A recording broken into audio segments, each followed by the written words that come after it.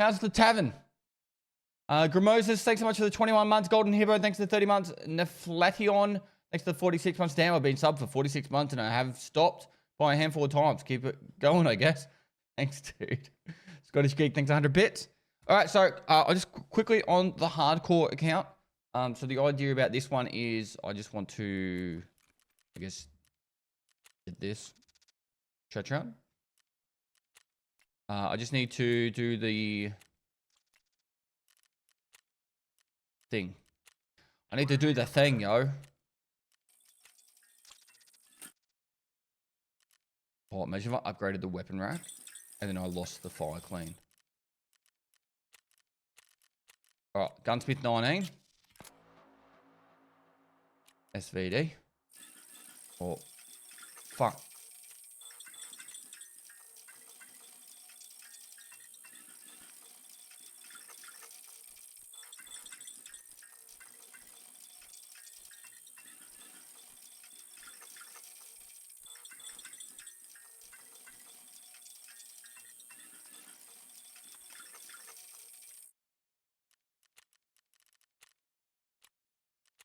SVD, good to go. 20. M1A.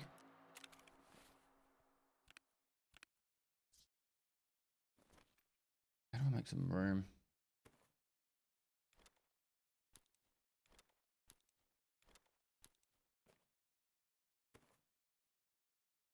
Sell those guns.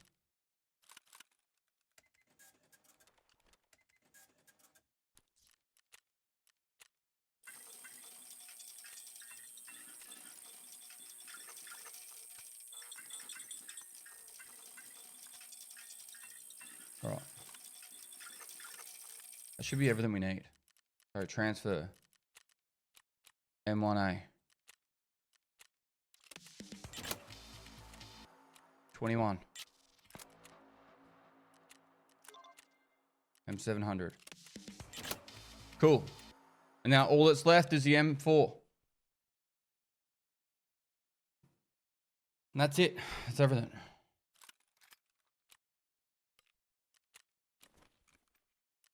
I believe. And then after that, it's just handing in collector. And that will be the end of Vertical when we get to that done. All right. So that's pretty much all I wanted to do for the hardcore stuff today. And then now we're going to focus on a new playthrough. Order me and the missus a mug today. Did I respond? I think I did Born and Bred, didn't I? I sent you a thank you message. Did you get it? I've sent so many thank you messages out. I was an idiot and I said that I would say thank you if someone bought merch. I had to buy one more mug for my daughter as she found out I got one. So if you can say hi to her, Andrea, it will be lovely. T-shirt is my. I said that I was saying thank you messages and then I got like 30 fucking purchases last night. So all last night was just me saying thank you 30 times in different video messages. So yeah. All right. Okay. So for hardcore, all we got to do is hand in the next gunsmith, which we'll be able to do in 21 hours time, which is when I'll start my stream tomorrow. And then I can hand over collector. And then we can do Grey Zone Warfare as well. So that's it for hardcore today. And then now we'll jump across to my new playthrough where I'm going to do a raid mini series. Do I have multiple? Don't touch that. It's baiting me to make mistakes. All right. So I'm going to do a raid mini series. And in that raid mini series, I'm going to go 1 to 15. And I'm going to try and be as informative as possible. All right. So you'll get to see. You can ask your questions. It's all live stream. So you guys can ask your questions on the fly.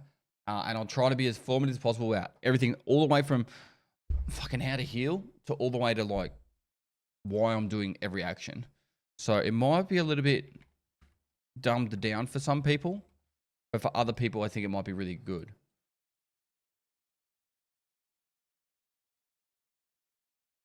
Just clicking fire hydrants.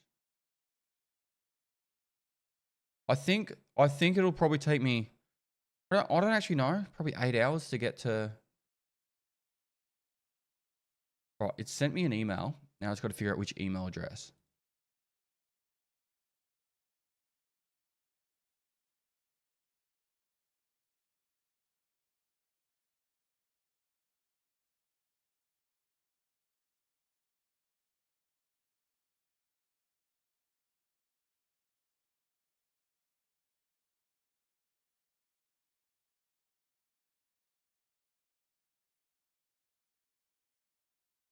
trying to remember. I saved the file somewhere where it had all my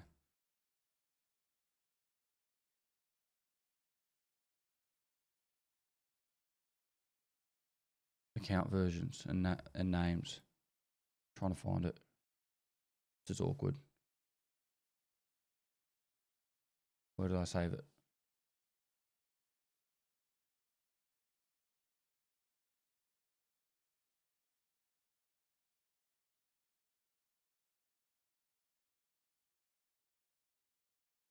To find that. It's annoying because you get an email and then you have to figure out which fucking email it was sent to. Found it.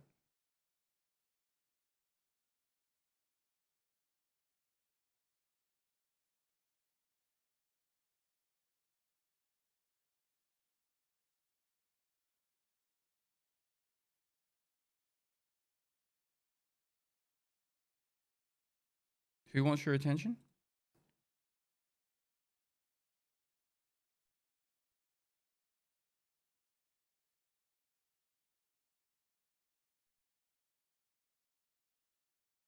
Meant to be Grey Zone Warfare.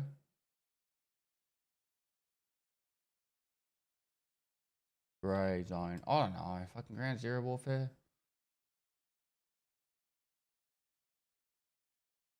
Happy you fixed it.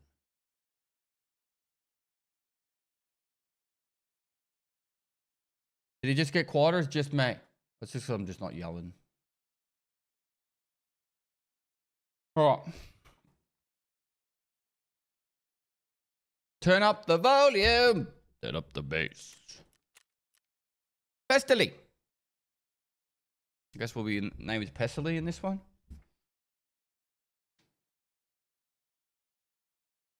Alright, so.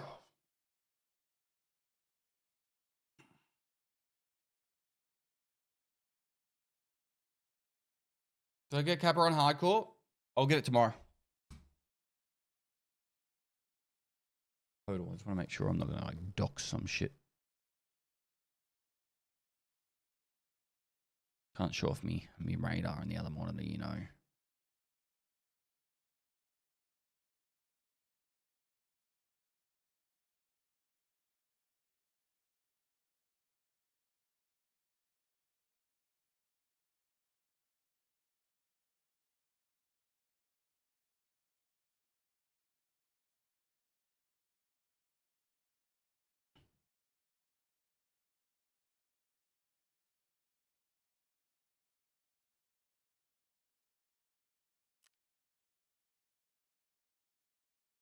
Oh, I think that should be good.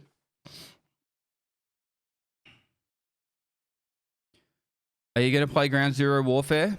I will. I'll play it tomorrow. How's Michael doing? It's good. Just added your song to my favorites in Spotify. Great song. Thanks, dude. Tomorrow. Is tomorrow Friday? It is. I think. Fuck it is. Tomorrow. 20 new songs, I think. Or 16 new songs. I think it's 20. Can't remember how many we made. Tomorrow we made a heap of songs. All Tarkov inspired. The first album is called The Fear. Bosses of Tarkov.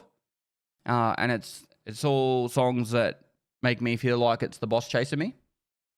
And it's using their voice lines. And the second one is Purgatory. Maps of Tarkov. And that one is pretty much songs that make me feel like I'm on that map.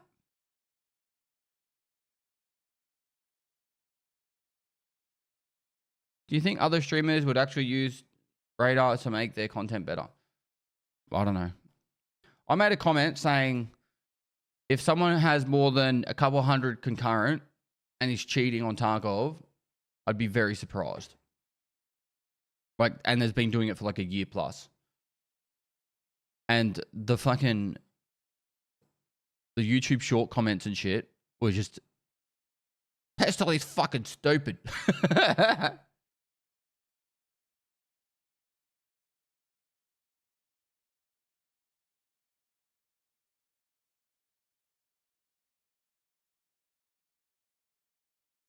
Hello, Pest. Wish Hey, you a mate. great stream less than 3. Thanks, Nemac. Thanks for the 14 months.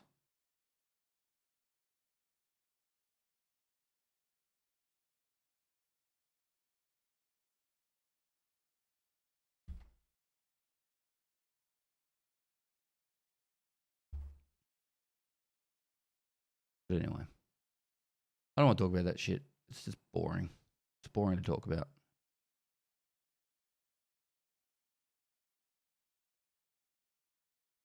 What is the raid miniseries? I'm glad you asked. I do a playthrough. I'm doing a playthrough from 1 to 15, and I try and be as informative as possible.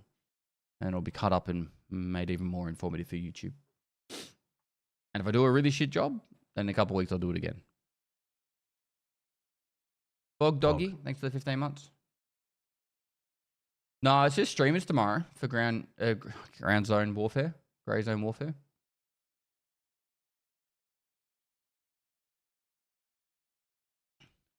When will this be on YouTube? Oh, the edit will take a week or 2.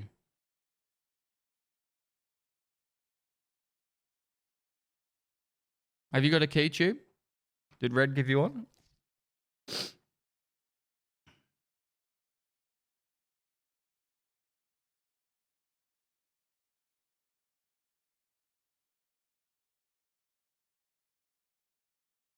Yep.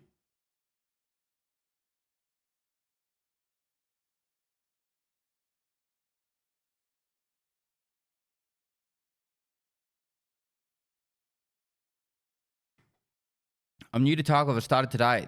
Will this mini series make me play a better player? Yes, it will. That's the whole purpose of this. If you see this message, like the stream. There you go. Pestily, you are so bored. Moist. Cool merch. What? Thank you. Official cam. Pestily, you are so bored.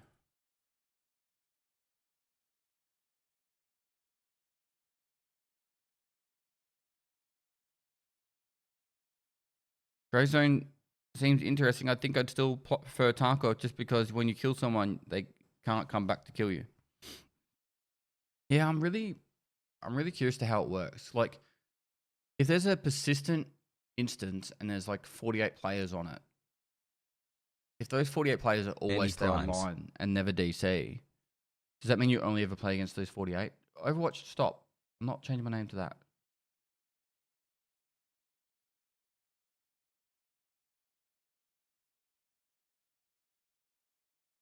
When did Pest start streaming on YouTube? Cool channel. A week ago?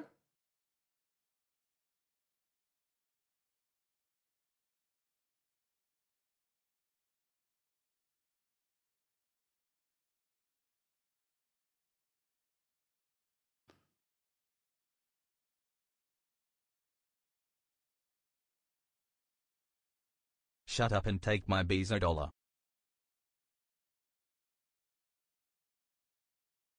JR, thanks so much for the 10 months, dude. Official Cam, thanks for 70 months. Stickers, thanks for 6 months.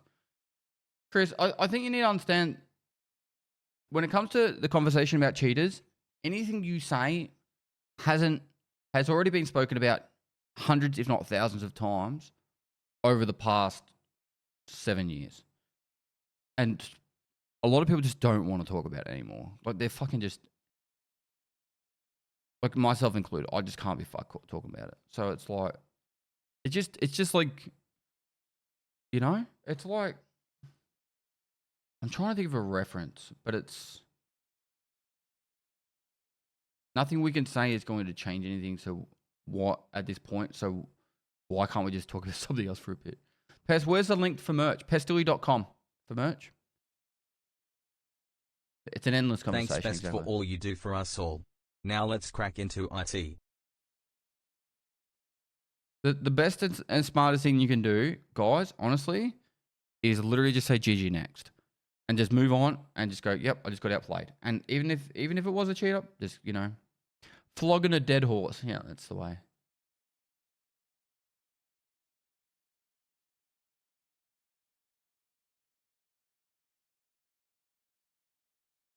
I just hope if Prominent didn't say anything. Refresh, and then you should get the pop-up to make a message. Thanks to the guys in Hardcore Series. Hope Thanks, you and the fam are well. Have a chill stream smile. Thanks, M. Davis. Thanks for the 19 months.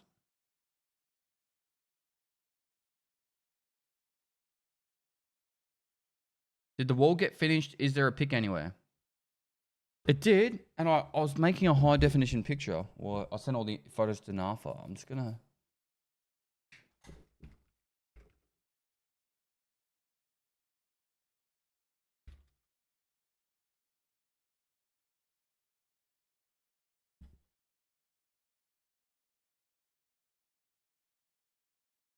Nafa slacking, mate. He literally does like so much work.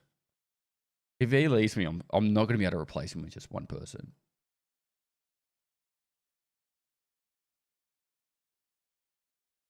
So Darren, thanks for 31 months. Le Jackal, thanks for 9 months.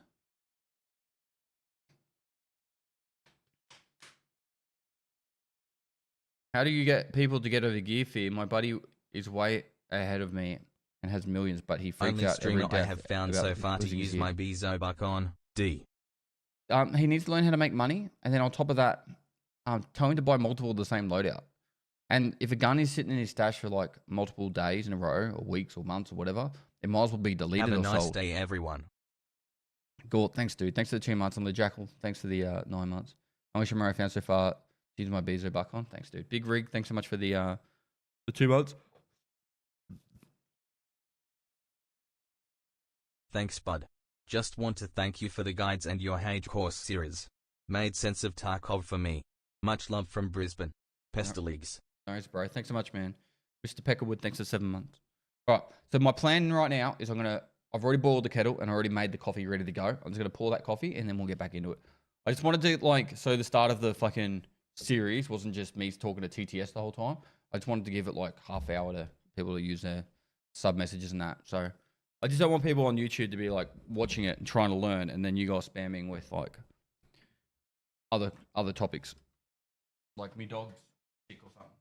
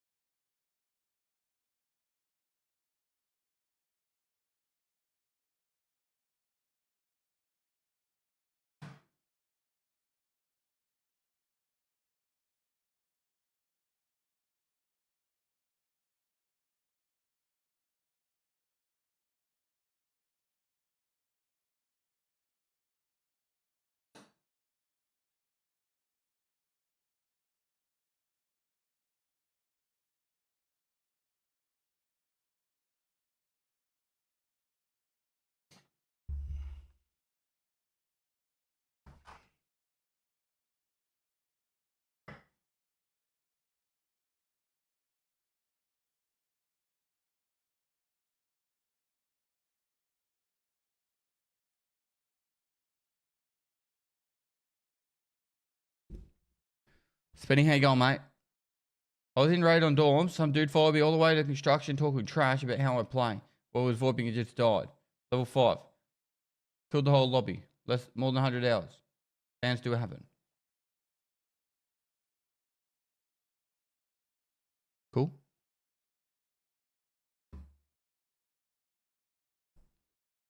Oh, teaser. What's going on, mate?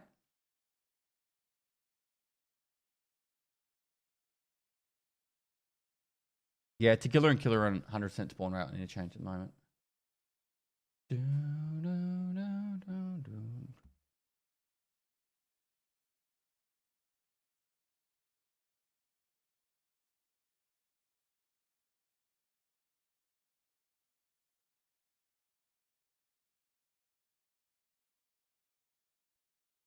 Motivate me to do Punisher 4? Do it! Just do it! Oxy, thanks for tier 1. Inspector Fell Touchin, thanks for 26 months. How many raids do you think it'll get to 15? I don't know.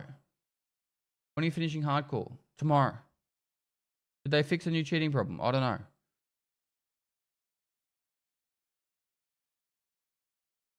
know. Tranquil, thanks for the 3 months. Hey man, glad to see you live. Good to be live. Good to be alive.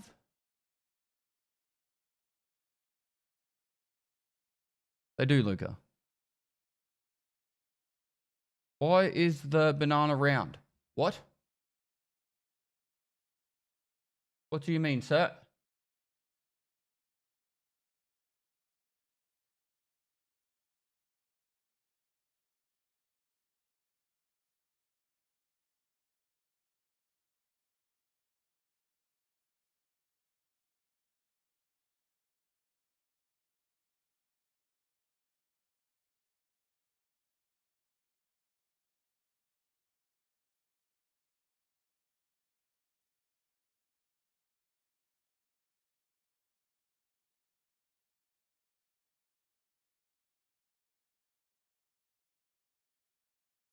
Building a 6-foot workbench in my garage.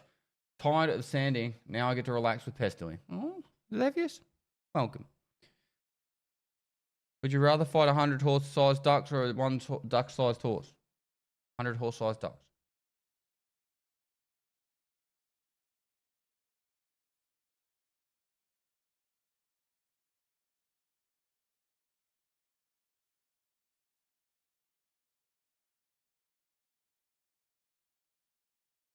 All right.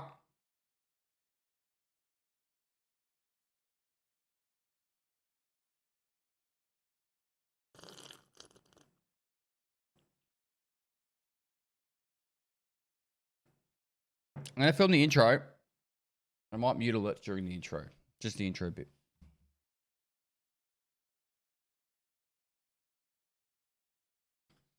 Big head mode.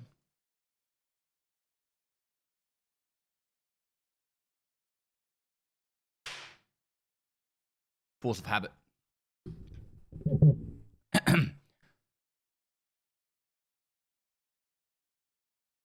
Hi guys, this is Pestily and welcome to another Scav for Tarkov video. Today I am filming the raid mini series. So what that is I'm going to play from 1 to 15 and make it as a tutorial as possible so you can follow along at home, play on your own account, and then try and mimic similar things that I do to help progress all the way up to the flea market, and then you can strive in the great world of Tarkov on your own from there.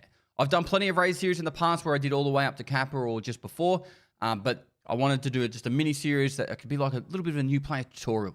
So hopefully answer a lot of your questions. This is the very first time I've ever filmed a raid series also live on stream. I'm streaming on YouTube and Twitch at the same time.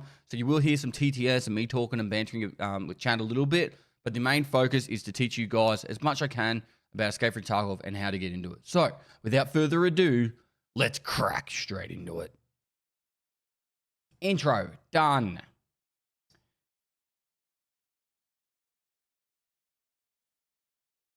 Music on. Alerts. I didn't even mute alerts. Ha! You're winning, Dad.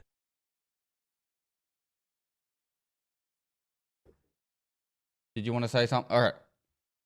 All right, YouTube. Meet chat. Chat, meet YouTube.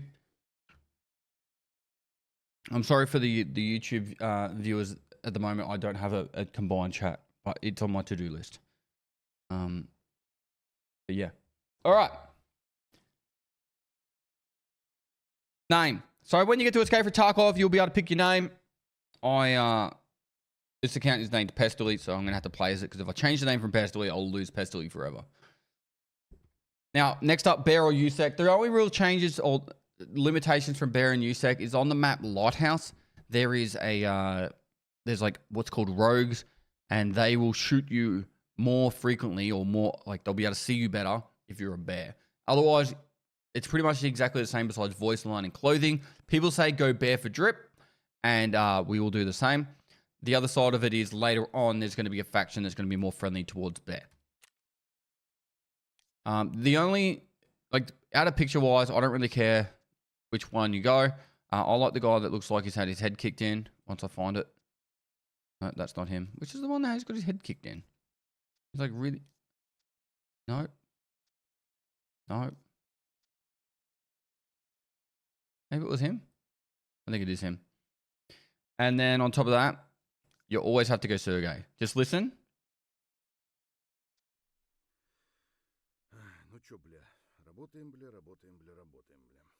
What a man.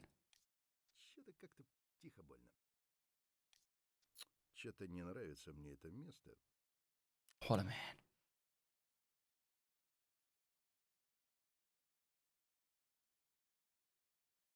I'm streaming on both. Tinfoil hat. What a man, what a man, what a man, what a love man. All right, so once you get in, you press character. This is where you'll find all your loot. I'm on a standard account. So this is the basic game style. If you've got like Edge of Darkness, which is a limited edition, you can't buy anymore, but other accounts will have more stash space. You can now go to your profile and buy extra stash space as well as part of the microtransactions being added to the game. Hi, Dad. Where's show microwave meme gone? Did everyone see each other's microwaves already? With the traders, you've got all the traders you can pick from to buy loot from and be able to play the game. So GG's Pesty. We'll start by accepting all these quests. And most of these quests, or all these quests, will be pretty much on ground zero. So this one requires us to go to the actual laboratory. This one requires us to go take a car extract. This one is to get 3 medical items and extract through the Emicon extract. And then last but not least, I've got to go to the grenade launcher and the 50 cal. So that's all on the ground zero map. Now, just to show off the maps, the way that it works is these are all the maps for Tarkov. Terminal is the map that you will escape from Tarkov. That's the final map in 1.0. Ground zero has a limitation of only level 1 to 20 will be queued together. And then 21 onwards is you're mixed up with every group. If you queue up with someone above level 21, you will get put in the high level matching. Outside of that, all these other ones are free for all. You'll be matched with every single person. A 1,000-hour Giga Chad down to like someone on their first day. So ground level is there to help you get into the game and not get smacked around as much. Now, there's a lot of loot to learn from and to pick. Clothing is obviously just accessories. You can press this button down the bottom here and that will sort everything. Moist. We've got 5, 6, 4. If we got something like a Vaseline, we'll put that in our butt. And anything, when you die, anything that's in this container will be kept forever. So, even when you die, you don't lose these items. So usually I like to put the Vaseline in there. And then outside of that, it doesn't really make too much of a difference. As for our loadout, that's pretty much going to be it. What is Skier giving us? Oh, cash for the car extract. All right, so we'll take some money for the car extract. It costs 5,000 to take the car extract. I think we might be able to buy a helmet. I don't know if this will go with the contacts. It does. Cool. All right, so we're going to go ground zero. We don't need to take this much ammo. There's some good ammo too. We don't need to take food or drink. And we'll be able to get in there from this. I think that's all we need, really. Just double checking.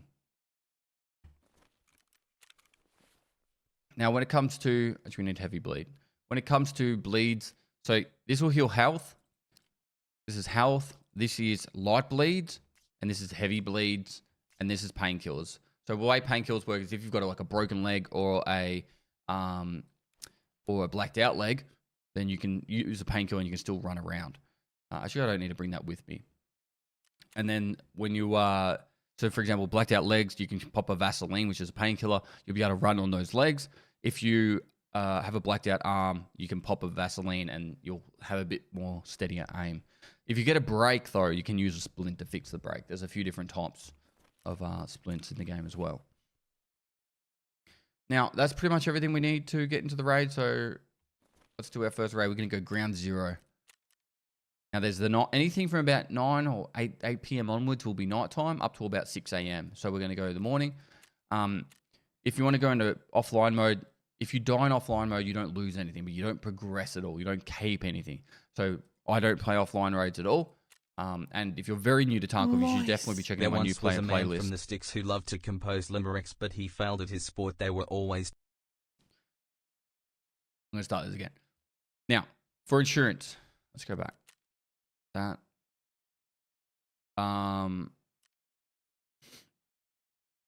This is why I don't film fucking raid series on stream. You guys lost TTS. I've completely forgotten what I said. Okay, so offline mode. Here we have offline mode. If you guys want to learn maps and stuff, offline mode is really good to do.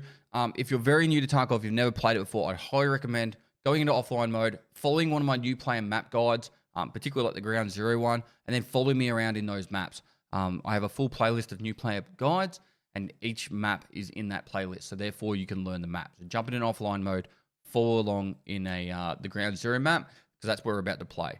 After that, we have insurance. If you die, if you have prepper, you get it back in about 2 days' time or a day and a half. And then it's in there for about 4 or 5 days. If you go therapist, it stays there for about a week. So it costs more to do insurance through therapist. It's 25K instead of 20K. I personally won't be doing insurance during this playthrough because I probably want to try and get 15 just today. Once you've done that, hit ready. Or you could actually queue up with friends and stuff, but we'll hit ready and we'll jump into it.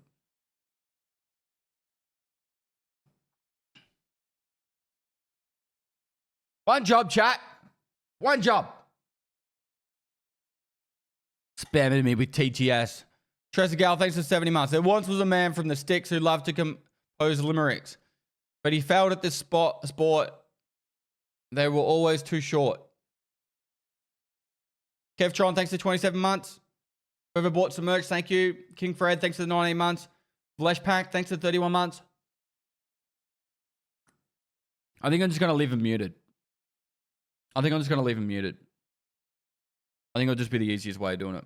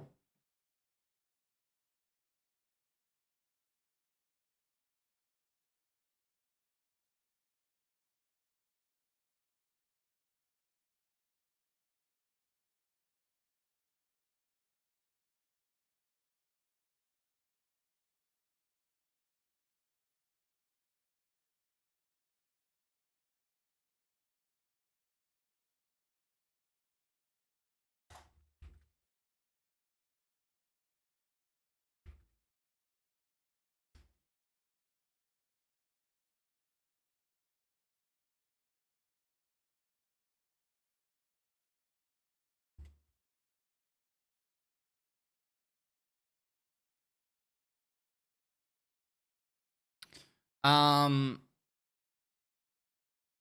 sorry, I was just replying to a DM. The idea is I couldn't find someone that could play right now. Out of all those people that message, the amount of fucking people that wrote on my tweet that literally I clicked on it, oh, this guy could be cool to do games with or chick. And they're like level 57. And I'm like, you're not a fucking new player. Don't waste me fucking time. I go to their live stream and go, you know, like past broadcast, click on their account, level 57.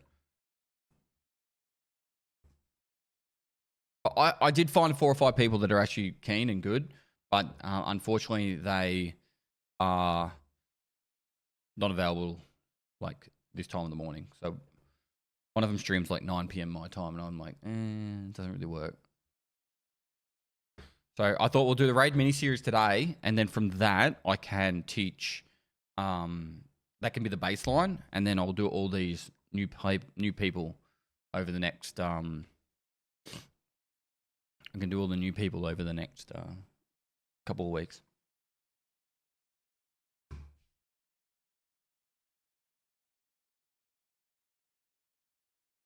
I'm terrible at this game. Level 6 and still Woods Yag quest.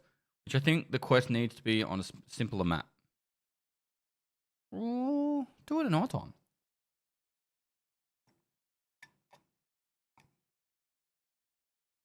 It's not really that hard to quest. You run up to a fucking envelope on the ground, you pick it up and you walk out. And it's not in an area that has a lot of AI.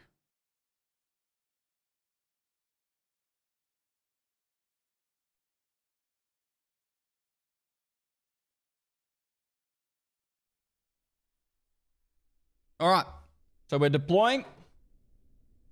Turned off the annoying TTS.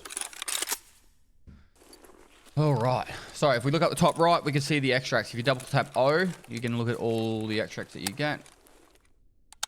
So Nakatani's basement stairs is the one we're going to have to go to.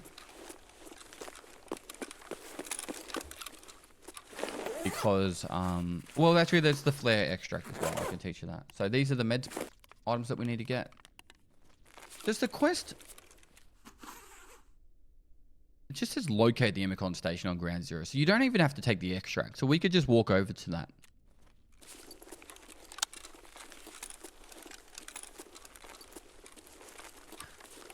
So there is a flare extract right in front of us. So we pop a flare. That's the Mirror Avenue. We pop the flare and then we run to the right here and then we can extract. Now when you spawn in, it's generally a good idea to move away from your spawn and just don't stand exactly in it, because people that love PvP sprint to spawns because they're trying to get you caught off guard. Now, like I said, if you haven't learnt the map, definitely check out those new player map guides. But the whole purpose at the moment is we're just trying to find. We're going to try and do a quest or two and then get out. Maybe get a little bit of loot. But ultimately just get some questing done.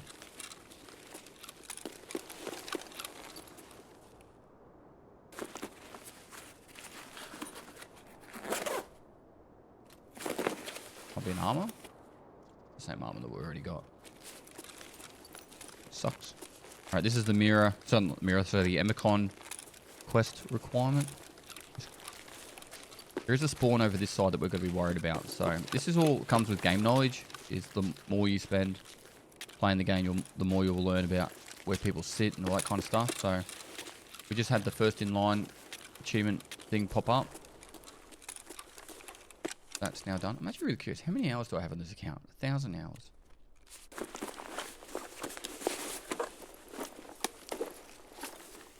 So what we're doing is we're just looking for some meds. Matches are a little bit handy for, have to find usable meds, unfortunately.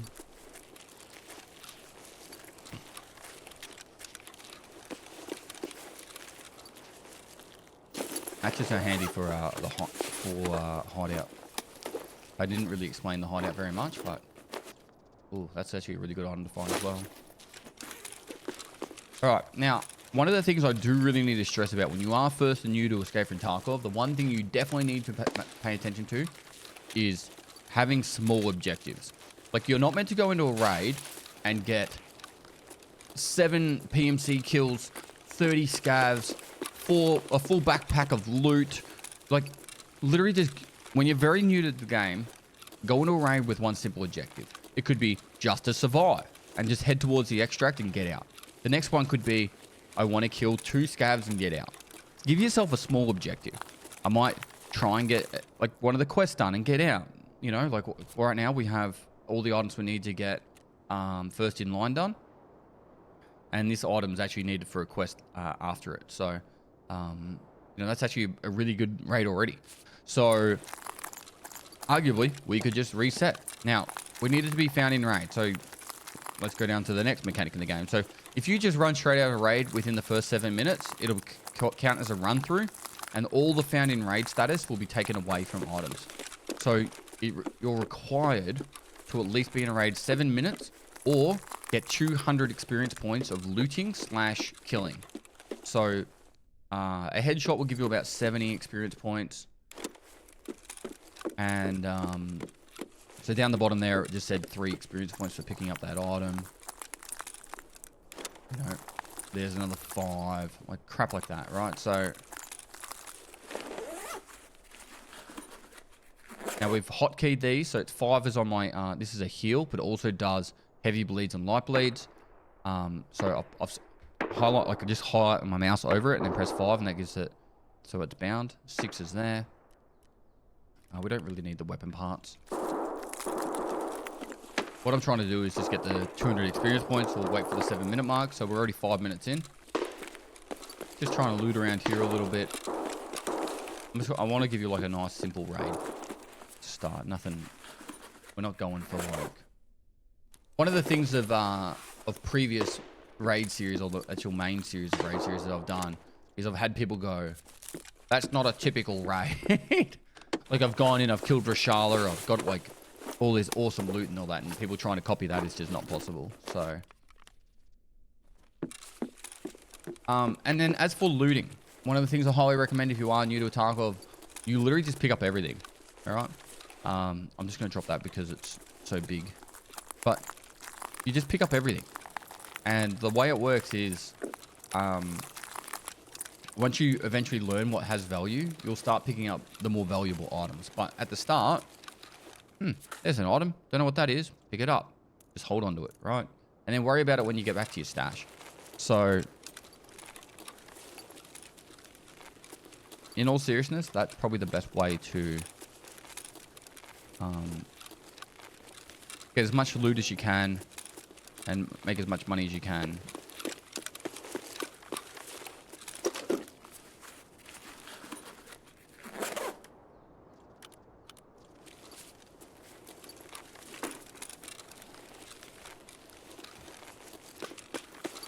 So inside this body right here is always a flare.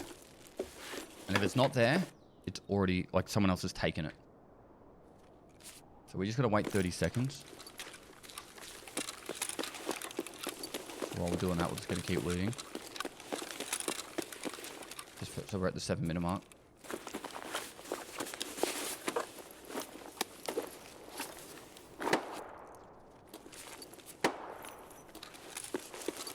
Alright, we should be good now. So I hotkeyed it to 9. Take out the green flare. If you look down the bottom right, see how it says signal flare area. Aim up to the sky. Shoot that. Wait like 2 or 3 seconds. And then you're free to run. If you run out this way, you've extracted a raid. If you do that, try and run out this way without getting a flare. Without using the flare, you'll just get shot by a sniper scav. So, and Bob's your uncle. You just survived your first raid in Escape from Tarkov.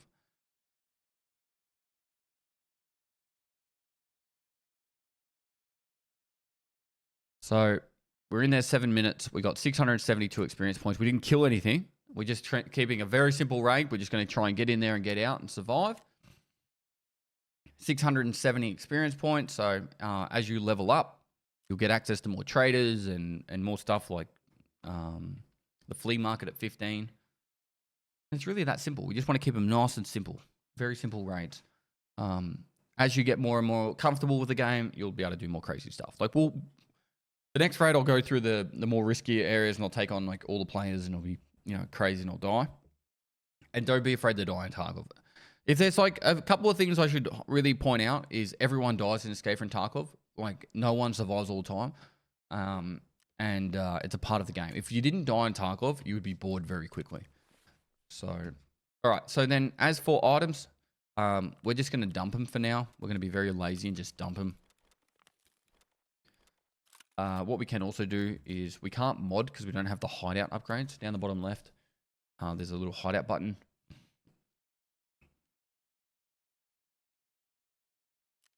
And we have the vents we can do the upgrade for. And then the matches is needed for something. It might just be the generator or something, but I generated a spark plug.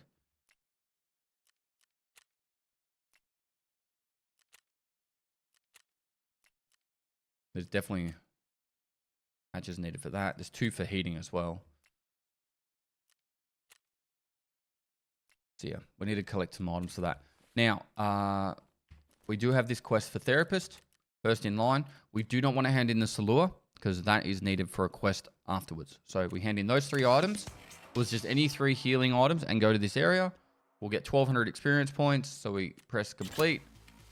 And then we get the shortage quest, which is the Salua that we had just before. We can hand that one in. Once you actually complete a quest, you got to receive all the items. And then you have that. So over here, so these are keys on therapists that we haven't examined. You can press your mouse wheel down to examine them. But one of the things a lot of people do is they don't examine keys unless they've actually got them. It's another tactic you can do, but it does also give experience points. So I can press examine on all these, and down the bottom right, you can see that, there's 40 experience points. All right. Now we could take off this pistol grip, and we could probably put this one on, mod out our gun. The difference between these 2 is 3 ergonomics. Not really a big deal, but I just thought I'd show you. Ergonomics is how quickly you ADS, and also I think how much noise it makes when ADSing as well, and how much stamina is consumed whilst aiming down your sight.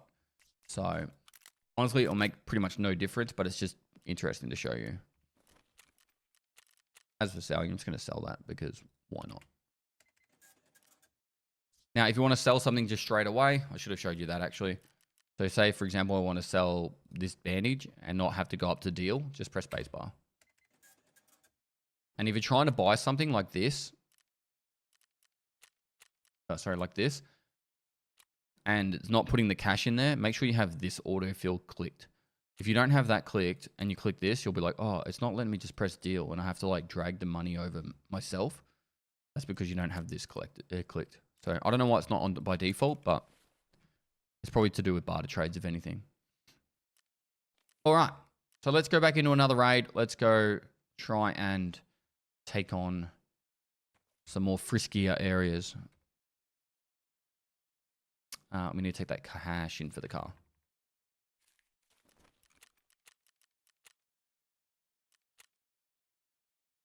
How we going, chat? Is this another hardcore series? No, this is a raid mini series. It's to teach you guys to escape from Tarkov.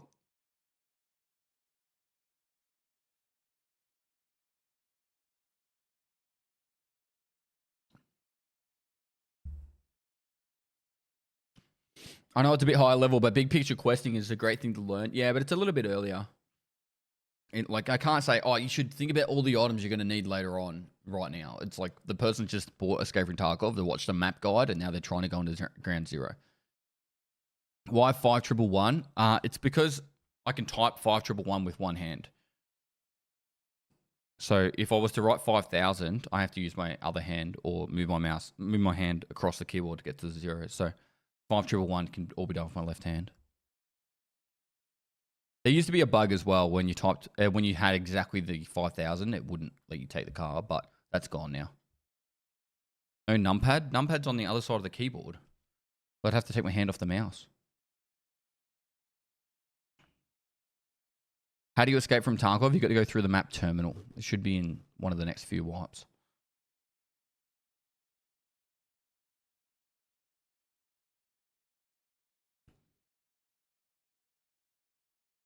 Left numpad is the thing you can get. I'm going to be trialing out a keyboard soon that doesn't have a numpad. And I'm not sure what I feel about it, but it's a wireless keyboard, so we'll see how we go.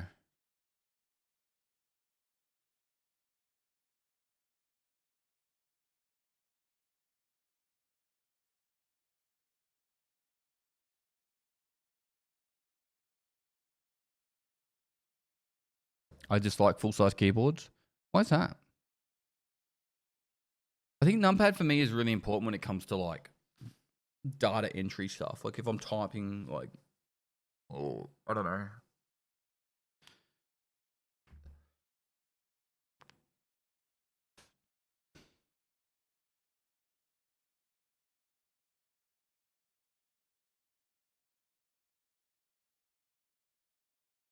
This isn't the raid series. It is. Doing a raid mini series right now. Filming it live.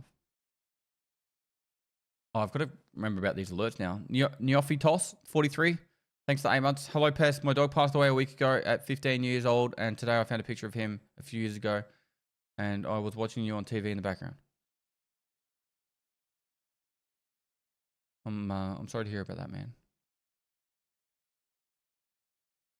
I don't know if you're like actually being legitimate or you're debating about what I said half an hour ago.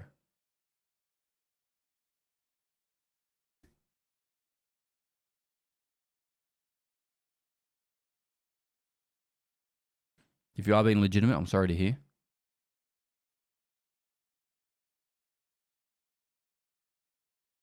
Okay. I'm sorry to hear, man.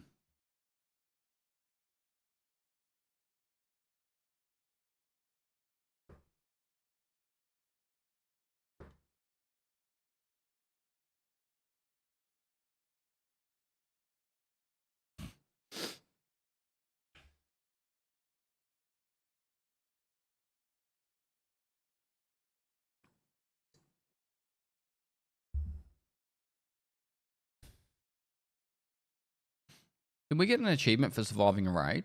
Is there no achievement for surviving a raid, but there's an achievement for dying in a raid?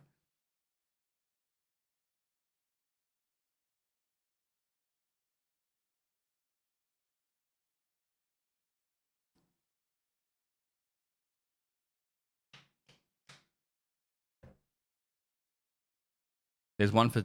There's the 10 in a row one.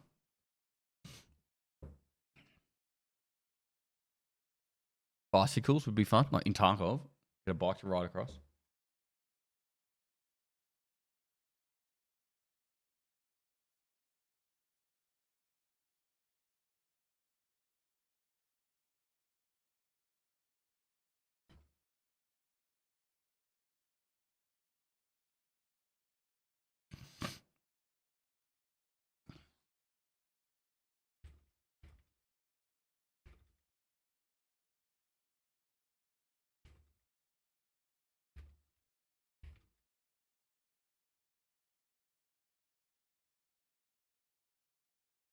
Yeah, there's an event on Interchange at the moment. Where Killer and Tequila are both on it. You're doing Twitch rivals? They asked me to cast it, but I declined. I don't normally stream weekends, and it's like a 6-hour thing on a weekend. I'm just like, if I'm gonna stream on a weekend, I'm just gonna do like 3-4 hours. Meta Mario, thanks for the $4.99. My CPU and motherboard died 3 weeks ago. Hopefully replacement to get here tomorrow so I can work on my game development skills. It sucks, bro. Hopefully it was under warranty. All right, so we've spawned in pretty much very similar spot to the last raid we were in. The Emicon spot is over there. And this raid, we're going to go in and we're going to try... I'm going to go behind here just to explain what I want to do.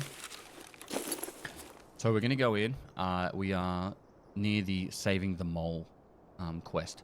So we need to go into the parking lot, look at the dead bodies on the ground, and we're going to go to the scientist, pick up the key, and then get up to the top bit. This is actually a pretty spicy one. If we can get through that bit, then we can also take the car extract. And get the 2 stones with the 1 bird. Now, there is a PMC spawn just on the other side of this window. So we need to be careful with that.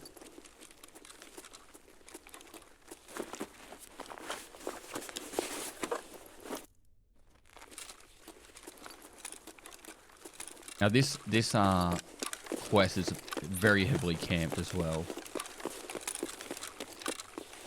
Actually, there's a weapon case in here. Oh, there's spawn. That's the first part of the quest. Saving the mole.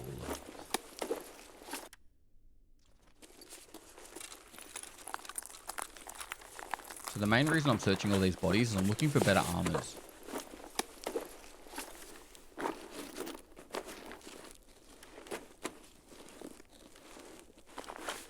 You start off... I just heard someone to the right.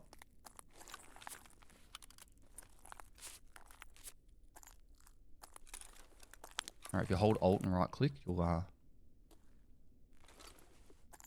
yeah, change this.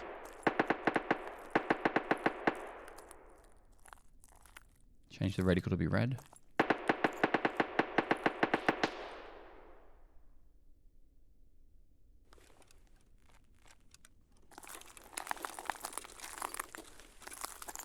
Definitely heard someone.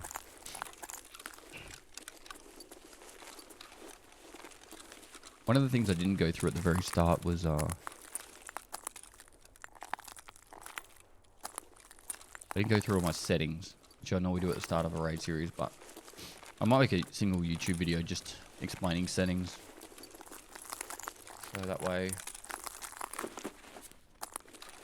I'm a bit worried that I heard someone on the right. The problem with this this passageway, it's a fatal funnel. Like, once I start running down there, there's no real cover. And he could be anywhere, really.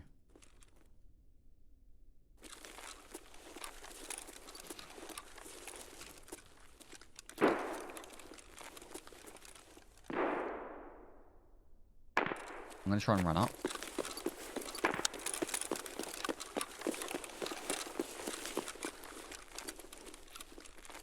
Like I said, this area gets pretty heavily camped, so...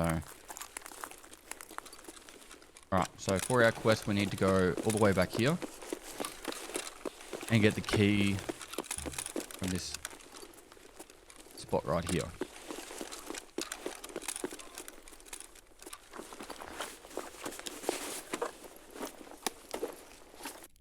Alright. And then with that key, we can actually just leave it there. So now we don't have to go back and get the key if we don't want to. But there are ways to get into this room without needing a key, so...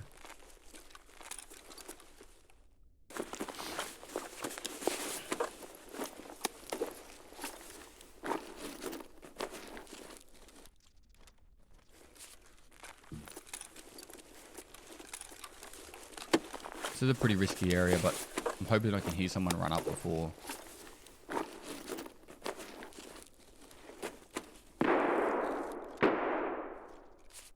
Someone's using a Mosin up ahead. I don't think anyone's inside this building. I could be wrong, but it sounds like they're at least. There's actually... Oh, it's not there. This is the door before to go in.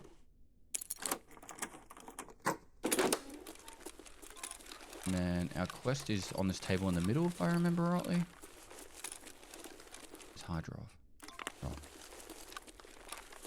So some pretty good obs from here. There'll be players quite often fighting near that 50 cal.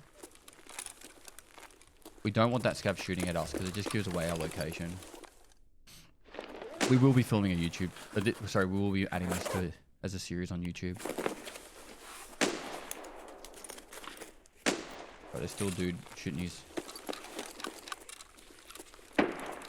Mosin. He could be in this building here. No, that guy's a scav shooting.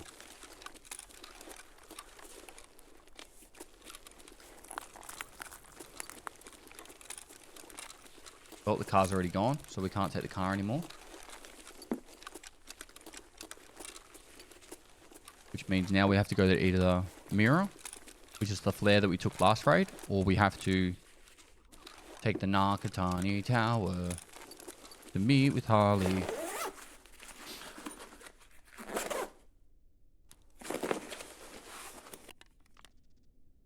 Alright, so item-wise, we need that, and that. I think this is for the med station and laboratory. We need those items. The shampoo is completely pointless.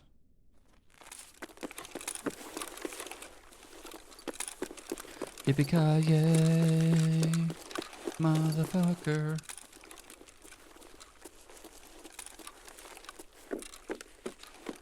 Health Man, thanks for 29 months. DJ MacHack, thanks for 25 months. Alright, so. Couple of options. I actually want to go Mirror Avenue, I think. Which means we're going to go back this way. Pretty risky if there's someone at the end of this hallway. Like I said, fatal funnel.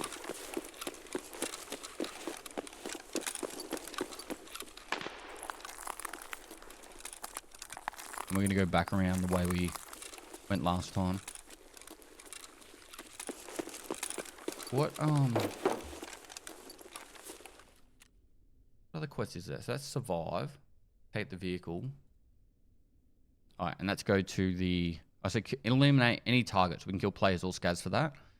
But let's also go to the grenade launcher and the 50 cal. But small objectives. Like, we do not want to fight every single player on the map. We do not want to have to like kill everything. We're just trying to get a quest done, you know?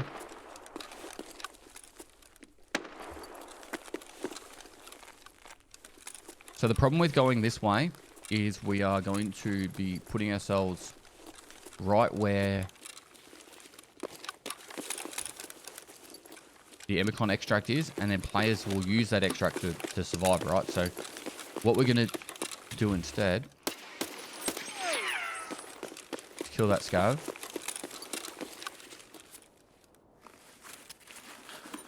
Right, we need that 133 shotgun for later. We're going to go underneath.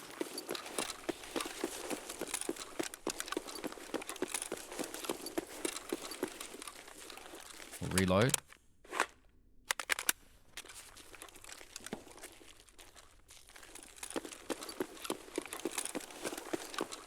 And the advantage going underneath And I'd highly recommend learning underneath here. Because the advantage of going underneath is, one, there's a really good loot, but it also makes it so you can pop up wherever you want, really. So as long as you don't get caught out. So taking your time, taking it a little bit slower under here can really work to your favor.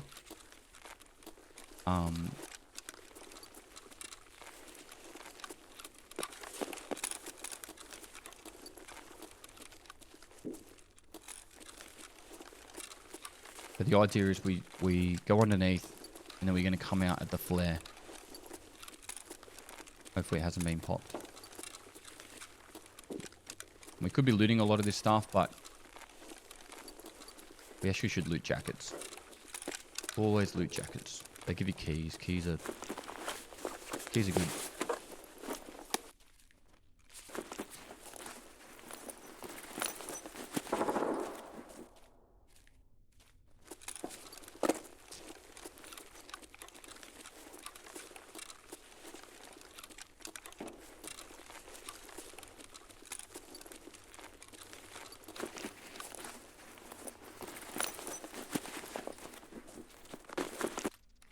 That iskra we need for a later on quest. So I will touch on this very, very briefly, but it's not something you need to go nuts over. But once you get more and more experience with Escape from Tarkov, you'll start understanding what items you need for quests later on. Early on, you just pick up everything and hope that you need it, and then sell it unless you need it immediately. That's my recommendation when you first start.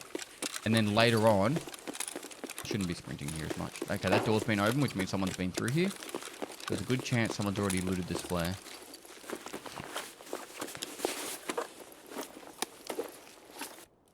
Alright, so the flare's still there. Same again as last time. Apparently, you can't aim straight up. Just want to aim there. Wait 2 seconds. 1 and 2. And then we get out. Yeah, so if you know a task that's coming up, it's a really good idea to try and save those items for later. Because it will really help you out in getting through certain quests faster. But obviously, you need the stash space and the knowledge to do it. So at the start, when you very first start playing, pick up everything, and if you need it straight away, cool, hand it in. If not, just sell it. All right. All right. So another 1,000 XP. We didn't actually get. We got 1 scav kill, and that was pretty much the whole raid.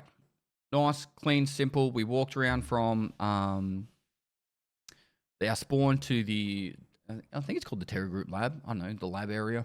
Picked up the scientist key, went upstairs, got the hard drive, and then we went underground and out. Never run through big open areas if you can avoid it, right? So you saw I could have just run straight across to Mirror Avenue, but instead I went all the way back around the way I came and then went underneath and stayed out of all like the really open areas. Because the more open you are, the more chance that someone's going to be able to see you. All right, so quest-wise, we can hand in that task. Saving the mole. And we got Gunsmith Part 1 and Introduction. Now, Gunsmith Part 1, it's a 133, but you got to be able to mod it to a specific standard. Introduction is we need to go to woods and then pick up an item on woods and survive. I want to finish the ground zero task before we go to do woods, but we will be doing the woods task very soon. So we'll collect all those items from handing in that quest. So our last ground zero task is to get the car extract and also kill 4 more scavs players, and also getting to those 2 locations. The other thing that we need to do is the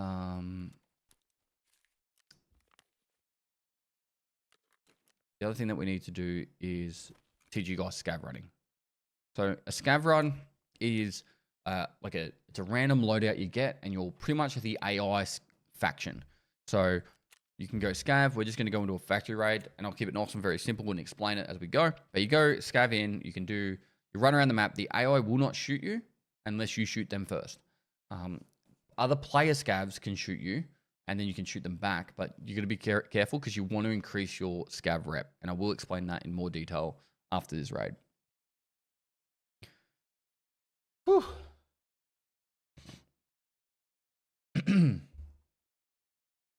Can't your PC handle high resolutions? I do a mixture of like good resolutions, but not high, because it makes things look a little bit more simplistic and easier to see, but also gives you better FPS.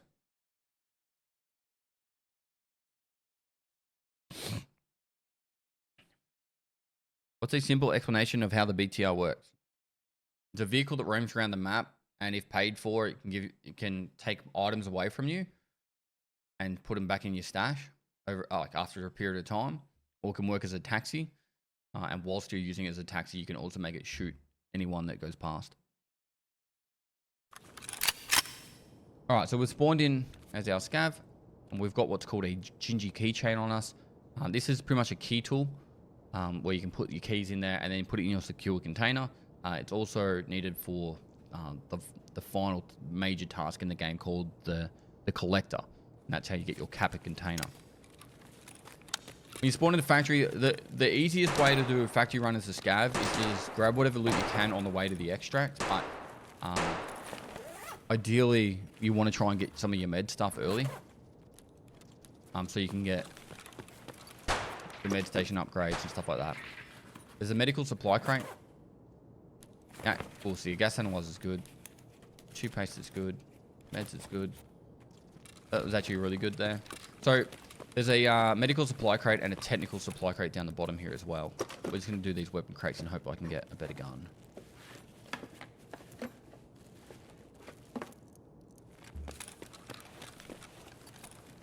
Stack those bullets up. Pistol. Now, when you spawn in as a scav, there is always, 100% of the time, going to be one player still left in the map. One PMC. However, they could be standing on the extract as you spawn in. So just take note that whilst there's always going to be at least one, they could be literally on the extract. So generally speaking, like those gunshots we can hear, that's a player. Now, we could extract, which we should because we've got a gas analyzer, which we need for a task coming up. And also the toothpaste is handy. And the AA bat for other hideout upgrades. I didn't really explain the hideout very well, which I should do. So, well, bruh.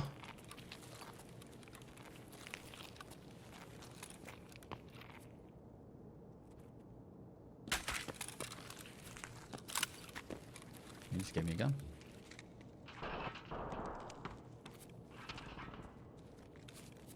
Okay, so there's a lot to explain in this game. Try my best to just keep explaining stuff as we go. But yeah, scav run, nice and simple. Just run straight to one of the extracts. I highly recommend when you're first starting the scav, start with factory and ground zero. Factory because they're fast and easy and get out and make money nice and quick. Ground zero because that's the map you're going to be learning first. So for example, gas analyzer is needed for a task very early on. Toothpaste is needed for hideout stuff. And then if you're going to be lazy like me, you can do this, which is you just go sell all. And that will just give you a bit of money instead of you having to put it to your stash and then selling it. I highly recommend not doing it this way when you're starting out. You should sell to the traders. But as you get more experience with the game, this is a much faster way of doing it. So, for example, you would put all the stuff in like this. I don't have really enough room for that rig now. There we go. You'd put all the stuff in like that. And then here's how much rep that you changed. So we went up 0.01 rep. The higher rep you get, the better loot you start with. I have a full video explaining it. It goes for about 10 to 15 minutes. And it explains absolutely everything and why you should care about your scav rep. And I highly recommend watching that video instead of me just trying to explain it all in this. It's a very informative video that we made. So how do I know if 7 minutes has passed in a raid? It's literally just double tap O or press O and you can see the time of the raid. All right, so I'm just going to put this here so we can sell. Now, couple of things. First things first, rep. So these are the reps that you have with each of the traders. Mechanic is 0.01, fence is 0.01, therapist is 0.01.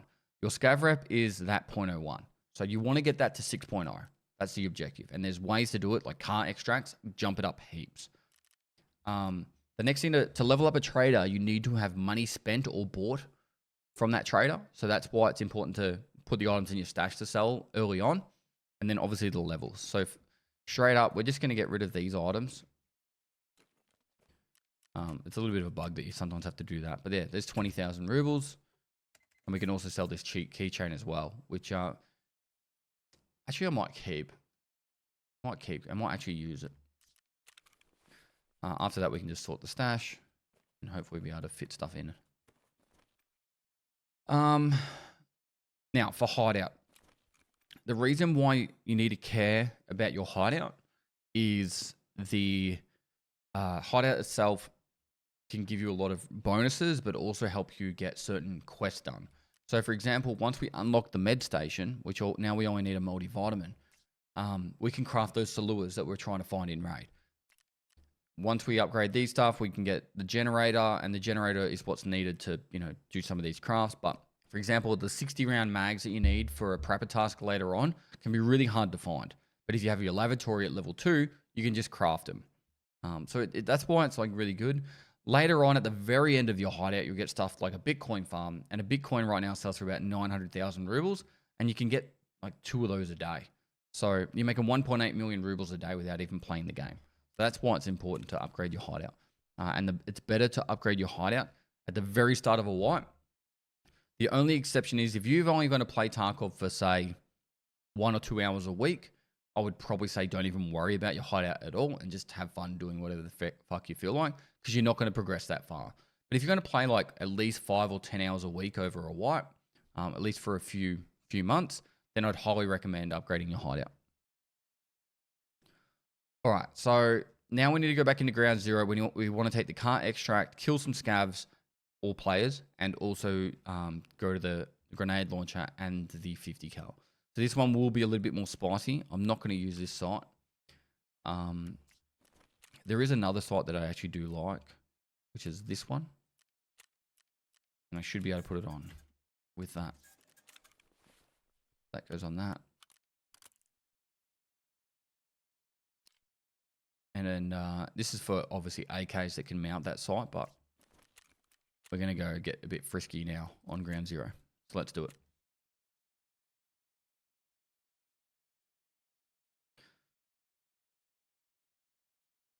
We'll do food and drink in the raid. I'll explain that.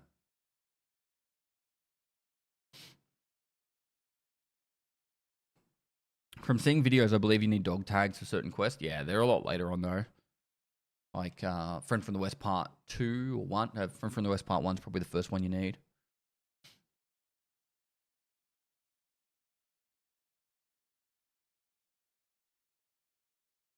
No, this is a raid series, so I'm explaining how to play Escape from Tarkov from 1 to 15.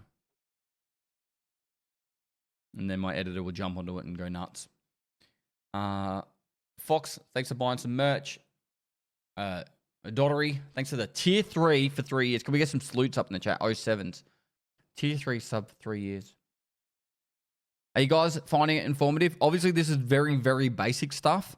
But once I explain the very basic stuff, then I can actually explain more in-depth stuff. But right at the very beginning, someone first day watching the first hour of this is going to want to know, how the fuck do I heal? How do I extract? Where are the extracts? What's a scav? Yeah, it's a 1 to 15 newbie lesson. And then starting probably next week now, I'll get new people that haven't played Escape from Tarkov before, and I'll do a stream with them. You know, off the toss I did, man.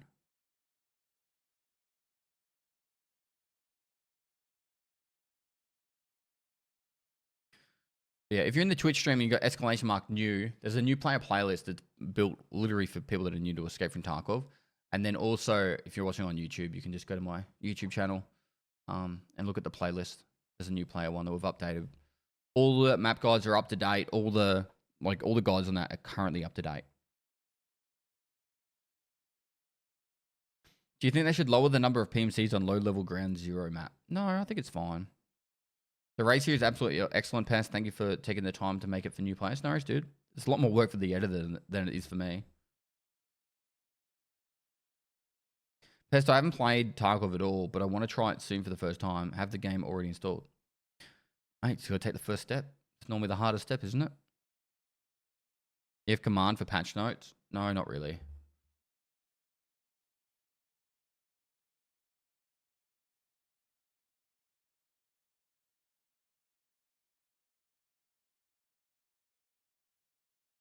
There's a new Tarkov series, or what is the mini-series? I'm filming it now. It's a series I do every wipe. Usually I do it all the way to max traders, but now I'm doing it just to 15.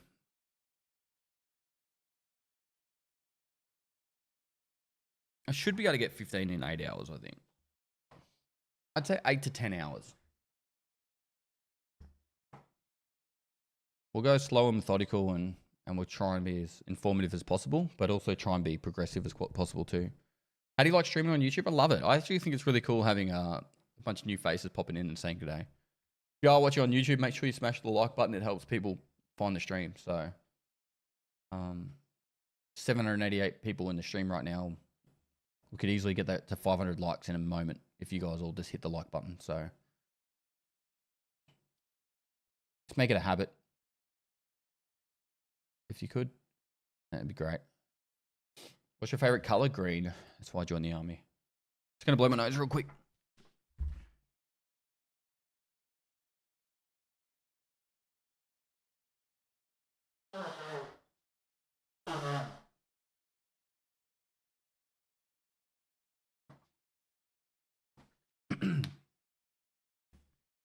I'm actually wearing the new merch now.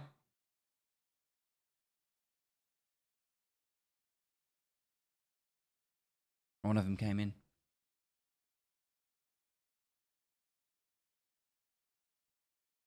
Philippotamus, thanks so much for buying some merch as well. What microphone do I have? It's a Rode Procaster. Have you ever played Rust? I have. I've got probably a few hundred hours in it, maybe 500 hours. I can't play that game anymore. It just drives me fucking mental.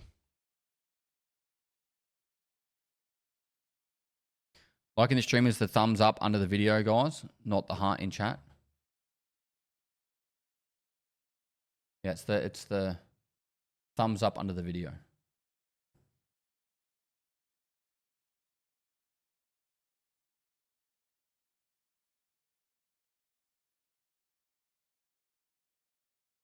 Car extract on Scav is unlocked at what rep? Because 2.1 I can't take it. I don't think you're meant to be able to take a car extract as a Scav. We heard your nose. Fine. All right, so we are kind of near the mirror extract. We're going to go... So we've got Narkatani basement. So we're going to go for... We probably won't do the car extract on this one. We're going to go to the 50 cal though. So I'm going to move a little bit quicker because I don't want to get caught out. I want to get to the actual staircase nice and quick. Now, when you're sprinting, if you are sprinting, make sure you don't run your stamina down to the red, all right? Always keep a little bit of stamina so that way if you get shot at, you can duck and weave. I know my camera's in the way, and I usually film this with 2 cameras, or with 2 recordings. There's fucking doors in this map. All right, so this is a very, very high threat area.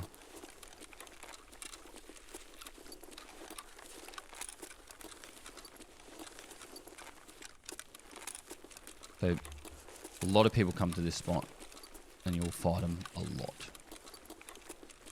So to avoid the wire, sorry, I'm just listening. You can vault onto this, and just walk straight like this. And if there's a player there, oh fuck. Oh my god, that was silly. I don't know why I turned before the end. Anyway.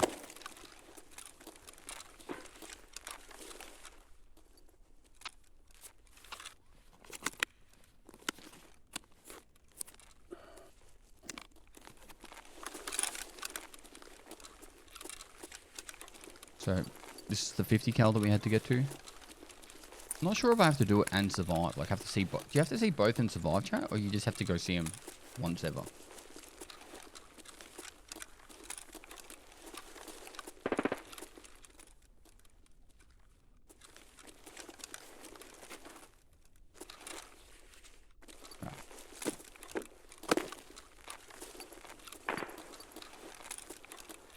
Alright.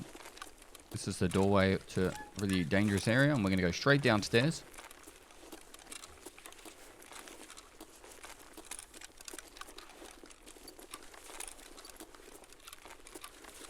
Feel a little bit dizzy. Alright, so something I didn't really explain very well before, but if you are aiming down your sight, or even not, and you hold Alt and right click, you can change your reticle. So some it will just change the color, and others will change your magnification, and some will change the actual picture.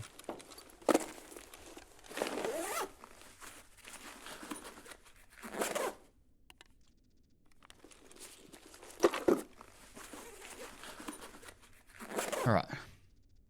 So there are 3 different types of supply crates. It's a technical supply crate, there's a medical supply crate, and there's the ration supply crate.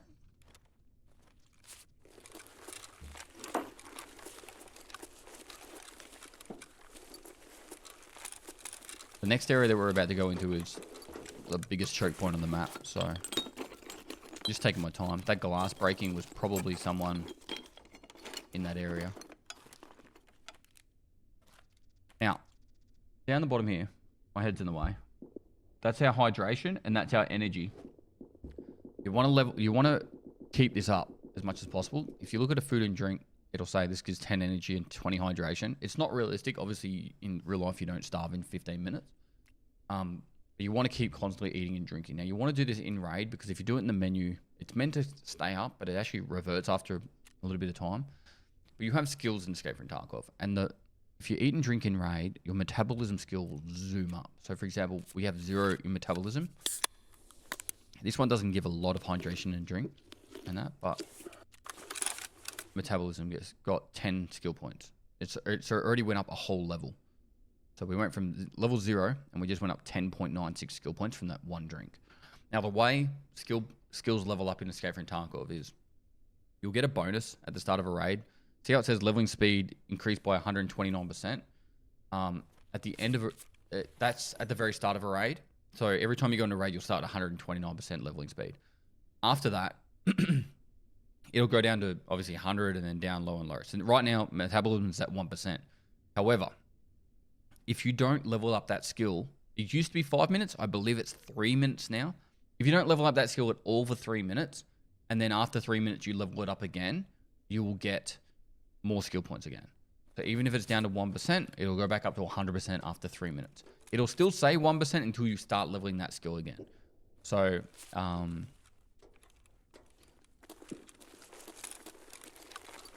for example, to level up, and they've actually started adding stuff to the game to make it a lot easier for you to understand. I'll just explain after I finish looting this. Alright, so they've actually, it shows you, it says how you level up. The strength skill is improved by sprinting with the overweight status effect, throwing grenades, using melee weapons, and by working out in the hideout gym. And then same with endurance. Endurance skill is leveled up by sprinting without overweight status. So when I go to here, and my head's in a way again, I'm at 27.7 kilos. It's yellow. That means I'm overweight. But if I drop this car battery, I'm underweight. So whilst I'm underweight, my endurance has been leveling up, and I've gone up 2.24 skill points. I pick up this car battery, and now I'm overweight. I haven't leveled up strength at all. That level 1 is because of drinking that hot rod. It gave me a level. And if I go sprint like this,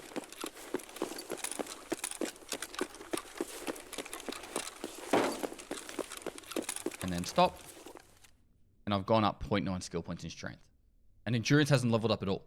So if I'm overweight now for the next 3 to 5 minutes, and then I drop the car battery, I can go run again, and my endurance will start leveling up again because it will reset the endurance, because the endurance skill hasn't leveled up in 3 to 5 minutes. It used to be 5. I believe they've reduced it to 3.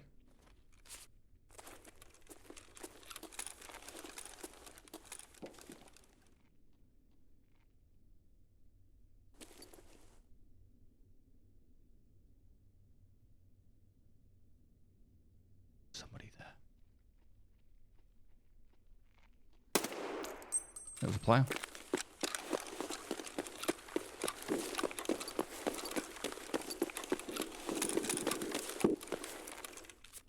Ah, Scav.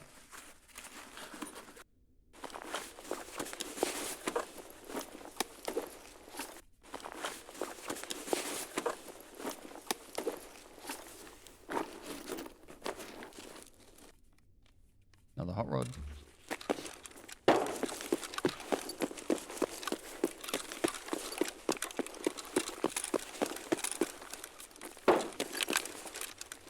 Now, not a big fan of using a Mosin, so we're just going to drop that. We'll stick with this.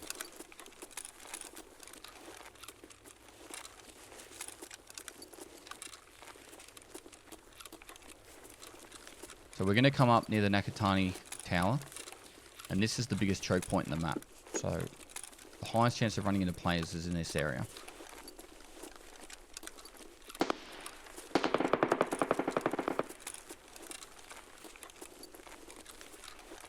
A lot of people camp these windows, including myself. So we were just in that building over there at that 50 cal.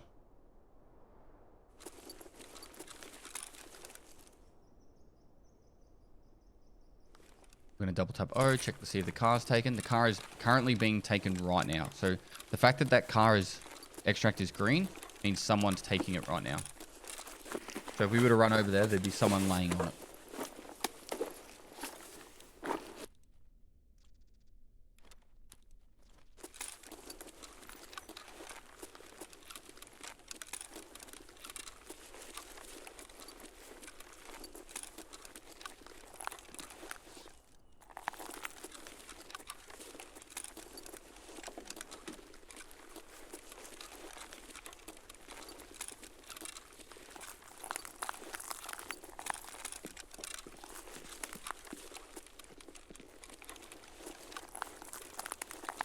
Now we're not going to sprint around because we want to actually hear people running towards us. So it's better that we just take it a little bit slower. Nakatani Tower extract is in this section of the map here. But we need to go up to the automatic grenade launcher in this building. So taking that a little bit slower.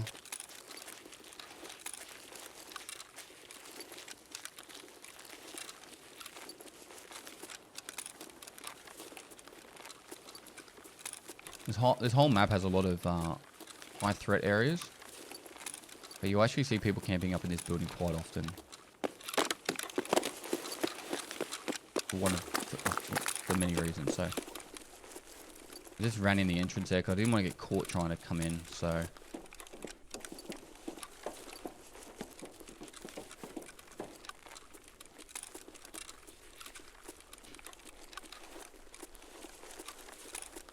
So you gotta be very careful around here of people being here.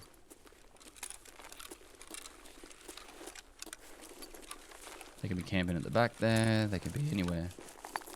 They can be anywhere. Okay, Nakatani Tower extracts there.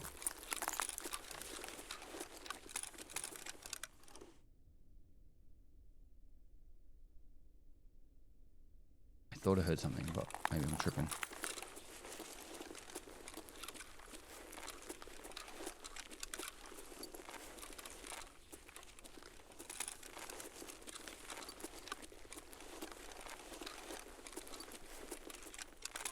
Alright, that's the AGS.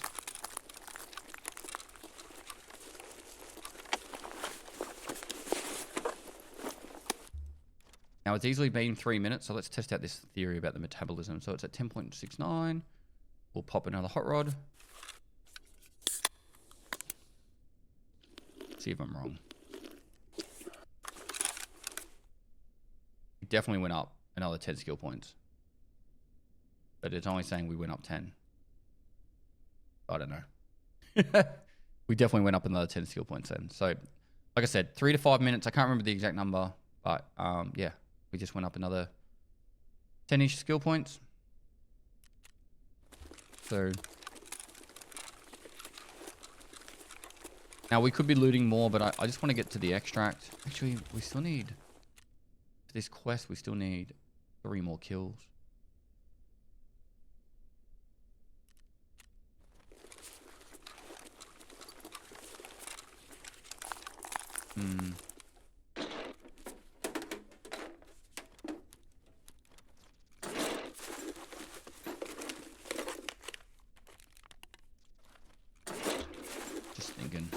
Just thinking.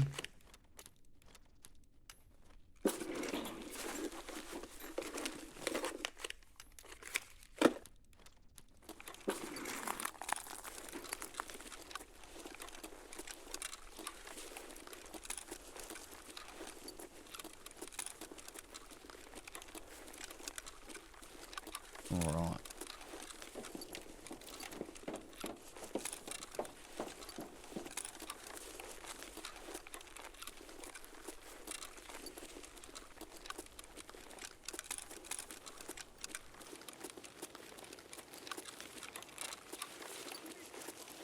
Where's that scan? So that audio cue was a scav.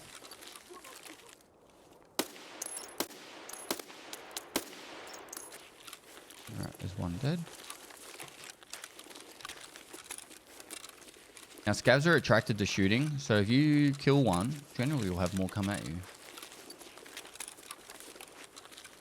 Generally speaking.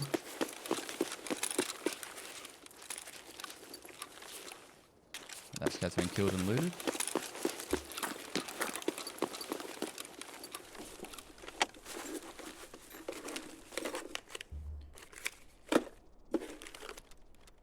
We don't need this many AA bats. I'm just looting stuff because it's XP and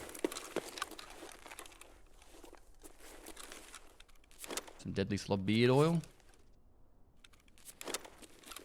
Bit of money.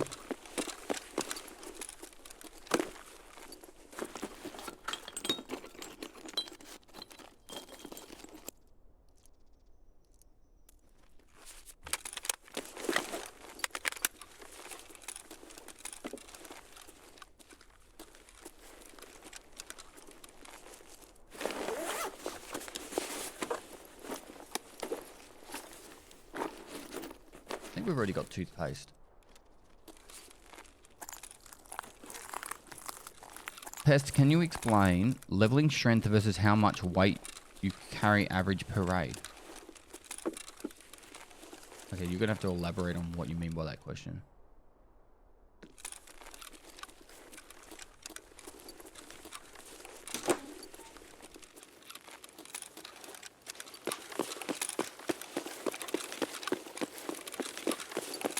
Alright, so we're going to reset because I don't want to... We've already got all this loot. There's no reason to just hang around to find 2 more scavs when we could just do a reset. Bank all the items that we already have.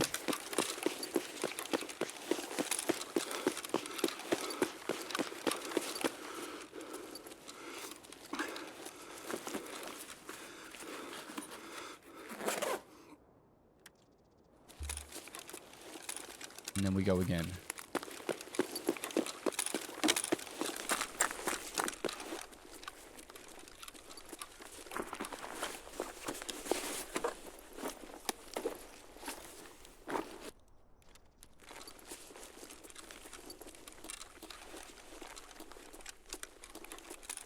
I have never seen someone extract camp this, but it wouldn't surprise me if people did, so just be careful about that too.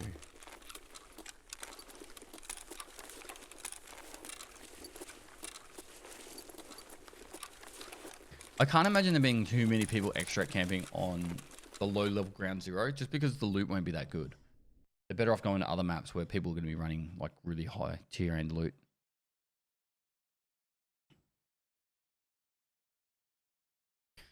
Right, another really successful raid. We went and saw both the 50 cal and the AGS. Killed 2 scavs and got to the extract. This raid, we are going to go for the car extract and then try and get those last 2 kills. So we'll just find we'll pretty much head towards the car extract straight away and then try and just kill anything we see within reason.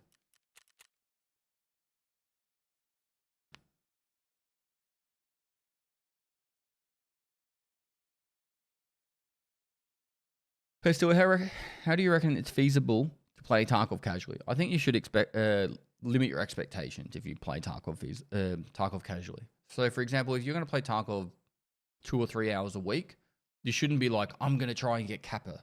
You should be just like, it'd be cool if I got all my traders to max. Or something like that. And just limit your expectations. Like, don't go in and be like, I'm going to try and, get all this stuff done. Because it's like, even with my knowledge, I think 5 hours a week is still a stretch to get towards Kappa. You know what I mean? Like, it's possible, but it's a lot of work. And a lot of luck. All right, now for items. So, we're starting to get a little bit full. I'm just trying to think of how we go about this. I think I'm just going to dump everything for now. That's not the car battery, because we want to keep that car battery. All right, I'm going to sell a couple of the guns, because I can buy them again anyway.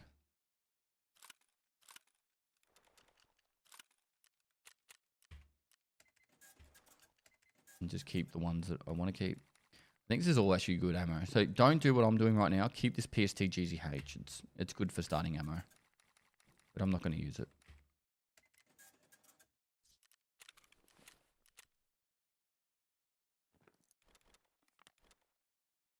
Cool.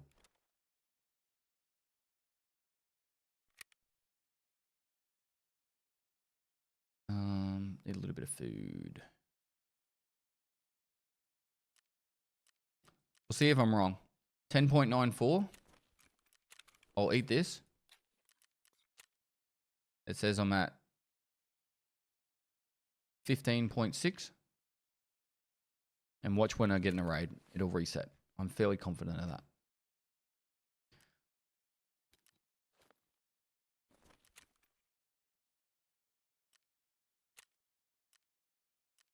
Right.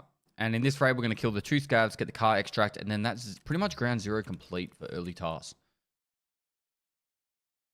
We're going to make sure we get the car extract.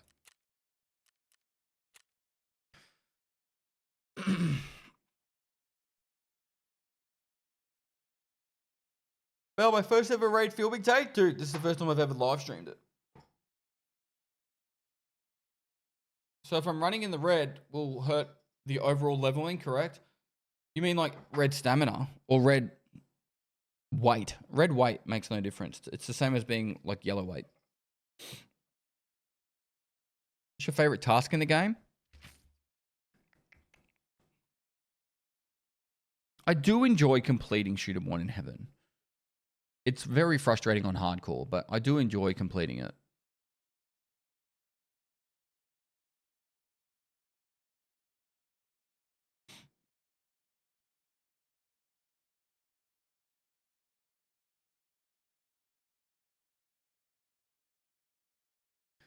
More money. Thanks so much for the 6 months, dude. Traxodus, thanks for the 10 months.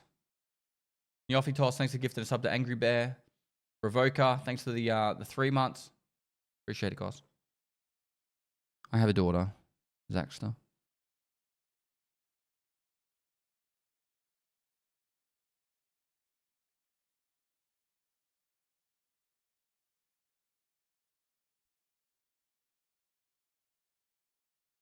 Six more likes on YouTube to get to the 500 likes. Give the thumbs up to the video if you're in the YouTube chat. We haven't got to 1,000 yet. That's today's objective. Get to at least 1,000.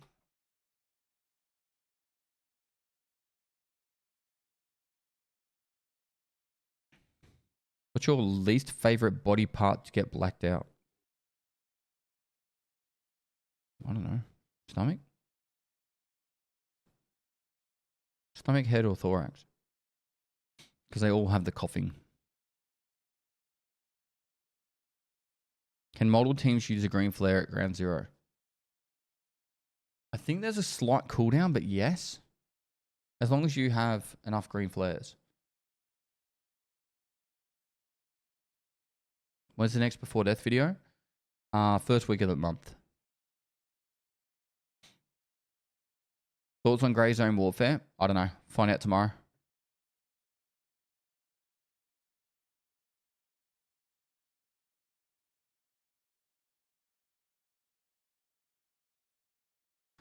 You don't die if your head gets blacked out if it's by a bleed. So if you get shot down to 1 health on the head and then you have a bleed going and your head blacks out, you don't die. You only die if you run out of hydration and energy or energy.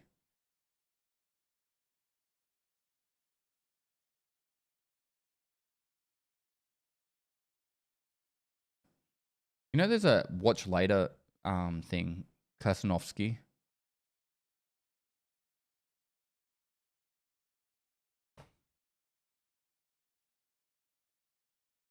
Petition to have General Sam replace Decky for one Before Death video.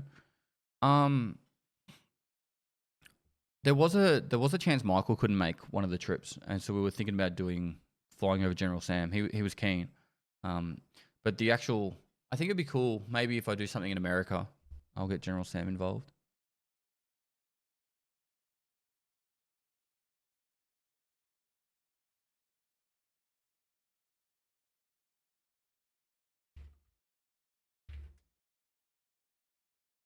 Is it worth the pre-stim in raid? Sometimes.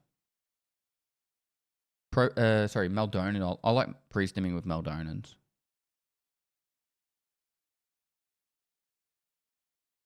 Pest, you were saying something about playing with subs? I've never said that.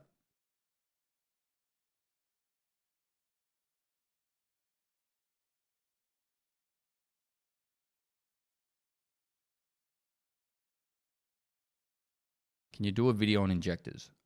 Maybe after 1.0 comes out. Remind new players to switch fire mode to auto. All right. Family's good, Chris? I streamed Age of Empires yesterday. Your labs guide has net me so much money. I'm glad.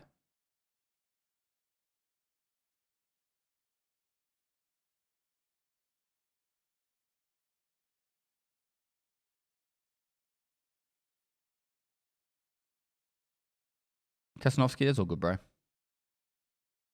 All good, man.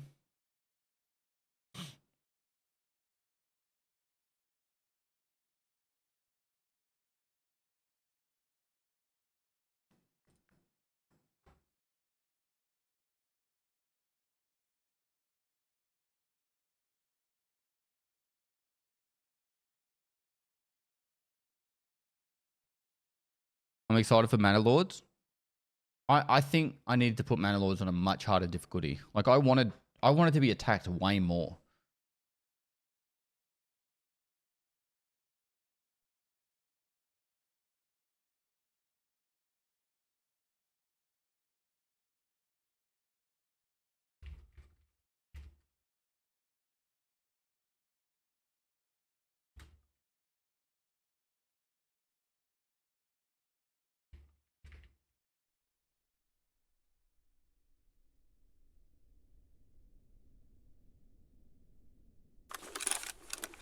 All right, so we are near the AGS, and we're gonna go kill 2 things and take the car extract.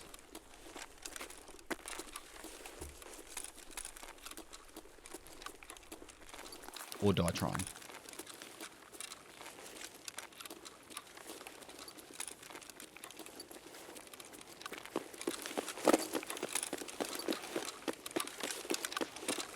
So this is that choke point I was talking about that you got to be careful around.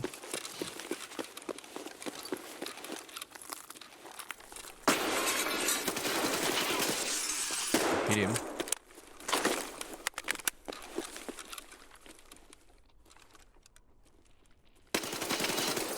Oh, he's dead.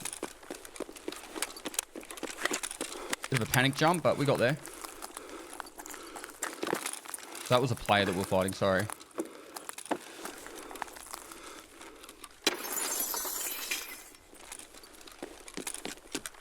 You should always try to avoid re-picking, so that's why I went around the other way.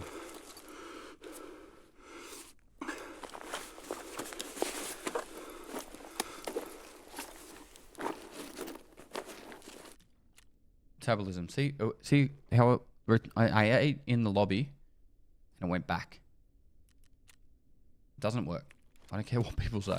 Eating and drinking in the lobby area does not work.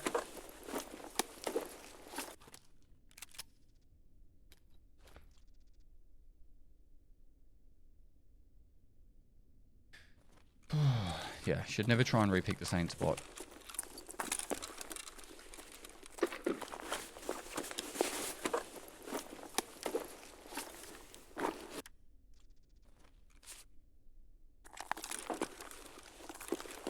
Alright, we need one more kill, and then we need to take the car. I did hear a scav there too.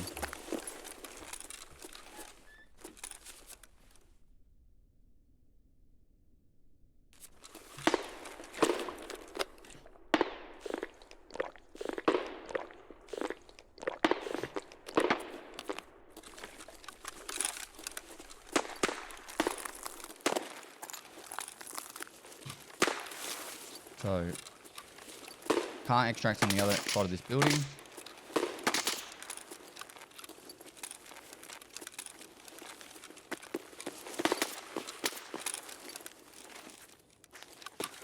Cross over here. Is that a player or a scav?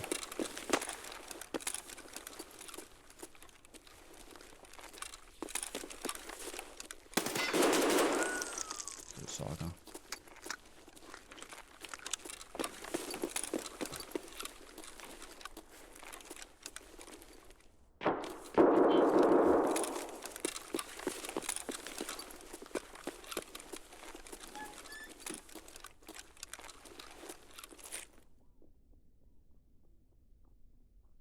He's trapped up there now.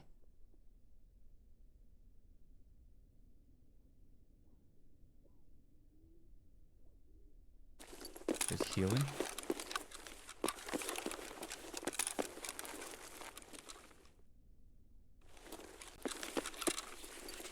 I didn't hear the... Wait, did he fight down the bottom? There's no dead body.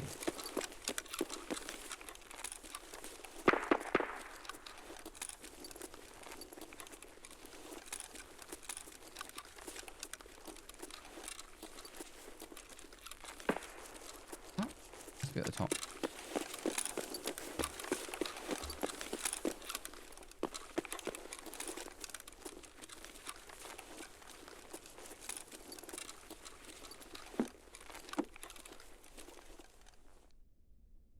I'm not going to push that because it's just it's a bad push. No one's taken the car yet.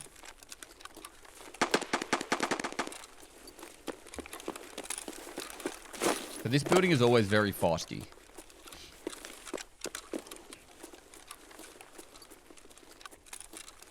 So we're just trying to... Okay, so what you want to avoid is putting yourself in a position where they could be in multiple spots and you can only come through one. So going through a doorway and on the other side of the doorway, he could be in like 5 different spots. It's always a bad idea. So going up that staircase to the roof to try and kill that player, you should never do that. It literally is it's a silly push. And even when you're really geared, like it's still fairly silly. So just to give more of an explanation of why I didn't just go up there and try and fight that guy. Now we need one scav, and then we can take the car extract.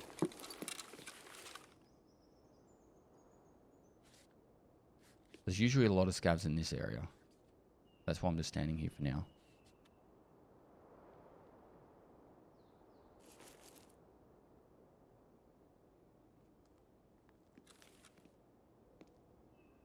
That could be the guy upstairs that we just heard.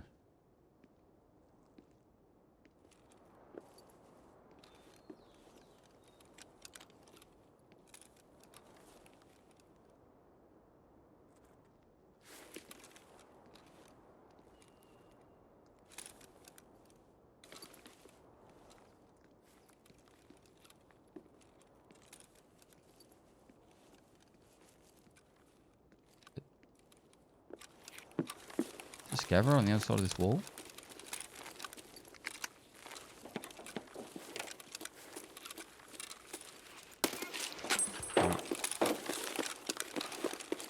we take the car extract.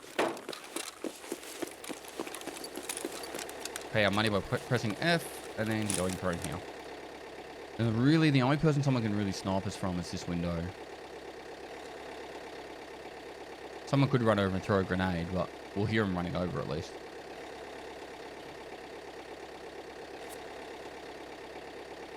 This is a dog tag of the player that we killed.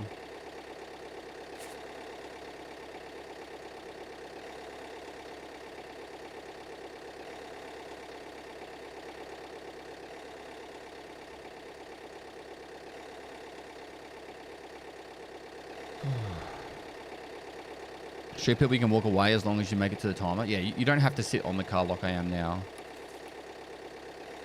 You can walk away and back and forth.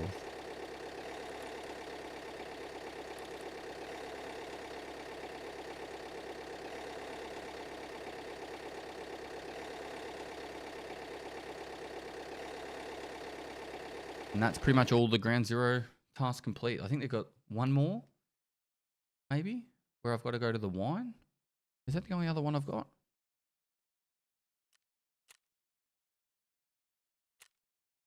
Okay, so they're taking that car extract, gave us 0.2 scav rep, fence rep. So we want to get that rep up as high as we can.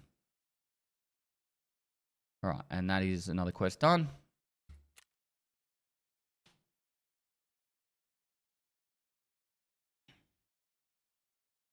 And the next thing that we're going to do is we're going to go into hoods and we're going to try and unlock Jaeger.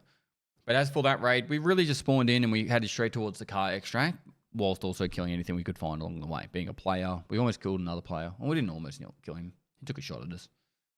And then we killed that scav and got out. So we'll hand that in. Or both those in. It's the burning rubber task. Alright, now we have debut. So this one requires us to hand over 2 found in raid shotguns and kill 5 scavs anywhere. So, actually they don't even have to be found in raid. We're just going to hand over 2 shotguns. So, the only thing that I would recommend is if you're going to hand stuff in, you do not need to have it, you do not need to have it fully modded. You can take all the mods off. So, for example, taking off that sprite. And we can hand those both over. We can kill these 5 scavs while we're on the woods raid. But we still need to find those Saluas. MP133 shotgun. So we're going to do this Jaeger task now. And that will unlock the trader. So, unload that. Put some more ammo in here. I'm going to put the better ammo, the BP ammo in now.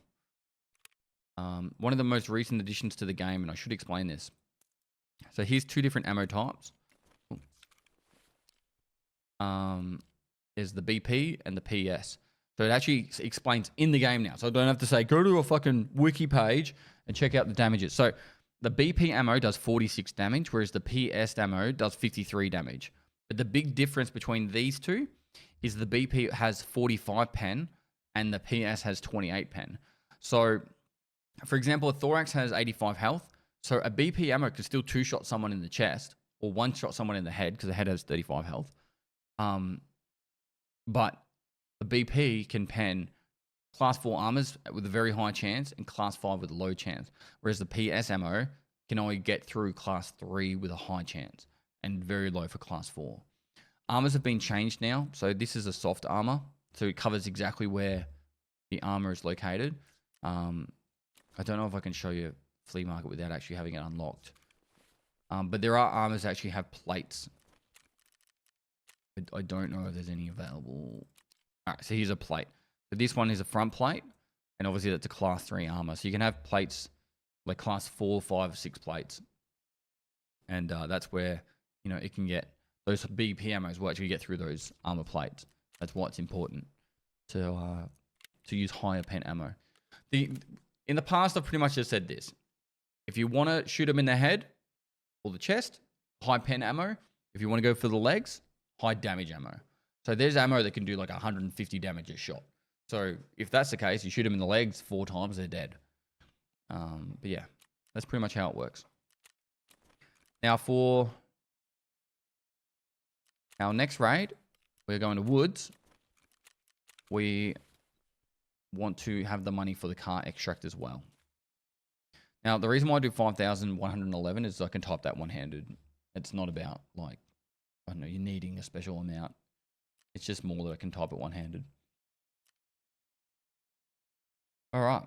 And we will go into our wood trade.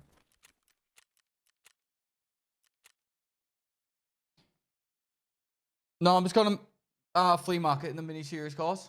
Yamo, thanks for the 30 bucks, dude.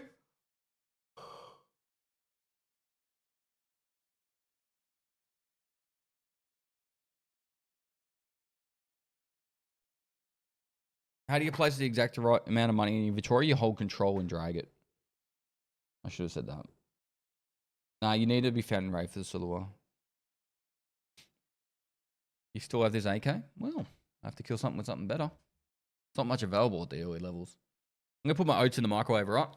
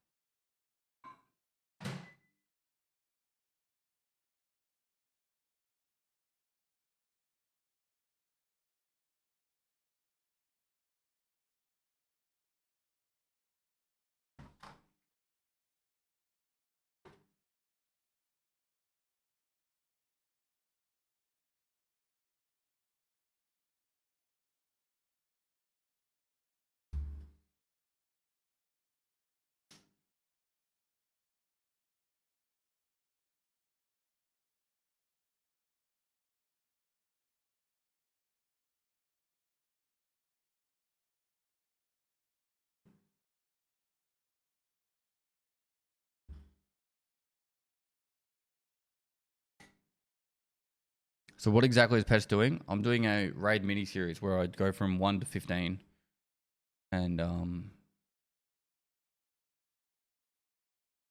explain the whole process on how I do it.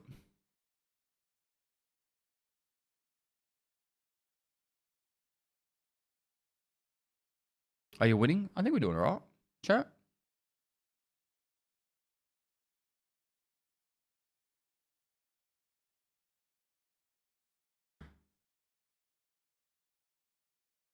Are you winning, Pest?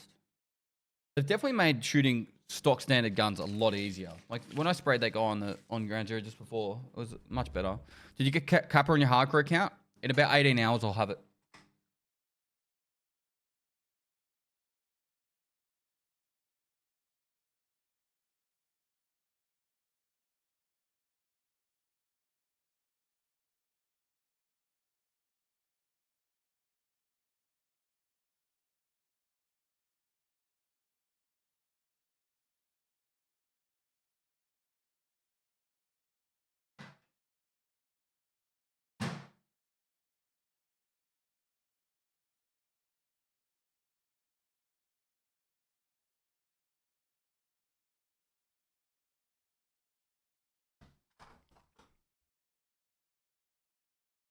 Am I excited for Grey Zone? I don't know. I'm hesitant. I feel like there might be a lot of issues.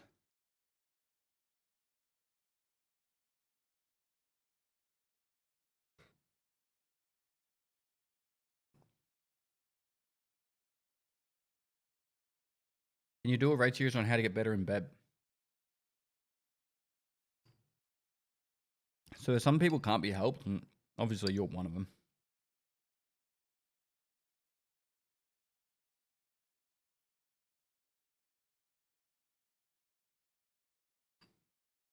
Am I eating oats?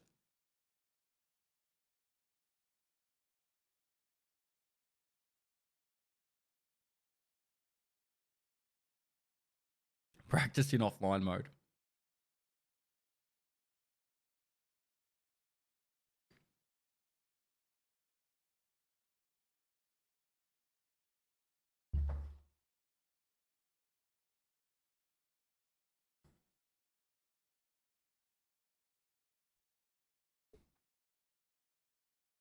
$400 likes to go on YouTube chat. If you're watching on YouTube, hit the like button. Let's get to the first time I'd get to 1,000.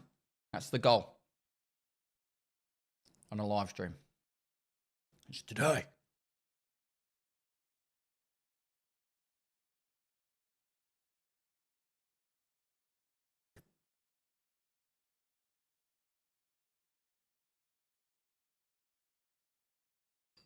Scavs have their own stats and levels.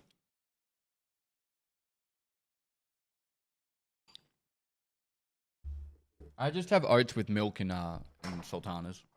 Or raisins. Whichever I bought at the time. Average dude, thanks for buying some merch, dude. I'm glad I can enjoy my coffee with you during the streams now. Thanks, Pest. No worries, dude. Alright, so we've spawned on the outskirts side of the map. The opposite side of the map to where we need to go. I'm going to run over here. Now, when you're new to Tarkov, if you want to get quests done without running into too many players, I highly recommend doing nighttime mode. However, it is a lot harder to see where you're going.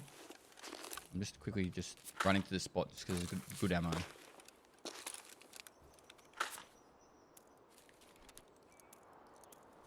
Alright, so some of the best ammo in the game spawns there.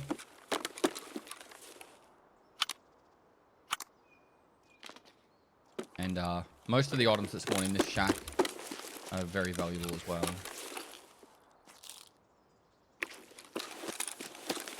Yeah. Oops, the boss is up. So that's Sturman. That's the first boss of the raid series. We're not going to be going to hunt Sturman today. However, if we were to kill him, he would give us a lot of experience points. He has an SVD, and if you overexpose to him, he kills you very, very, very quickly. So we're going to try to avoid him.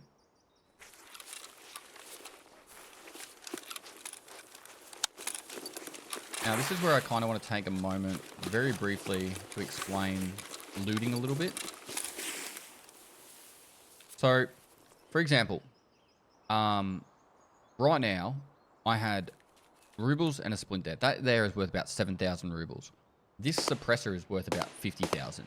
So, if I was to take out those two and put the suppressor in, that'd be perfectly good.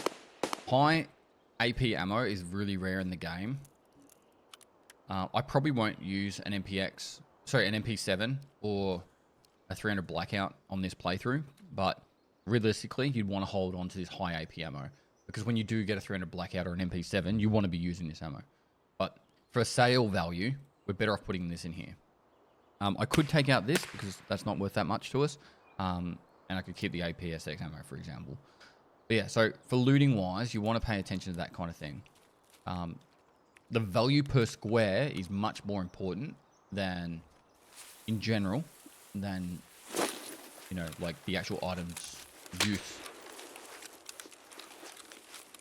Alright, so now we're going to have to do a mad dash across this bottom field. But everyone should be focused on Sturman, so we should be able to get away with it. I'm hoping. That SVD clapping. He also has 2 to 3 guards as well. So we're going to run straight across the bottom here. We're going to full sprint the whole way across. And then hopefully people are too busy fighting him to worry about old little level 4 Pestily running across the bottom of this. Sometimes you're just going to have to risk it for the biscuit kind of thing. So...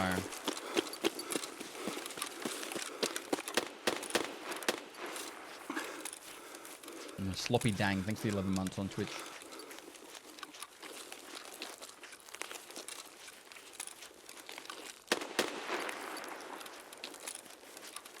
All right, if we double tap O, we've got our extracts. We've got UN roadblock, Ruaf, the bridge, and Northern UN. So that's Ruaf over there.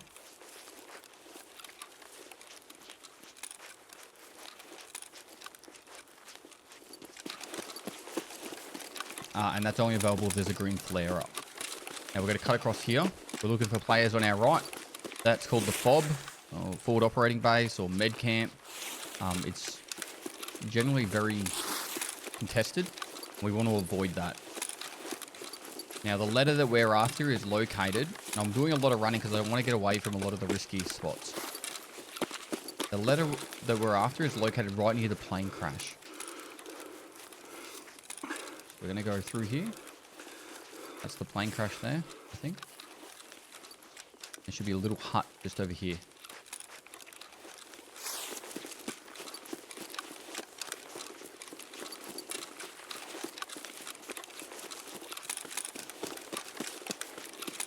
Now, if it was the very beginning of a wipe, like we're talking the first week or two, this would have like 10 players here at the start of every raid. Just because everyone's trying to get their letter. Alright, but because it's 4 months into a wipe, it's a little bit quieter in this area. Everyone's trying to go kill Sturman, so it works to our favour. But at the start of the wipe, not everyone would be running towards Sturman. So we've grabbed our letter and we're getting the hell away from here. And we're going to start heading towards the extract.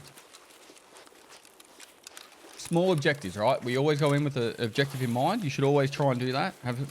It can be very simple or very complex. But having an objective and then sticking to it is the most important thing. All right, so that is ZB016, and that's an extract. And we can actually use that if the green smoke's up, which it is, so we're going to use it. Unfortunately, it's only been 5.5 minutes, so it's going to be a run-through unless we wait another minute and a half, or we can kill a scav and get a little bit more loot.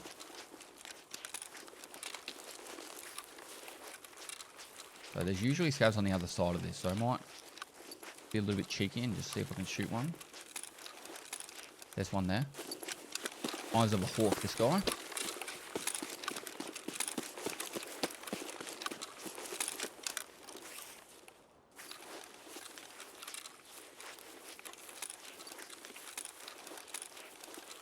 You can stop running, mate.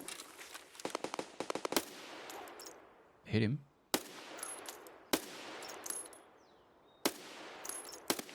I think he's dead. Just putting a few more extra bullets in there. Just to be sure.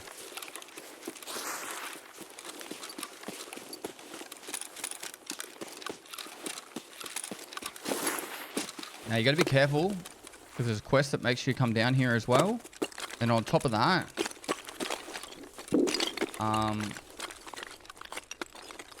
People have quests to kill players on this map. You need to be careful of that too. Nice little gun for us. So it's been 6 minutes and 50 seconds. So we should be able to just extract safely anyway. Just going to do one more quick loot.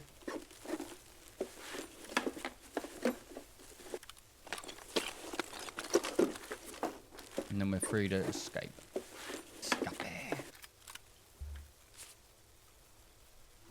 And a nice, smooth raid.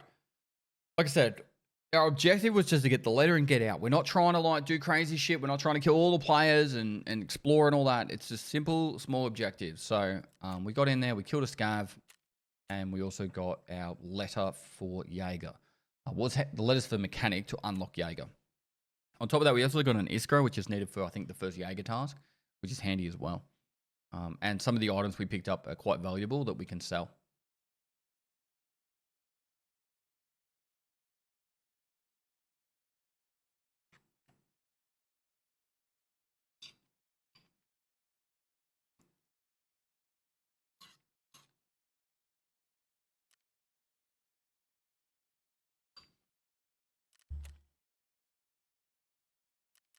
All right, now that we're level 5, we've got also dailies. So dailies unlock at level 5, and they can be really simple. You get 3 different dailies. One will be an escape, one will be like a find an item, and the other one will be a kill. However, you can replace your dailies. So if I click replace, it will be replaced with something random. So I could have all 3 of them being exit the location, or I could have them, be whatever it is, All right, so this daily is just to kill 2 scavs on the streets, and we get like an SKS and an AK for it. This one is literally just survivor rate of customs. So, fuck that. Instead, now we have to survivor rate of shoreline, which is not even good. Let's change that one too. All right, kill 2 scavs on woods. And then this one is hand over a beanie. And it gives only 800 experience points, so I'm going to replace that to try and get something a little bit better. Survivor Factory, still 800.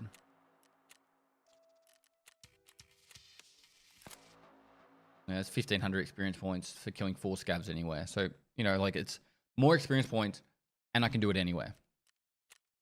So in my opinion, that's better. Whereas that's kill 2 scavs on the streets. It's actually not a bad quest because of like how much experience points it gives, but at the same time, it's not really. Streets is going to be a hard map for you guys to play early on, so I'm not sure if I should even show you streets on this playthrough. As for guns, I'm gonna sell these guns for the money. Now the order on who you should sell stuff to is Ragman for clothing, Therapist. So sell whatever you can to Ragman first, then sell whatever you can to Therapist, and then you sell whatever you can to Mechanic, and it doesn't matter from there. Really doesn't matter too much. You just got to get that money spent anyway, so. All right, we're going to hand over this. And now we have Jaeger's task. We need to hand over Iskras. We also need instant noodles and beef stew, the large ones, which is these ones here. But they need to be found in raid. They need to be found in raid. So I'm going to sell both of these. This is the night vision.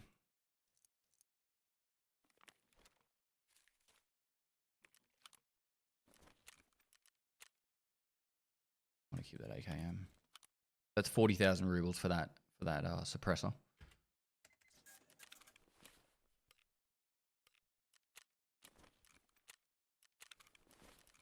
And Ragman, do a little bit more selling.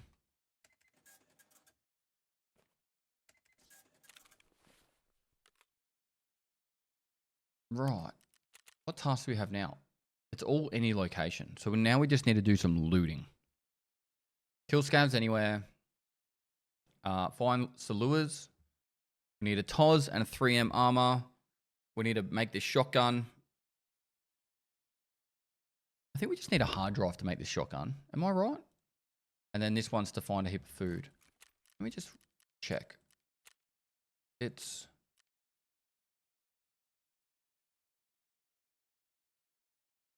it Jaeger that sells the pistol grip? So pistol grip. 133 shotgun.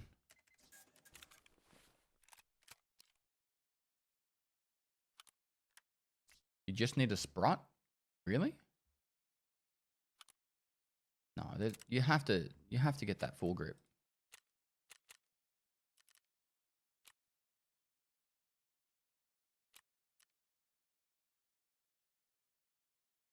I think I just need to get the hard drive and I can make that shotgun. The other option is to do it this way, but the hard drive is simpler. Because I think Skier has the muzzle. Or maybe not.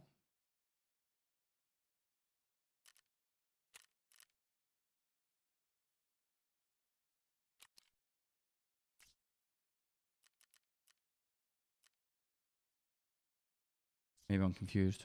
The choke. Maybe I need to find the choke.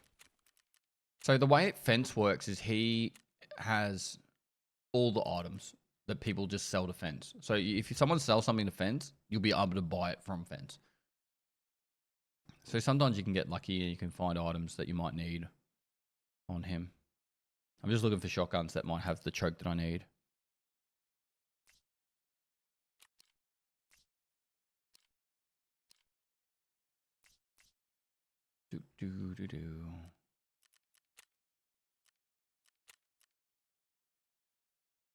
Interesting, they've got keys on him. Pumping station. Cool. 206 that you needed for a quest later on. So that's the 3M armor that we're after. Cool. All right. So that's what we're going to need for the shotgun. Keep an eye out for that. So, where do we go for this? Streets is the obvious answer if we want to try and get it all done. The problem with Streets is it's very contested, and for you to try and copy me on Streets, it's going to be very hard because you need a really good computer to run Streets. It's just unfortunately how the game's programmed. Unless you got pretty much a NASA computer, you don't even get good frames. Even I don't get good frames. Alternatively, we could continue to do some more Ground Zero, but I think let's do one Streets raid to get this daily done. So at least I can show you that. And then after that, we'll maybe go back to Woods or something. I don't know. But realistically, Streets is the best map in the game when it comes to loot. So, all right, we're going to take the Gingy keychain here so we can find keys and put the keys inside here. All right. Oh, we actually have another scav run up. Interesting. Interesting. If we're going to do a scav run, we probably need to clean up the space a little bit.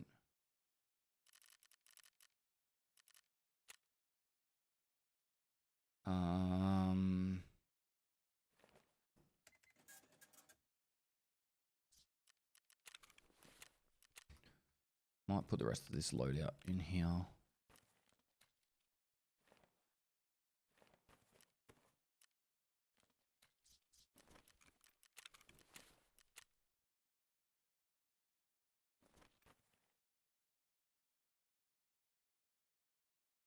All right, we'll do a scav run, and then hopefully we might be able to find some items for that. Where do we do this scav run?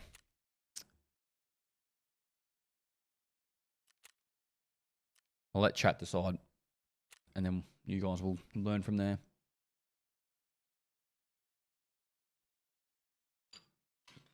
Reserve is a horrible chat.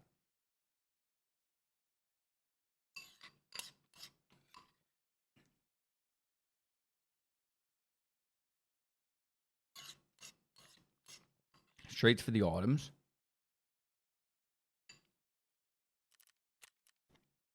Let's go streets.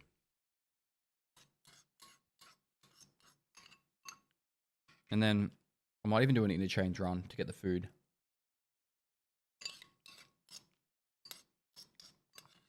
We'll go streets and then we'll do interchange on the PMC. Oh, interchange might be annoying right now because the boss is there. With the with Tagilla and Killer on 100% spawn rate.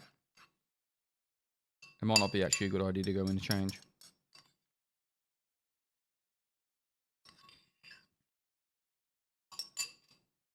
Like this series has to cover like carry for 6 months, so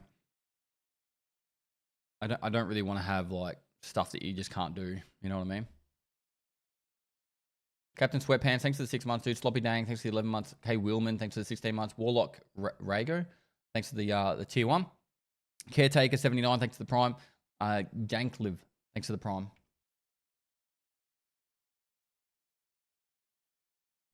If you're watching on the YouTube, smash the thumbs up, get us extra likes. I haven't got to 1,000 likes on a live stream yet. We'd love to do it today.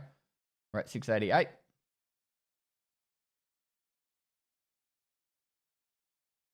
So the idea is I'll film this today. We'll probably go all the way to 15 today. And then the edit will happen. And I'd say probably in 1 to 2 weeks, we'll have all the episodes come out on the main YouTube channel. Probably take about a week to start posting them, I think.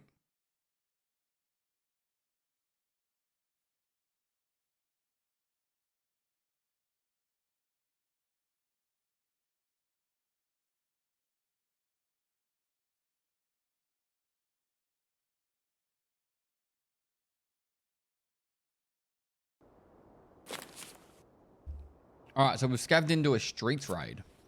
Give perspective of FPS. If you ever want to know how much FPS you got, press the tilde key or your console key and type FPS space 1. I have 80 FPS. All right, dorms is actually a good key for us because that's needed for later. So we're after items for For our quest, we're very early in this raid. Ideally, we want to find some dead scavs to loot, and then we'll have bigger backpacks and stuff. So we've spawned in. We should smash this filing cabinet, I guess. 10. Right, this has been looted.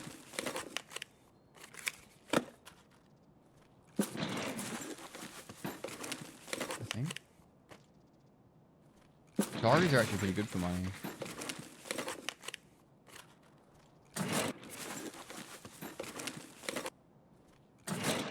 I'm pretty sure filing cabinets always have loot in them on streets. Oh no, that's reserve I'm thinking of.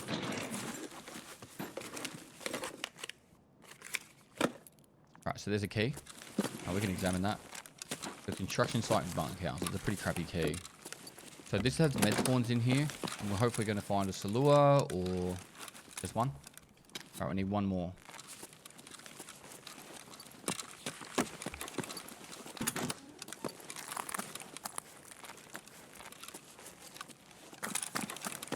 Now the funny part is I don't actually know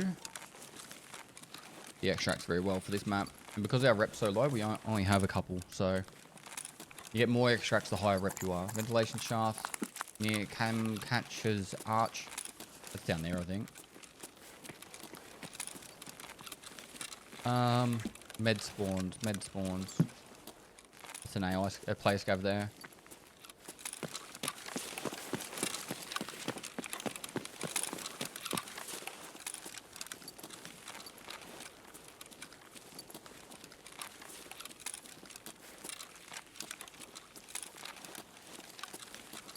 The better loot's over here. I actually want to go for food.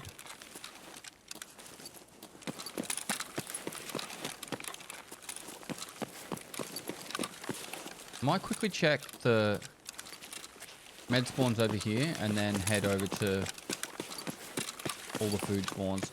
Ideally, we want to progress through the Jaeger quest line, because the earlier you get through that quest line, the better.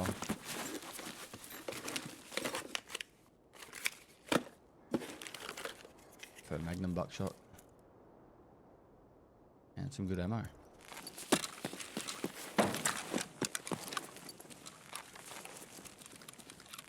So that door's open, so someone's been here. And this is all about map knowledge now. That door doesn't start open either.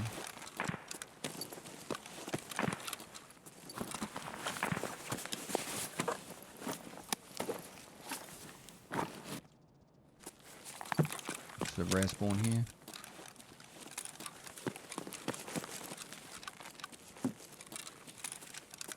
I'm gonna head up to the pharmacy, which is the next one over. Or the, yeah, I think it's pharmacy.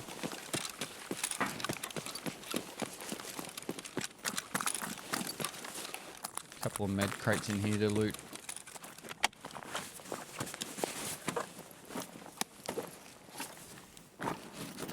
We also need a multivitamin to do the med station upgrade. Optimus scripts sell really well.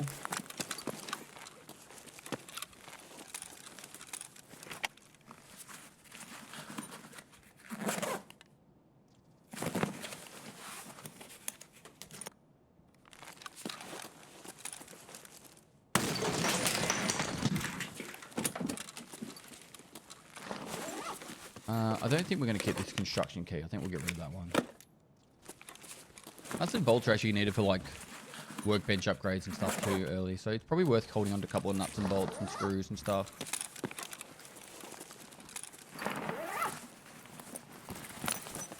This is where having a low fence rep is really bad because we can't... Oh my god, are you serious?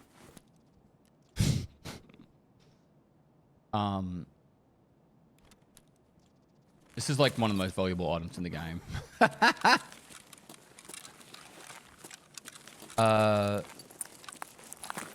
was I going to say? So, when you got a low scav rep, you don't have the ability to... When you're spawning, you don't have a lot of really good items on you, so it becomes a little bit annoying.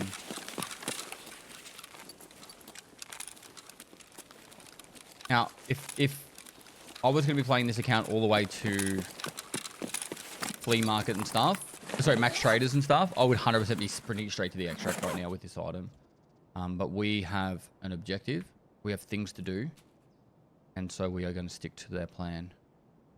But yeah, realistically, I should be running out right now.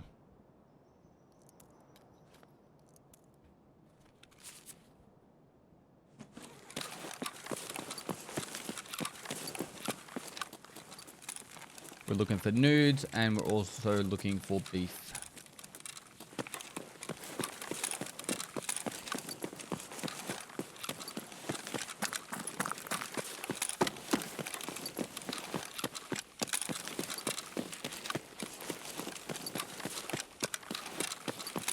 Okay, so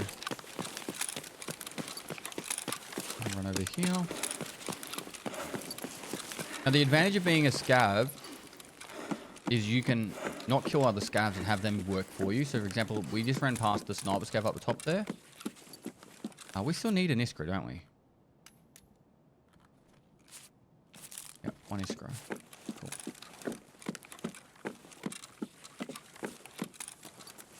Alright, there's another nudes.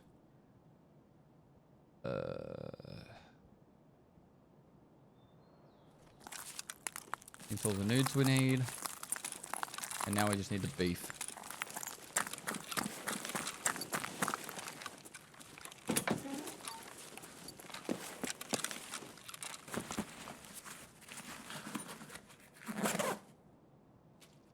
Alright, so now our extracts. Can someone just help me? Ventilation shafts near the cinema. Arch is near Expo. Cardinal apartment complex parking. Cardinal's like crash site. Is that right?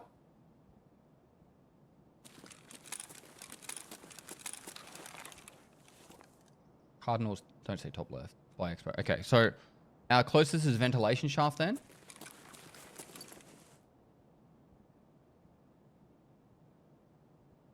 Yes.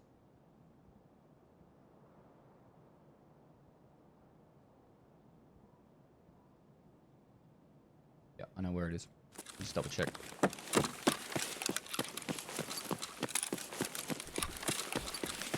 Usually a lot of scavs in this area, so hopefully they're still up.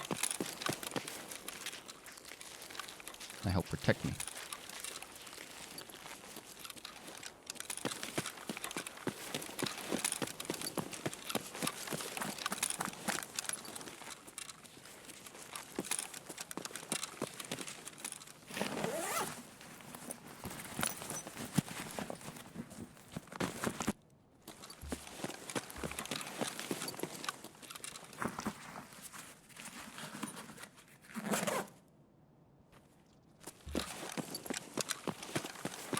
So what I'm still looking for that Salua. If we can. CMS kit.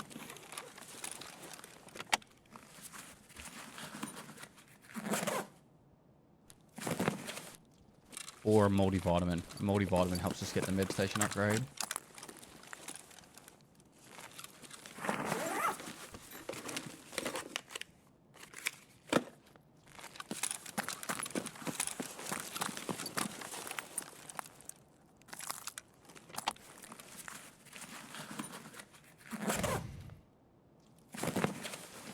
Morphine we need later on.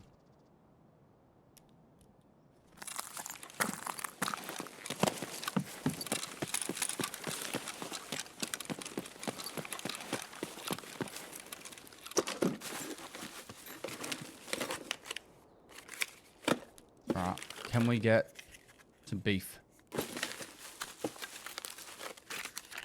Now something I didn't say about before as well is a scav run, scavs have their own stats and their own skills. So, and levels. So leveling up your metabolism on a scav isn't as important as leveling up your PMC PMC skills. So just to be wary of that as well.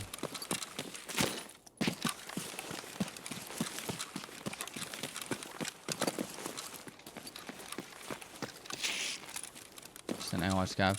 That scav has a TOS. We need a TOS. All right, this is the ventilation shaft.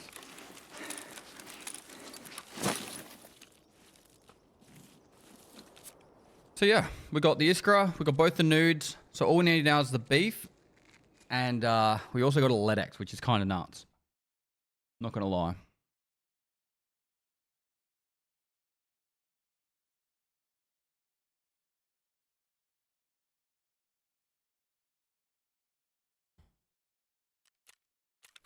All right, so we will just put all this in there. Like this. And we can sort it later.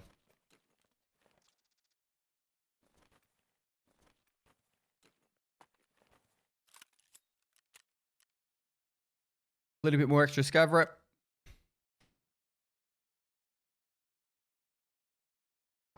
And it's just that simple to get a LEDX too.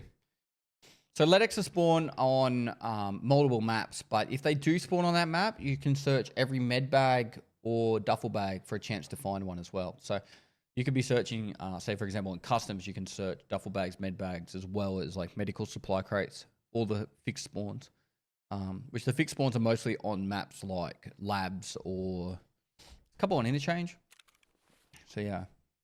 Now we can go over to Jaeger and we can now hand in that last Iskra and both those nudes.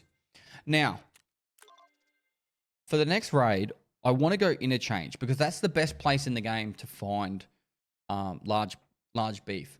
All right.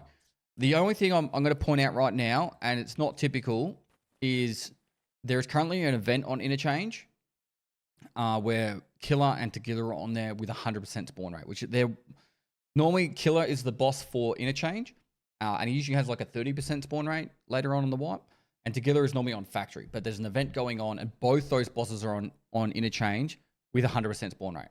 So I'm going to avoid them because for the point of the series is to teach you guys, it's not something that I should be really like doing because one, you're not going to be able to mimic it, but the best place in the game for those beef are either on interchange or reserve. And I feel like interchange is probably going to be the better map to show you guys. Or maybe I should just go reserve.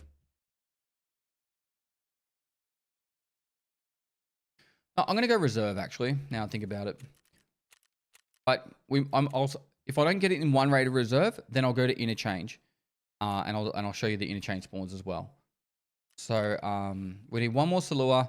Now, I'm not taking a backpack because on reserve, we are going to go for the no backpack extract. We might kill a scav or a player and get a backpack and go a different extract.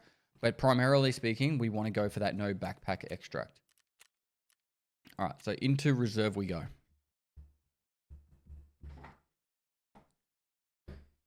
Interchange is like Call of Duty right now. Yeah, that's why I kind of want to avoid it. WC Tanker, thanks for the 11 months, dude. Slicey, thanks for the 33 months. Guys, if you're watching on the YouTube, make sure you give it a thumbs up. We're at 750 likes, trying to get to the 1,000. Never had 1,000 on a live stream.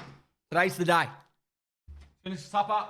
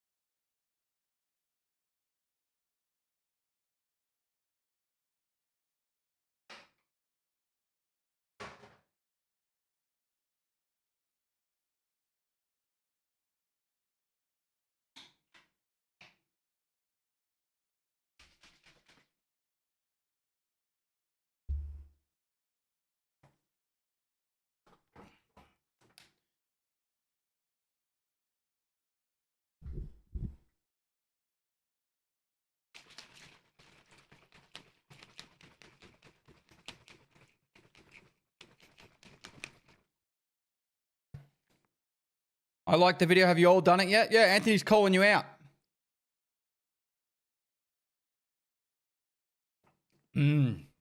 It's a new flavor of Gamer Sups called raw meat. It's pretty sweet, but I'm a sweet tooth, so it's actually good for me. Dan, thanks for the five quid. Quid, right?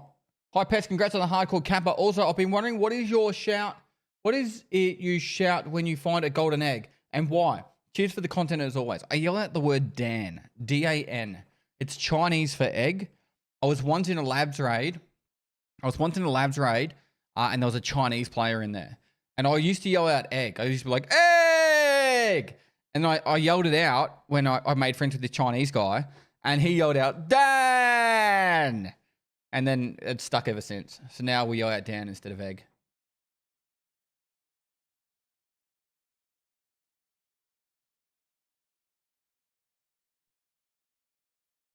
I have tried Guacamole Gamer Fart 9000. I've pretty much had every flavor. I did happen to like the stream. I paused my Fallout game to respond to the call out. Thank you, dude. If you are watching on YouTube, 810. We've got 190 to go. You can do it, chat. I believe. I believe.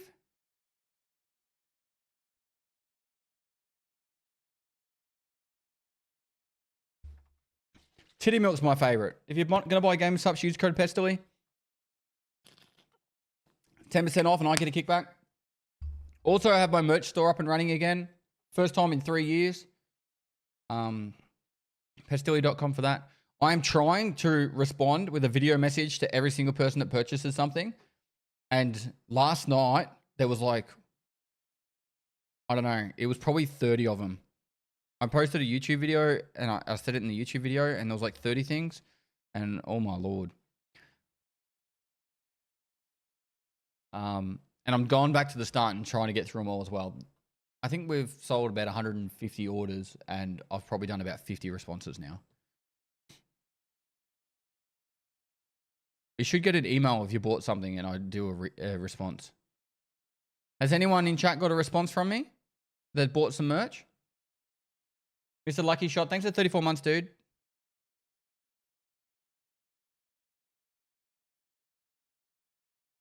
You the dude that messaged me on Twitter about Grey Zone? I've been swarmed, bro. I'm trying to get on top of everything. Oh yeah, Performer did. I remember saying thank you to him. Lord of Blood did. Yep. All right. Reserve. All right, so we've spawned on the far corner of the map, which is actually a good spawn for us because most of the people are going to be coming to reserve to kill bosses, and this is kind of away from it. There is a marked room nearby in that building just next to us over there. And we will head towards, or head away from that very shortly. All right, so we're going to go out of this window. I think it's this one. Yep. And run around the back of here. Hopefully the boss isn't up. If the boss is up, then it's going to hurt. Because we're probably going to get lit up and killed on top of this hill.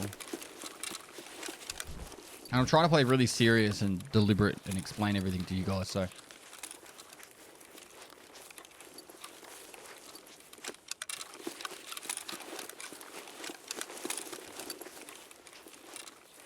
There's actually some med spawns up here, so we can check them for Saluas on this table.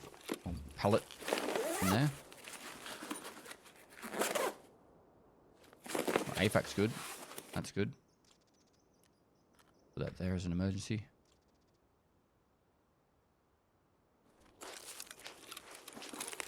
Alright, we're gonna run down and try and get to the food. Some people don't know about these crates that I'm about to show as a player. So I've got a little bit of distance. I'm going to heal now. So if you actually look through this crate, this here, I get some food.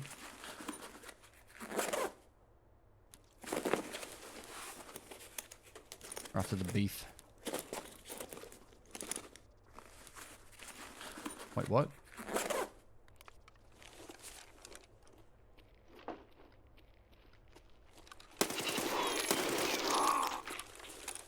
Another one here.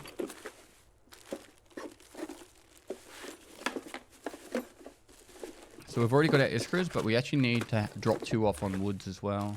I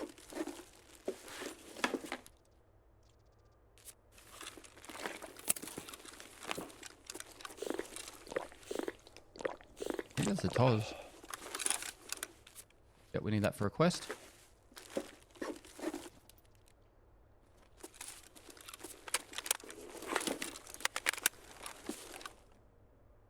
Right, so we didn't get chased by that player. Now, if you climb up on this using the vault key, you can actually loot this too.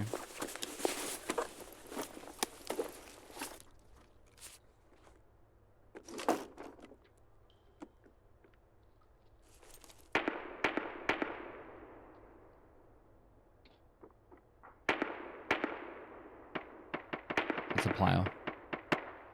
He shut a door and ran off.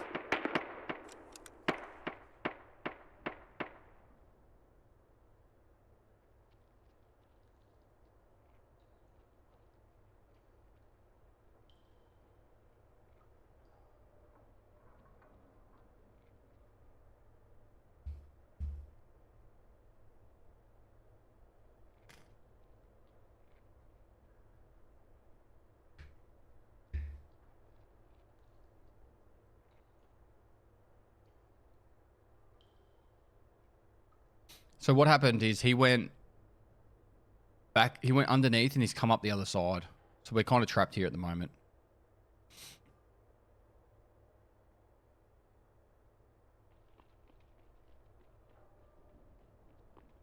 There's 2.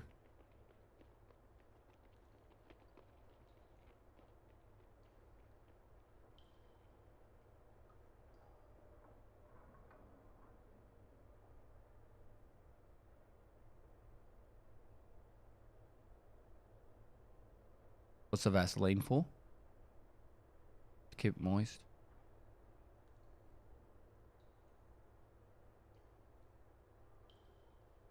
So knowledge is power, so like listening out to see what they are or what they've got.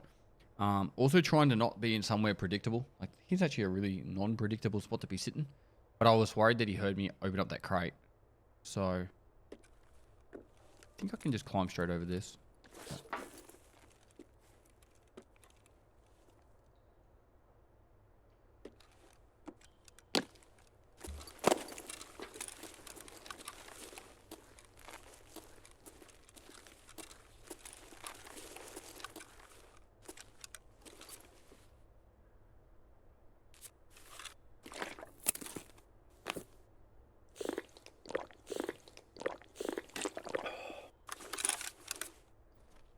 So generally speaking, the people that are going to be playing like that, they're the ones that are hunting the boss. So hopefully they've gone away. Because I want to loot some more crates that are really exposed. Fucking cunt! What's the matter? You scared? You fucking asshole! Son of a! Give up! You bitch! Right! Drop dead! He's on top.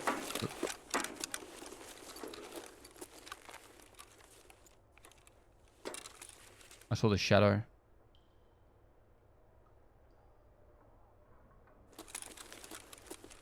Explain that? Okay, so that is a player trolling me.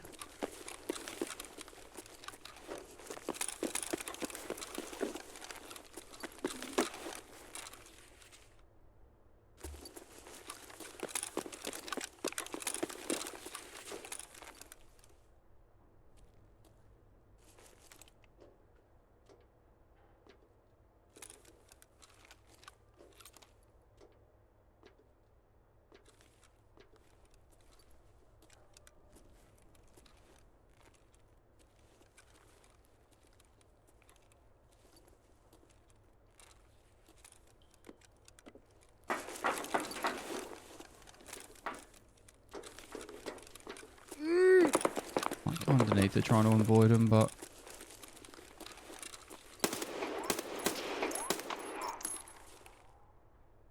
I think that was a scav.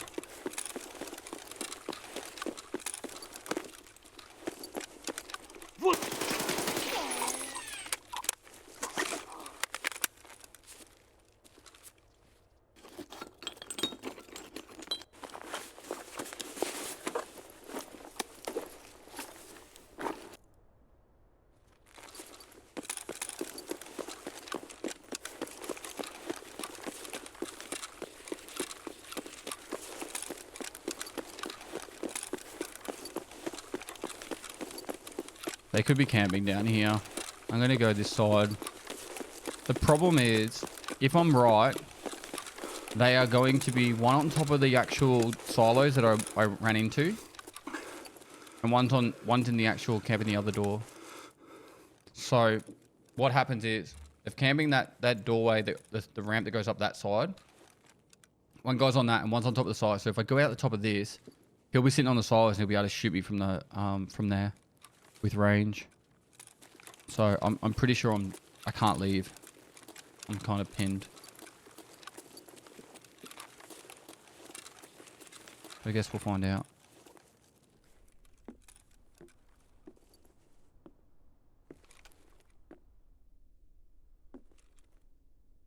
So that's the other way out there. And my theory is that guy's camping that. And then there's another guy. I saw the shadow. 100% saw the shadow. There's another dude up on top of this.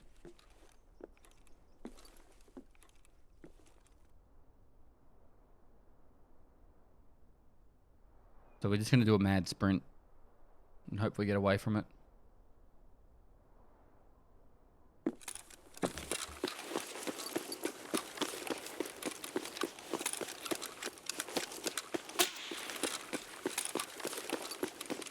On the roof.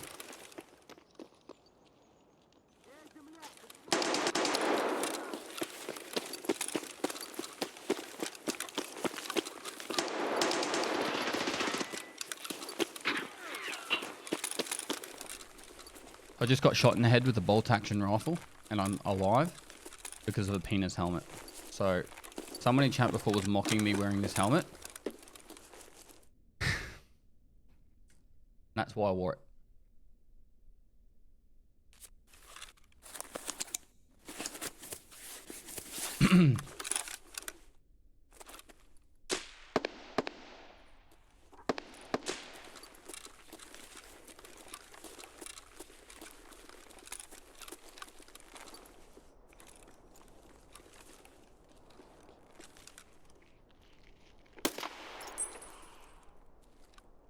That was a player scav. There was another guy on the other building, the right hand side building. But I just gave away my position, unfortunately.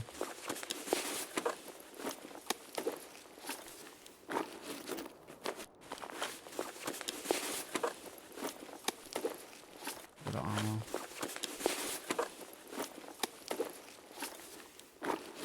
It's good ammo.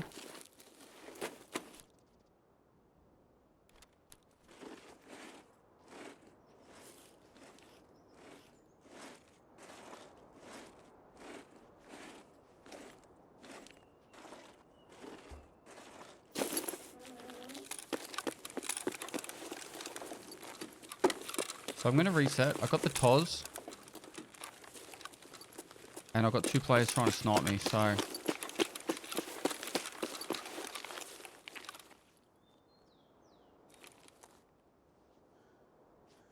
This is the no backpack extract.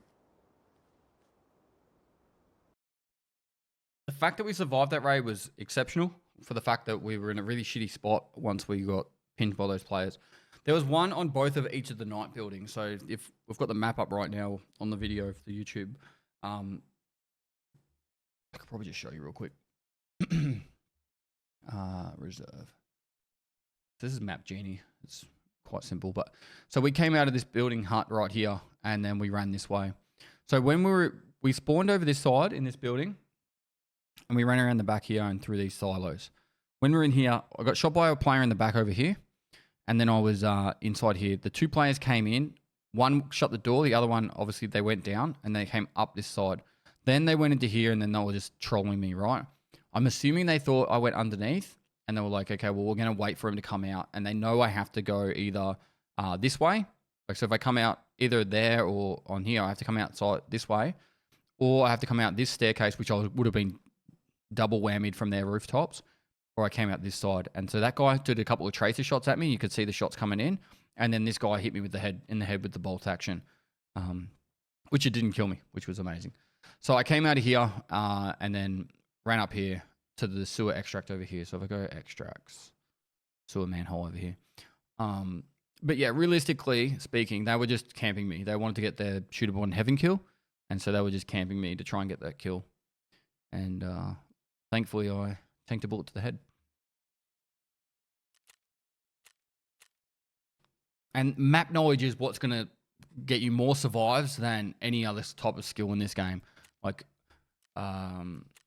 me being able to know where to go and do all those kind of things just helped increase my chances of survival there. Because obviously, if I just ran through the buildings or whatever, and I didn't know where I was going, they would have just easily killed me.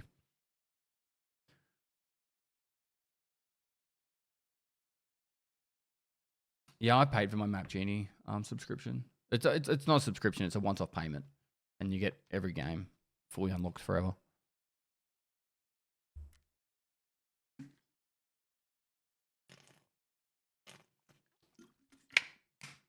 Now, if you're currently playing and you're surviving long enough to do it, you should supplement every time your scav run comes off cooldown. You should use it again.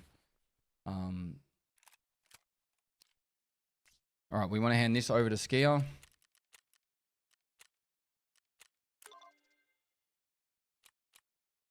We need to go street to get that. I'm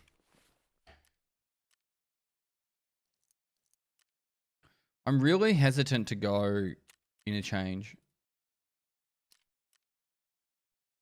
Now, when you repair armor, you eventually get armor repair kits. But in the meantime, you can repair from skier and mechanic, and you'll get slightly better repairs. More expensive, but better repairs. Betterer. I think I'm going to go streets just because I feel that with the current event running on interchange, I don't think it's going to give... I think there's going to be just a lot of sweaty players shooting from every direction. I don't feel like it's going to be anything like a normal raid. So put a little bit more ammo in here. We're going to try our best to get some of these quest items done on streets. But already we've gotten most of our food. We just need a hard drive for this one and maybe a muzzle as well. We've found the Tods now. We just need the 3M armor, one more Salua, and one more Scav kill. So we've got lots of quests very much well underway. And we've done one achievement. Survive a raid without a run-through status. So we're doing well. We're doing well. Is that PMC only? No, 6. Cool. So we're going to go into streets. We've got a little bit of money for the car. We've got the Gingy key tool to fill up for keys that we find. And we'll go from there. All right, so streets. We'll go daytime and let's go. Hey, Pets, did you reset your hardcore account for this miniseries? No. Hardcore's, oh yeah, bag. Whoops, I'll grab a bag. Hardcore is going to get finished in about 15 hours time, or maybe a little bit longer, 16 hours time. I've got to log in one more time, hand over the gunsmith and all the collectors, and it's finished. I have 6 accounts, 2 EOD and 4 standard accounts. If you're watching on YouTube, you want to help us out, guys, we're 125 likes away from 1,000. It'll be the first time I got 1,000 likes on YouTube for a live stream. And apparently it helps a lot, so. And the viewership is very steadily climbing, which is great. Means you guys are either enjoying it or the likes are working. All right, let's put that backpack on.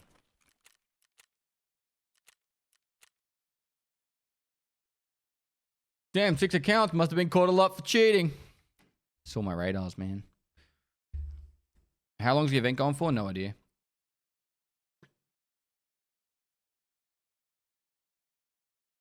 Oh, 63 to go.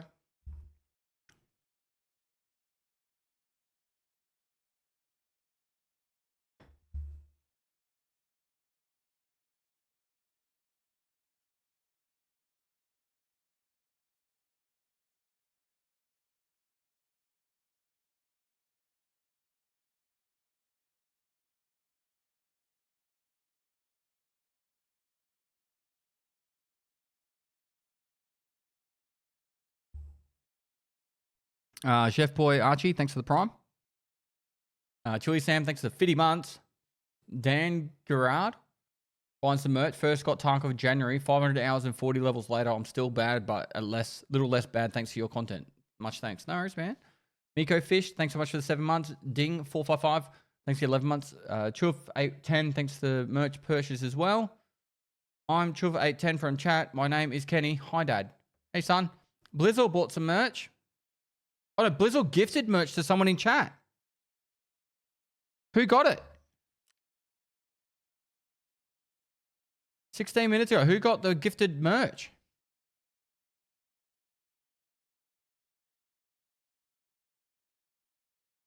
I don't think anyone entered. How did it work?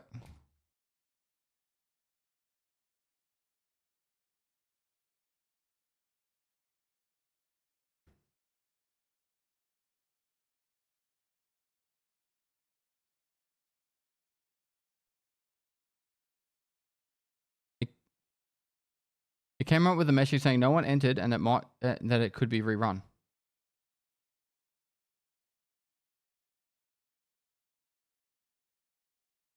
I don't know. It's my first day. Let me figure it out.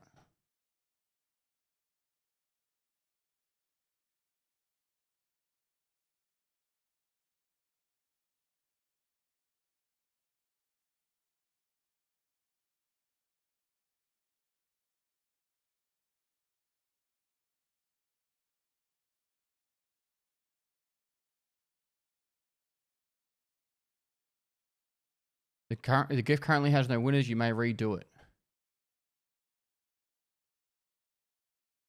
All right, I'll click the redo button now. Giveaway will start shortly at Pestily. Wait for the results of the new draw. New giveaway. Exclamation mark, enter to win. Those will get to the Pestily mug to chat. Exclamation mark, enter in the next 60 seconds for a chance to win.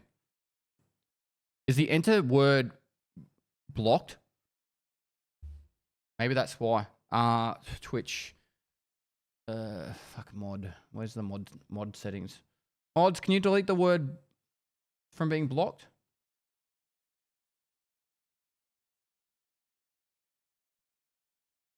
All right, might work. Oh no, that's working on.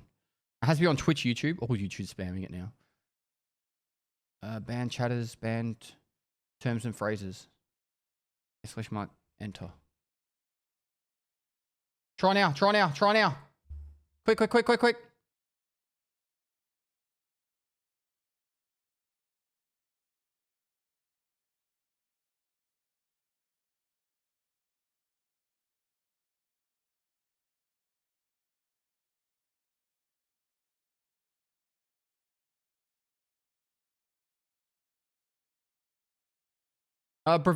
Brevitas 1. Brevitas.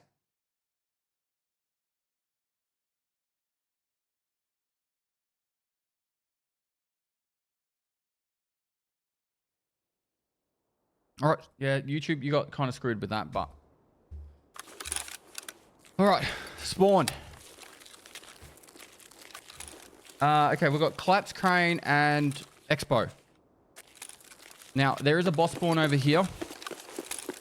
In this building. That's where Colin spawns.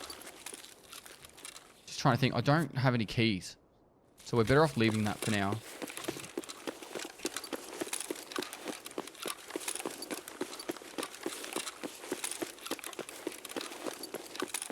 So today we're currently filming a raid mini series. So we're doing 1 to 15 as informative and tutorial-like as possible.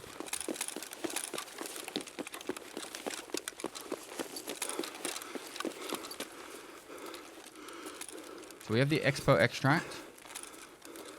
I'm going to slowly push up towards that. I want to loot the med building or the med pharmacy here. If I can.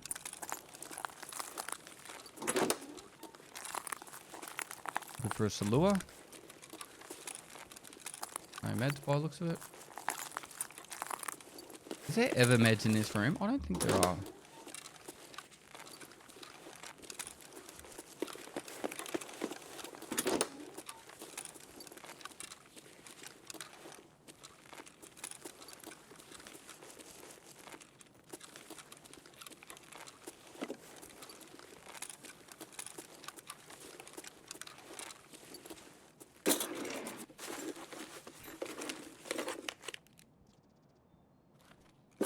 Alright, we might as well just pick up everything because we can sell it.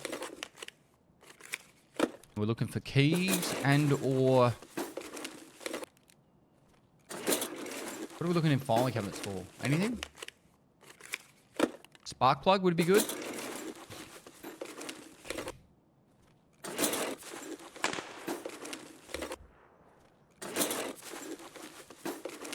Trying to think of food spawns. Okay. Concordia 64 office. It's not a very good one. We need the Concordia key before we can go in the office.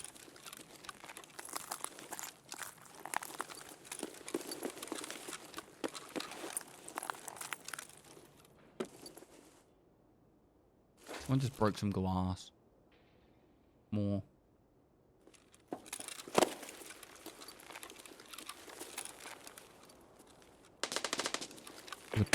Player or Scav?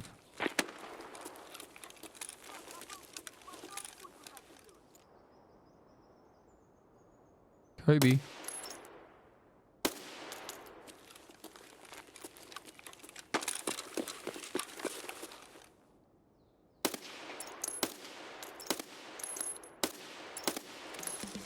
Cool. There eventually. Alright, through here there's always players. Daytime street, this is a very... Because it's the only cover you got moving over this intersection so that everyone comes down here. So you've got to be very careful about players down here.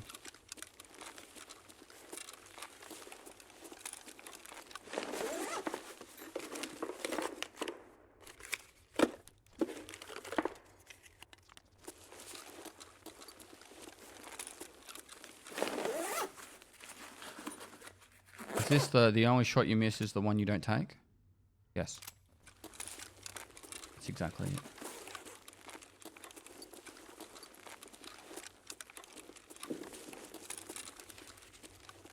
Oh, the FPS is so bad.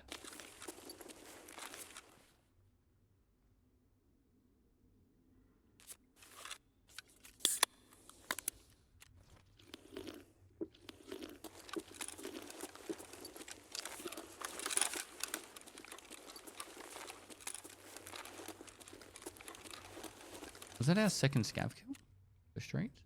Oh, we need one more scav kill for streets.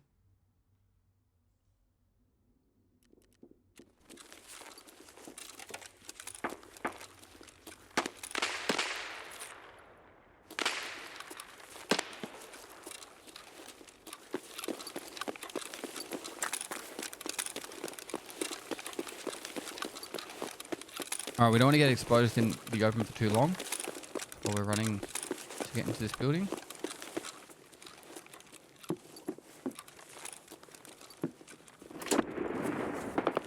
Alright. Might be looters. There's a filing cabinet in here we can loot. Weapon crate.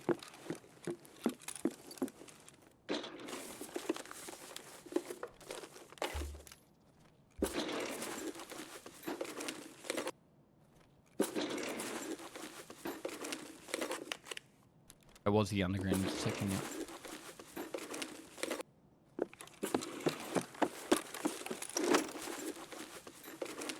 So, in this building, that's the terror group armory key or some shit. Actually has really good M4 spawns in there.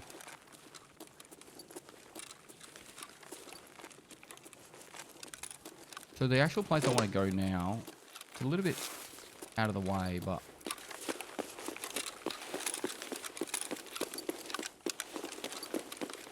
I don't think it's actually bad. There's a like a pharmacy all the way back here, and a fair few med spawns, so we might be able to get like the Salua that we're after. And I really want to get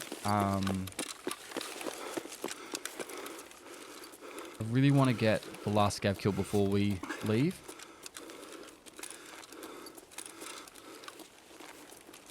So we're going to have to do that too.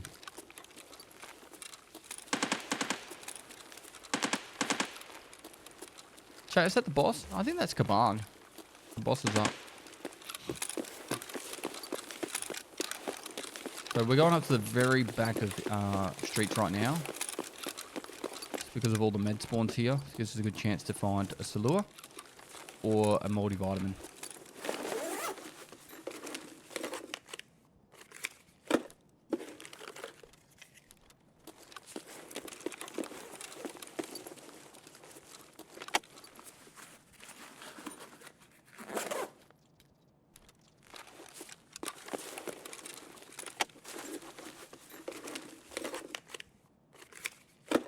Feeling a little bit ripped off right now.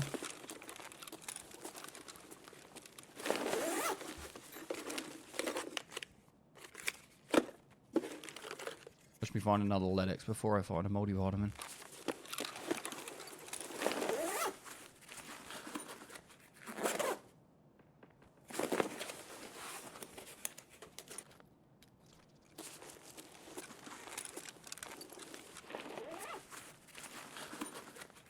So a CMS kit, I should have really explained this one too. The way a CMS kit works is, say I had a blacked out limb. It works for stomach and all your arms, but not thorax and head. You can actually use a CMS kit to repair that.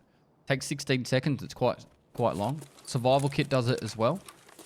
But it repairs it, it heals it, but it will have less health than it when it started. Survival kits take away less health than CMS kits.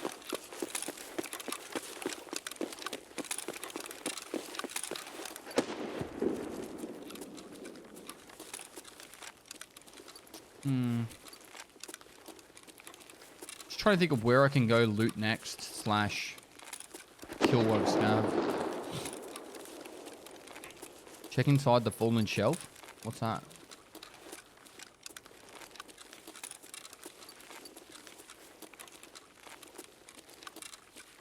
Yeah, my merch ships worldwide. Pestily.com for that. Unfortunately, if you live in Australia, the shipping prices are pretty rough, but if you're in America or Europe, it's not too bad, I don't believe.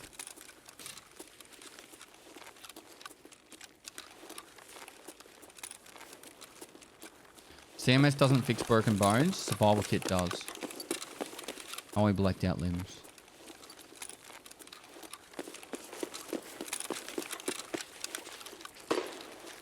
Thought I saw someone sprint across there.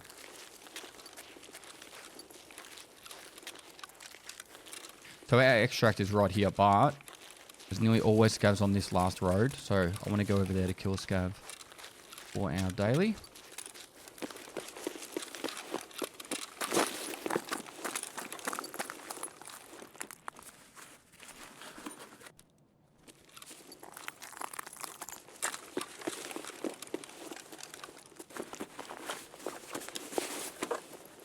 Armor? It's either an armor or a rig.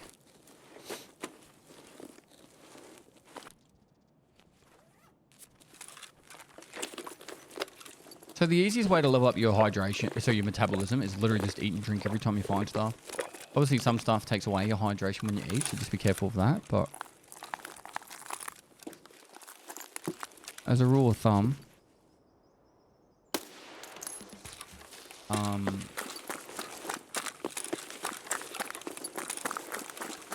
just eat and drink everything you find.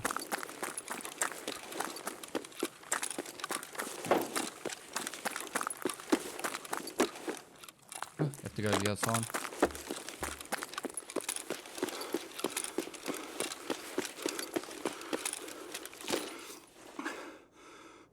What?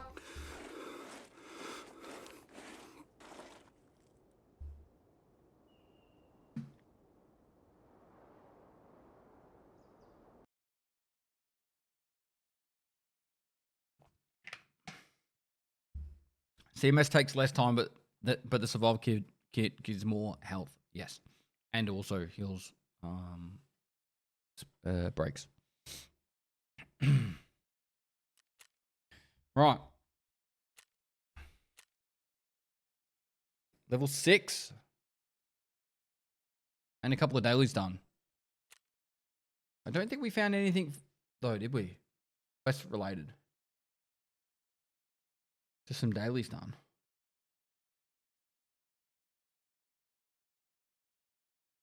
How many times can you bench press Michael? I don't know, a dozen.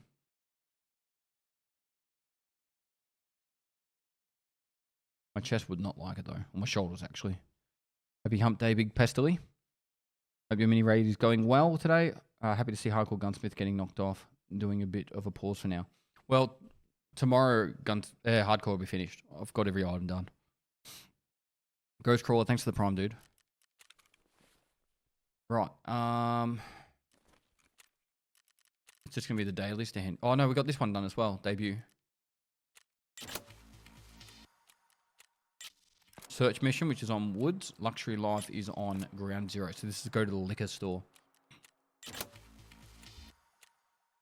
Keep a quest on. Bam, bam, bam. We could replace this one. Oh, but if we get this task done, then we're going back to Woods anyway. Right, a little bit of selling. Like I said, if you don't know what to sell, just sell everything.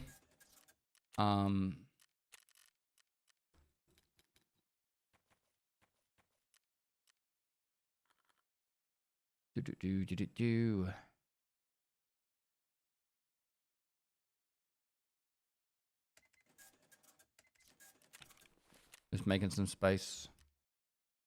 Now, if we were to get to... You know what? For the sake of this... You guys are going to hate me for doing this. For the sake of this, I'm just going to sell this LEDX. All right. So this you do need. If you find one of these and you've got it found in raid, hold on to it for level 35. All right. But I'm going to sell the LEDX because I want the money. And then I'm going to buy this Scav junk box. All right. And what a Scav junk box does is it holds barter trade items. So I can just clear up a large portion of all this stuff without having to worry about it then.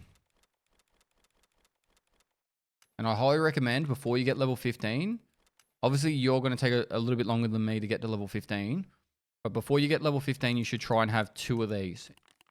Because if you fill 2 of these up by level 15, you get the flea market unlocked and then you start selling everything like crazy. But for the purpose of this playthrough, I'd just rather be able to show you, like, I just want to be able to continue on playing and not have to worry about stash management and stuff like that. So, and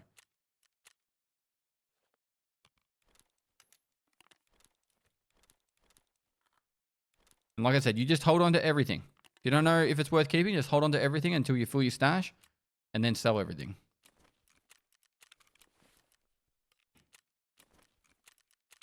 All right. We can take that with us. Sort this now. Got the car battery that can go in there. Fuel can go in there.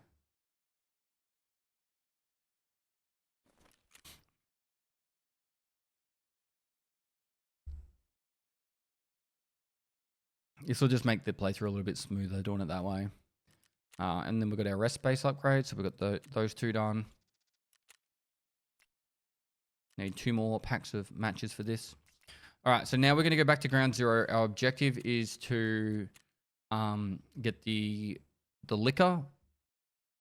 And then whilst we're in there, we might as well look for the Saluas and the 3M armor and stuff. Get a hard drive. Some beef.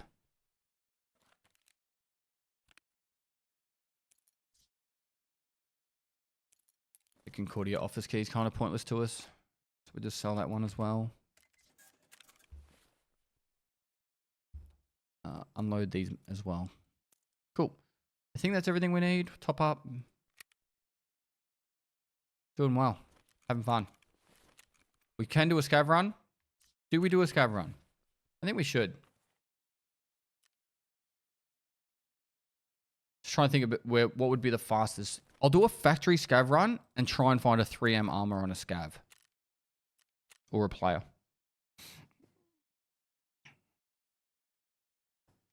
I'll try and kill the player on factory as well. If we spawn in, we should be able to run straight for him. Can you check if you can complete Gunsmith 1 with default handguard and Sprite? You have to change the handguard. Otherwise, how are you going to get the recoil down? Oh, you're thinking about different muzzle? I got 50 gifted subs. Anthony! Where did he do that? On YouTube? YouTube gifted memberships. 50. Anthony. Holy moly.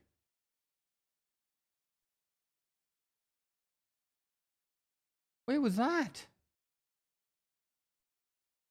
Oh, boy. If you got gifted a sub, make sure you say thanks. 50 gifted YouTube memberships. Absolute beast, bro. Beast. Everyone. Oh.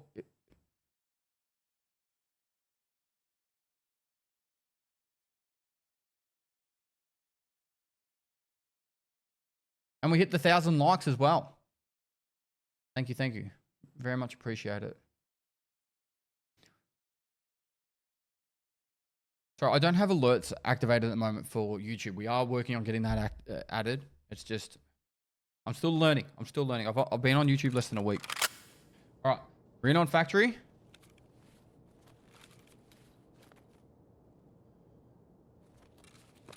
I'm right near the med spawn, so I'm going to check for Salua real quick.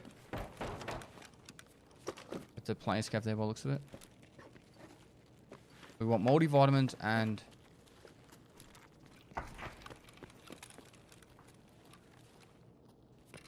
multivitamins and a Salua.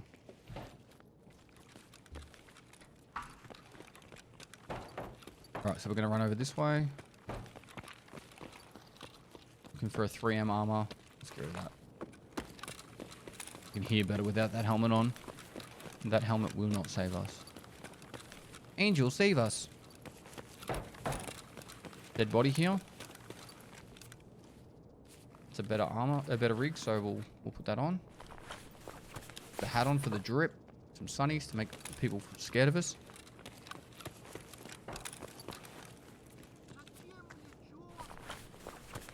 Got a rig there.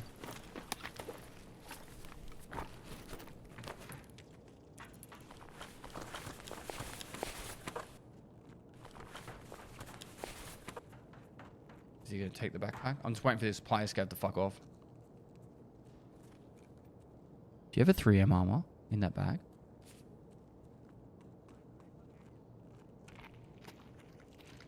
I don't know. Oh, dude, can I have the choke on that shotgun? Yeah. Oh, you're a legend.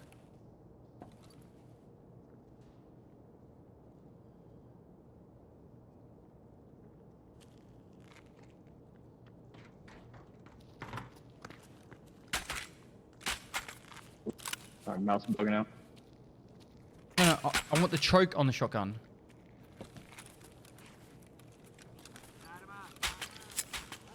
I don't need the whole shotgun.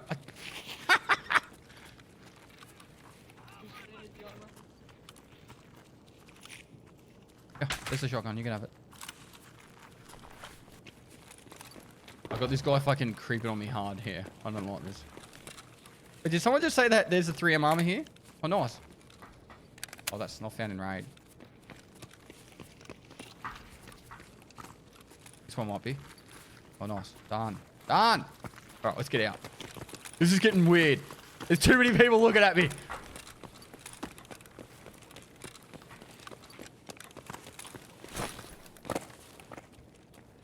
All right, we've got the 3M armor, which is what we're after. Sometimes people are really nice on factory if you go up and ask them. Someone wore a 3M armor into factory, which is ridiculous. It's really bad. But yeah, so we got a 3M armor, and then we also got the choke we need for the shotgun for gunsmith, which is actually really solid. I was really worried about some people then, but we all good. All right, there's that, and we put that on there. 3M armor, that like that for now. Let's just dump all this for now.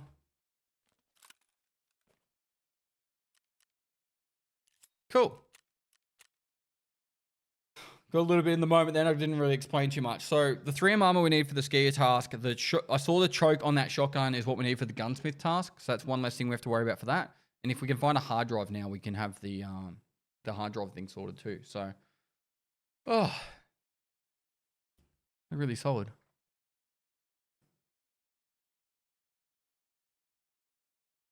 You shouldn't need a muzzle for the gunsmith. Looking at it in game, it should just work with the default handguard, stock, short stock, and sprite. I don't know. Let's change this to a laser and find out.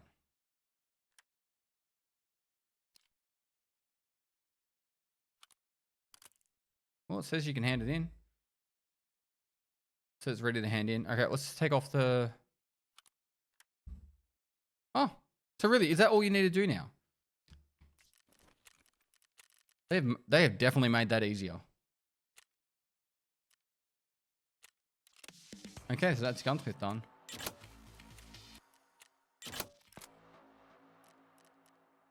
We got the 3M armor for this, so we can hand that one in. And the extortionist is now available. This is on customed, and this is going to be the worst of the worst for us. This is where we die. Customs is where we go to die. 203 is needed for a quest.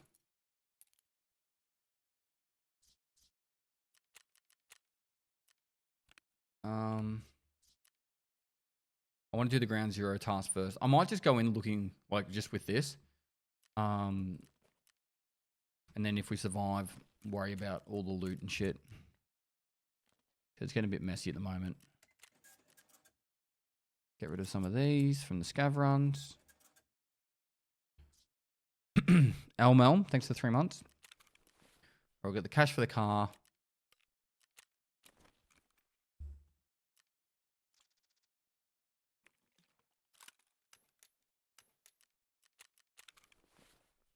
Now for the workbench upgrade, you need 2 bolts, 2 screws, and then you buy the Leatherman, which should be that. So a little trick that I just did there is, if I'm after an item, you can go filter by item, and even though I don't have the flea market unlocked, I can still buy from traders using this flea market screen. So if you're looking for an item, you can do it that way as well. So now that we have the workbench unlocked, we can actually craft certain things. But one of the good things about having the workbench unlocked is you can mod guns. So you right click a gun, you can go modding, and if there's something you want to change, like put a different mag on, you know, you might be able to put a different stock on or something. It'll actually show you there. So, right. I'm going to load into the next raid. I need to go to the bathroom real quick as well while we're loading in. And we're going to go get the alcohol. Be right back.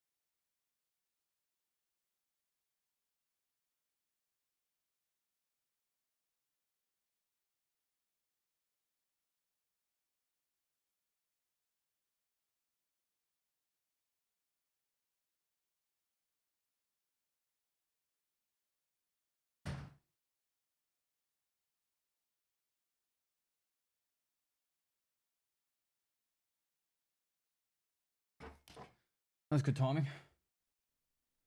All right.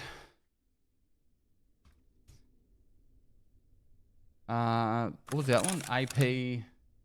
ANP Mulls. Thanks so much for buying, getting a membership, doing a membership on YouTube. All right, so spawned in ground zero.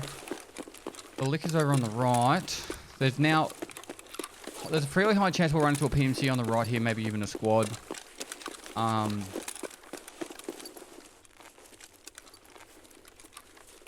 There's a spawn for PMCs there, and there's multiple on the left as well.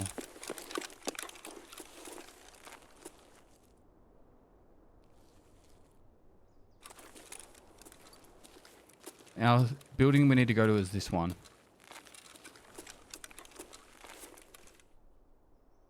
Kind of curious, how many PMCs survivors we got to raid? Or 7.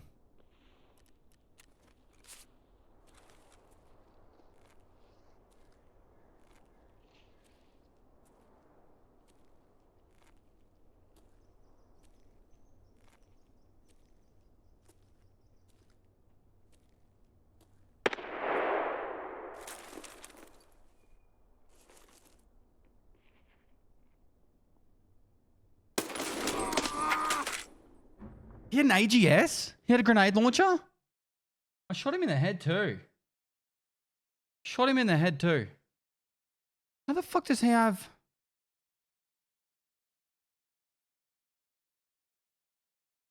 How the fuck... I thought I had a grenade launcher, right?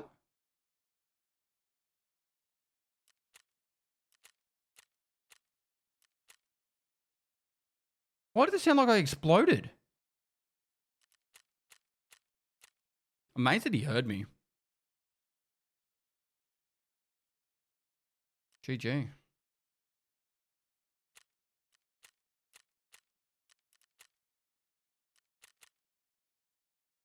Impact nade? That was a grenade launcher.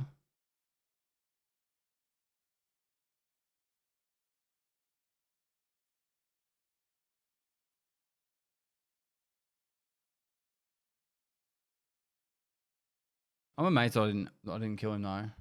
My shot was dead on his head. Oh well, GG's. Move on.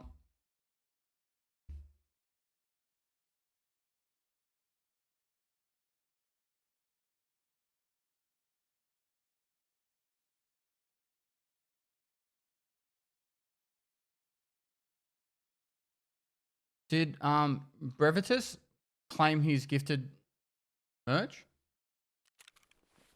Alright, that was good because now we've got more space. We'll do the same modding again. We'll get that one. We'll get this one. That goes on there. That goes on there. We've got this rig to put on.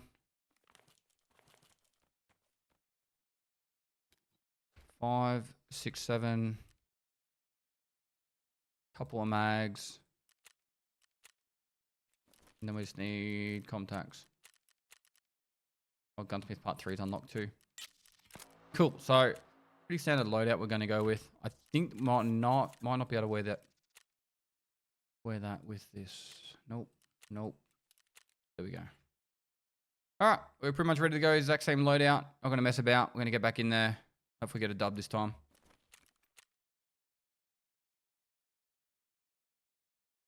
And back to ground zero.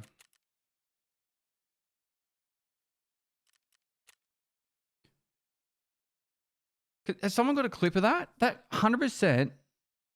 That 100% sounded like he blew me up.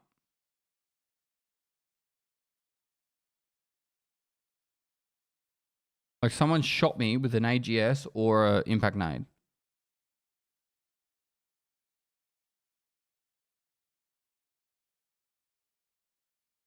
Wasn't an explosion?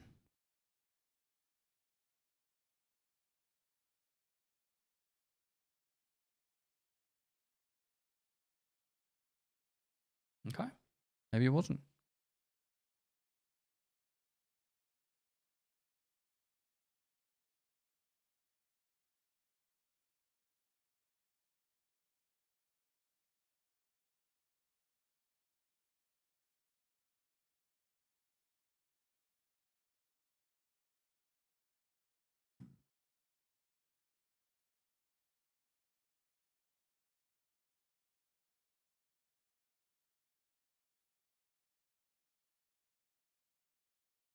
I'm not saying that. Like, I'm saying that it sounded like something blew up on top of me when I died.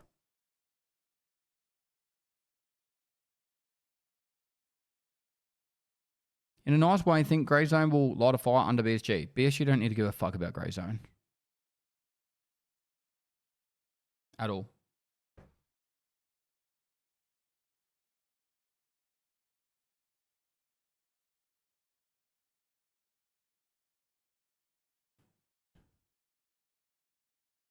What level is your main?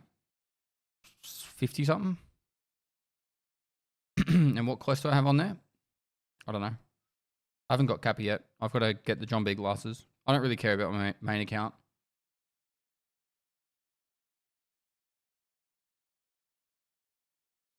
I've grinded endgame Tarkov so much that it just isn't for me. Not at the moment, at least.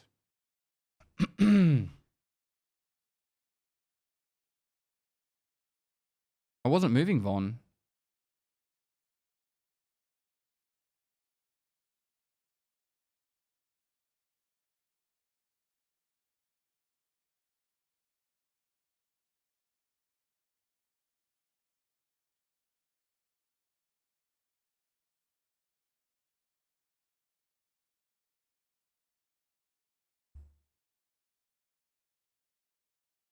By looking at the clip, we can hear an explosion after the headshot.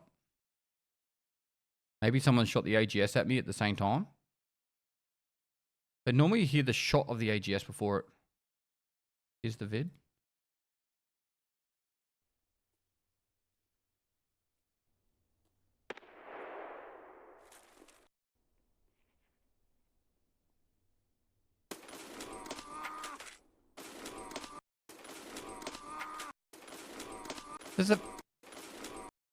That's an explosion. You can even see the flash. You can even see the flash. There's a flash of an explosion. And this is the flash of my shot. That bit there. That's the flash of my shot. I only shot the one bullet.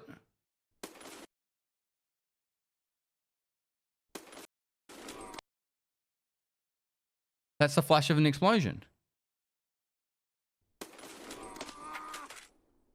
He had an AGS? He had a grenade launcher?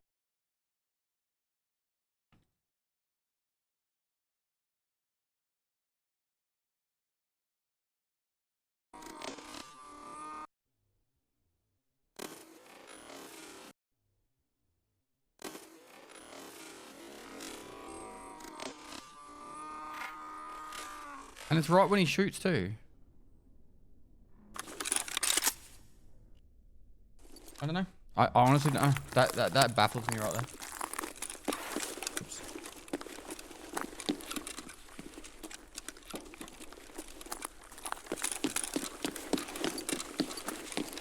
Right, now that we've got our first death underway,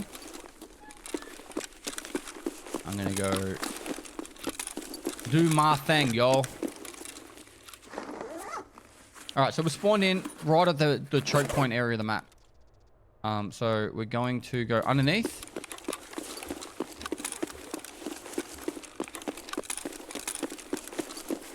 We'll loot some crates, come up at the liquor store, and then get out on Emicon. Well, this is good money.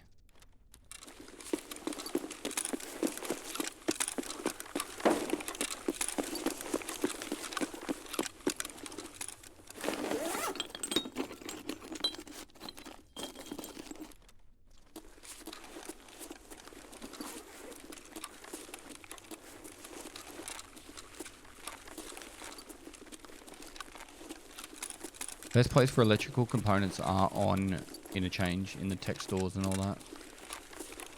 If you want like the highest spawn chances of tech spawns. Electrical components, sorry.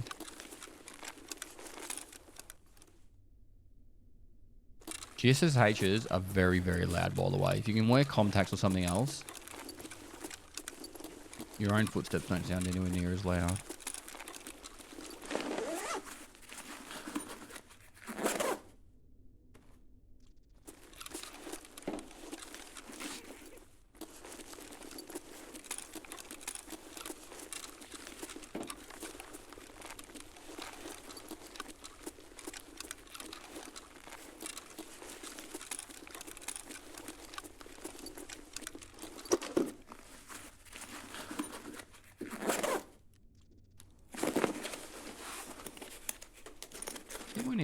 fairly early on in the hideout side of things. We're just going to keep going slow and methodical.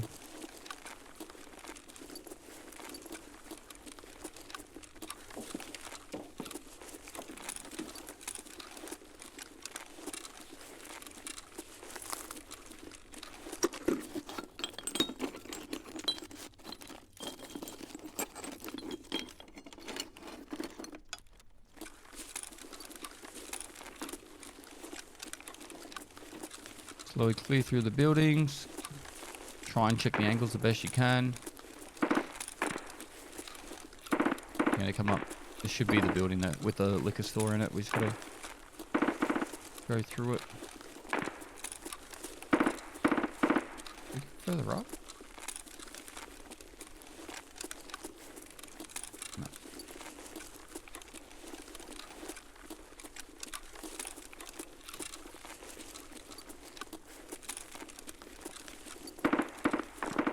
Right, so those shots there are at the Emicon extract.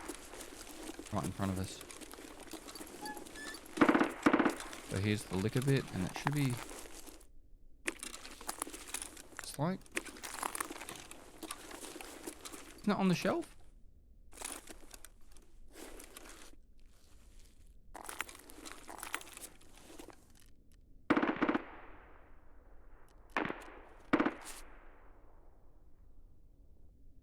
It can be in the store too? Really? It's always been in here for me. Alright. So where else can it be? Behind you? That one. Huh? That one. There we go.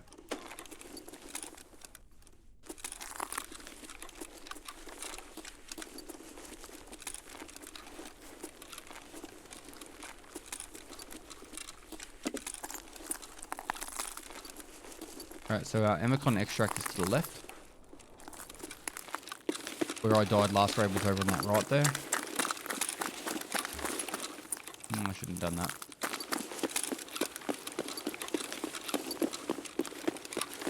And keep our eyes peeled for anyone over here.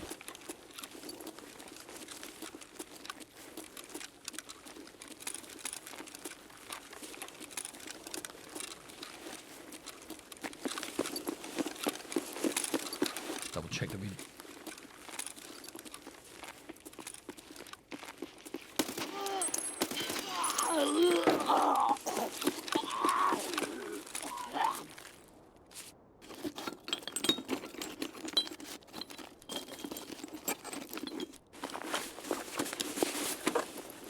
A bit of cash for us. We're at the extract, so we can just take this anyway.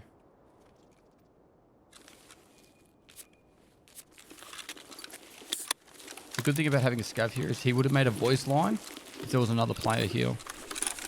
Already been making noise and stuff, so we might have a minute enough, like long enough to quickly check some of these spawns. Right, someone's already looted this because it's already been moved around.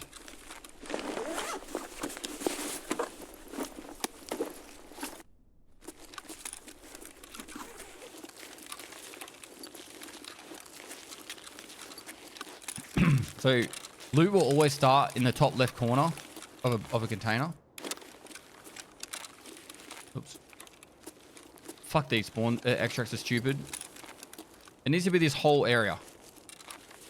Not just like stand on the body to extract. So yeah. Every loot box, if it's not being touched, it will always start in the top left. If it's something's missing from anywhere in that loot container that's not in the top left, so if anything's missing, then you know someone's already looted it. All right. We now have that done.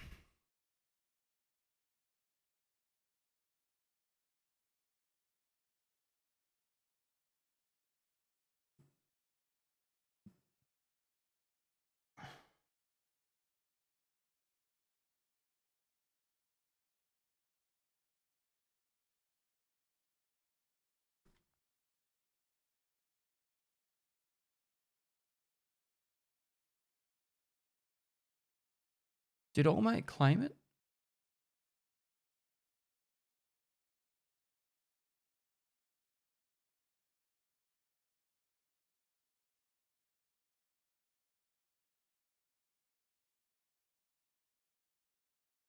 He did claim it. Awesome. All right. All right. So for this stuff, we're gonna put it all inside here. Like I said, if you get to the point where you can just put all these in a junk box, it's the way of doing it, and you can worry about it later, particularly once you have the flea market unlocked. Reload that. Cool.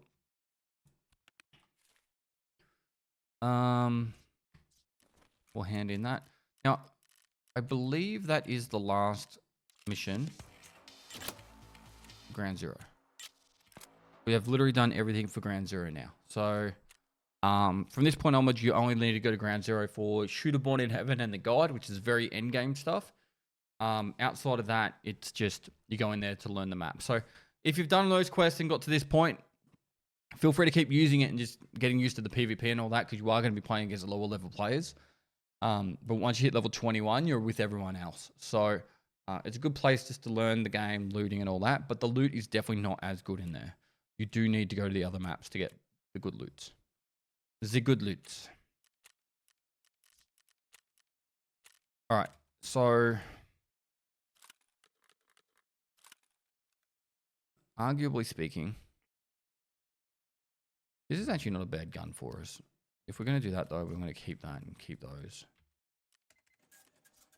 I don't actually mind a 136 looking like that. All that vodka can be sold.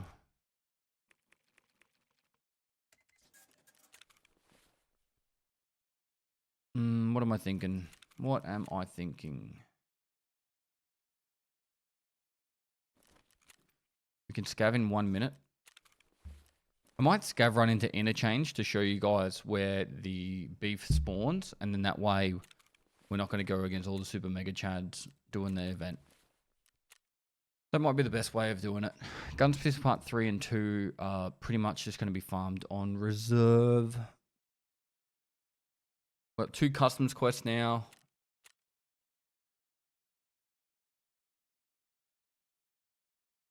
And we could do search mission. So it's just about getting the beef now, and then we can unlock Jaeger's quest line. So I think, like I said, I'll go to interchange, show you guys the spawns for that.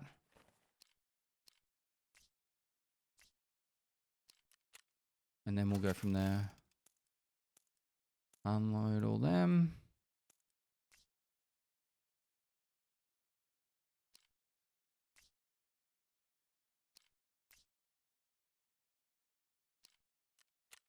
And you need to repair guns to be able to sell them as well. Generally speaking, they need to be at least like 60% durability or something. Cool, sort that out.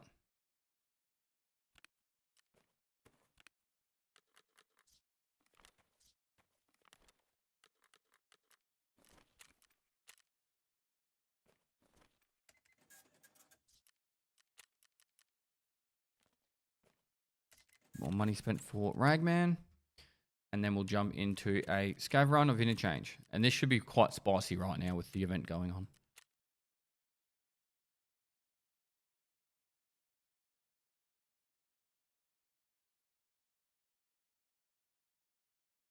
Thank you everyone who was on the YouTube live stream that helped us get to the 1,000 likes as well. Appreciate it, guys.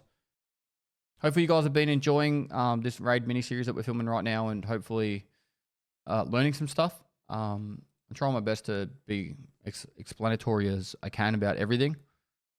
And yeah. Hopefully you guys are enjoying it.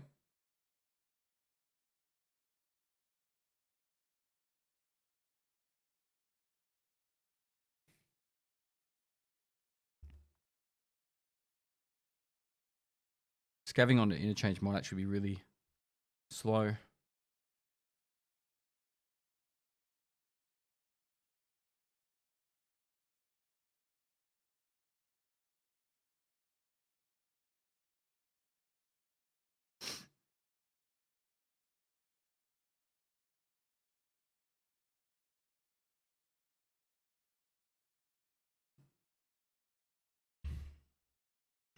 Yeah, man, I'm just listening, played a while, but you always teach me something new. So yeah, cheers. No worries, man.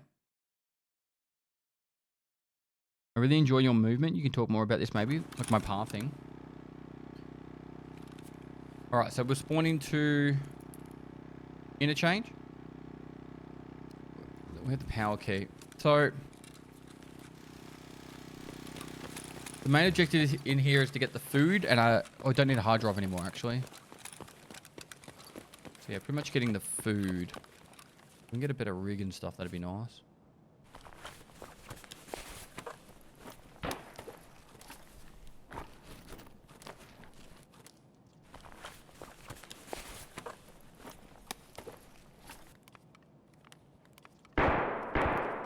So I imagine the middle of this map is going to be incredibly spicy.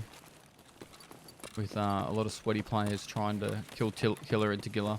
We also aren't able to go near the bosses. So until you have a high scav rep, bosses will kill you. So you don't want to go too close to them either. And then once the bosses see you, they will not stop chasing you and killing you and trying to kill you. And also all the scavs in the map will try and kill you as well. So it's in your best interest that if you know a boss is in the map, it's a player.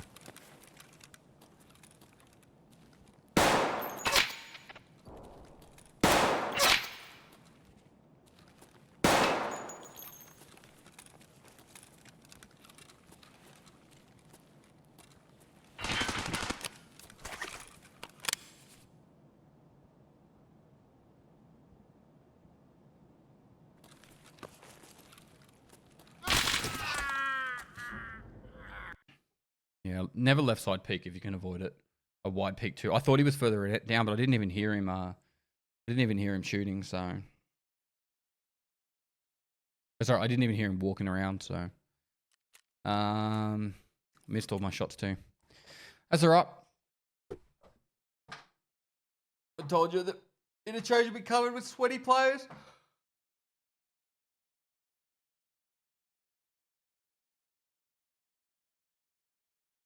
What's the minimum scav rep you'd feel comfy with a boss? We're on the map 6. Anything under 6 is like fairly high chance you're going to get killed. Yeah, 4 to 6 is like, yeah, they might not attack you, but there's still a pretty decent chance they will. 6 is the only time that they won't attack you. They're guaranteed. So until 6, so be very careful. All right, ideally we want to, before we go customs, we want to get past shortage. Because if we're going to go to dorms, I'd rather get all my quests done on dorms at the same time. We already have the 206 key as well. So, few options. We either go back to reserve and try and get the food there. And we can also check some of the med spawns while we're there. Or I'm thinking, don't really want to go streets. I feel like that's not really fair on you guys. Woods is not actually the worst idea. We could go woods. I'm not really caring about the convoy too much, but there is actually a fair few med spawns, and people aren't going to be like going crazy for Saluas at this point of the wipe and checking all the med spawns for them. So woods is definitely an option. I think reserve probably has better spawns though when it comes to the food. We'll go one more reserve and then probably go woods after that.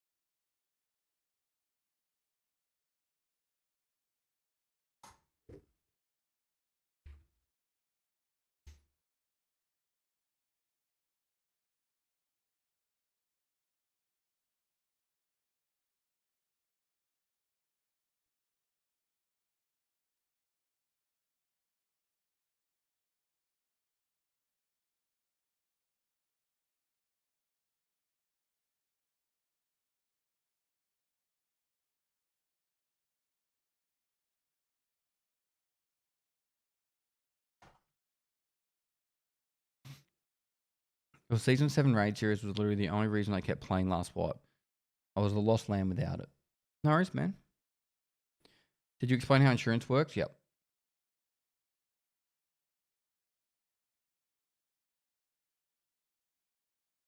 Actually, I didn't really explain it that well. You're probably right.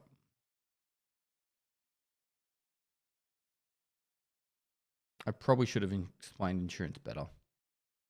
I kind of glossed it and said we're not going to bother with it in this series.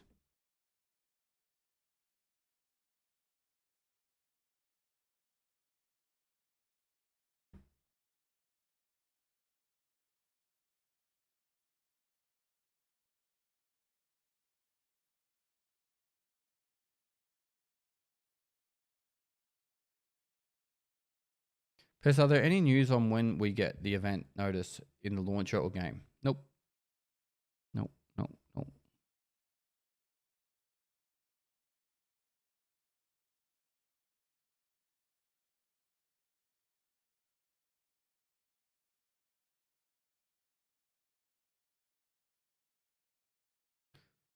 Your old Paladam, thanks to tier 1, bro. What's our next goal? If we've already got 1,000 likes, do we go for 1,500 likes? 2,000 likes?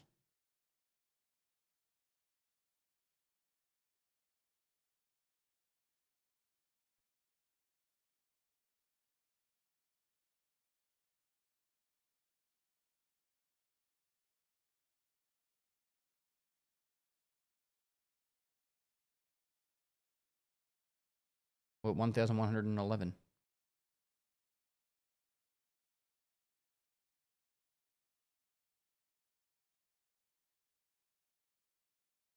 I don't think I like the interface of the UI for YouTube. There's got some cool stuff about it, but it's also a little bit annoying. All right.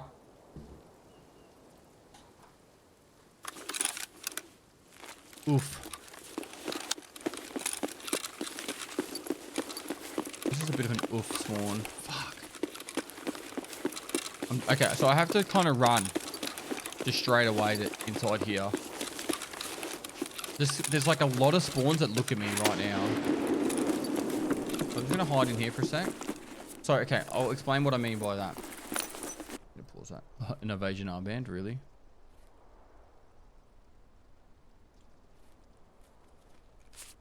Alright, so there's a spawn in the middle here. There's like 3 spawns across that wall. And then over in this field there's like 3 spawns. And people can also spawn in the build just on the outside of this building here. So like I'm literally stuck in the open between everyone.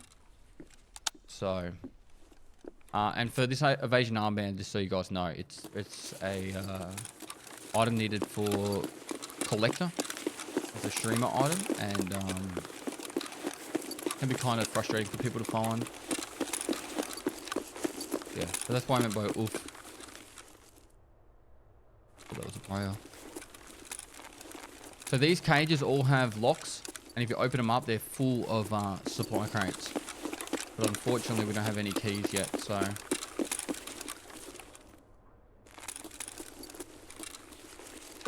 I might try going up here and then getting... player. Oh, and the death streak begins.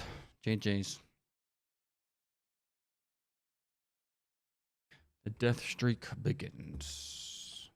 I don't think reserve is going to be the players. Like, that's a level 53 player. They're all farming Gluhar.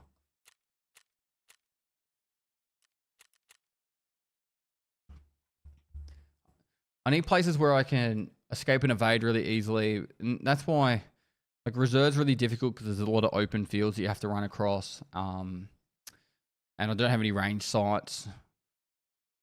I'm just trying to think. The best maps probably right now are going to be woods, streets, but obviously I don't want to just farm streets. Ground Zero is there, but it's not really what we're... I don't want to just keep farming Ground Zero. It doesn't really make sense for the guide. Yeah, I think woods is probably going to be the better option. Can I put a... No.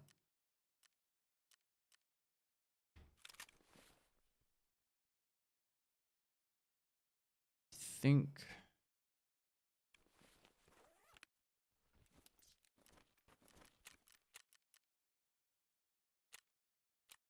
Yeah, I'm definitely not going reserve anymore. So gun option, I'm thinking about just using the Vepr. I'll use this FMJ ammo. Cool. Bam, bam. 5, 6. We've got that down there. We've got money for the car extract. Don't need to take the wallet in. That'll do. We don't really need the keychain for woods either. Let's go woods. It's definitely a safer. We can do a lot more. So let me just explain on a map what I mean with reserve and that. So the issue with a map like reserve, for example, is a lot of the high threat areas. So the boss spawns in this area is like one of the main boss spawns, and the other one's over here.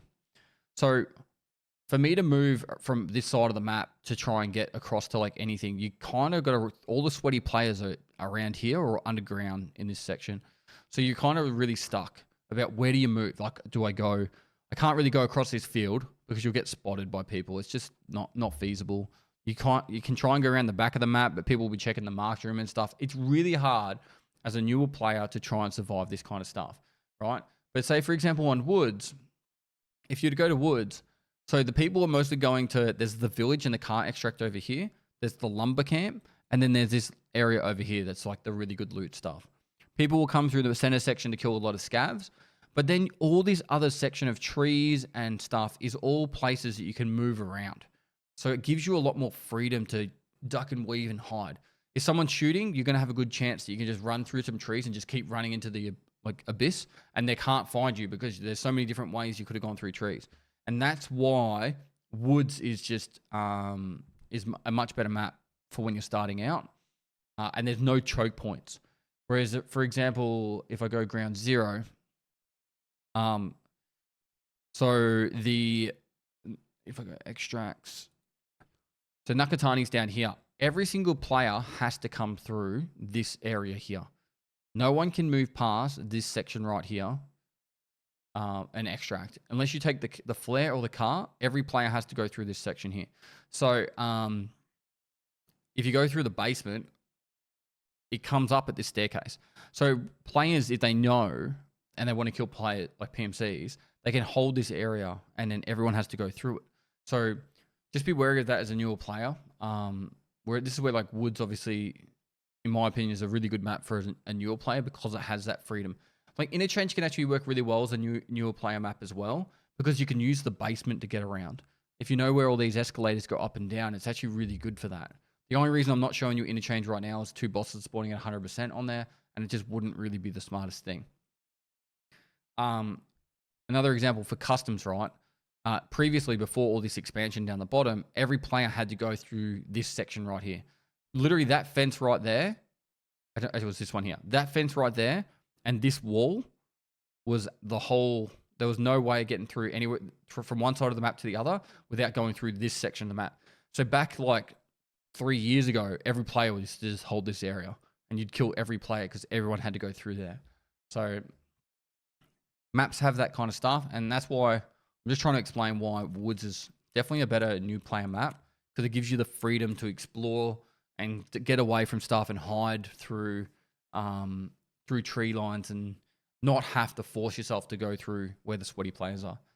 So yeah, where map knowledge really works to your favor.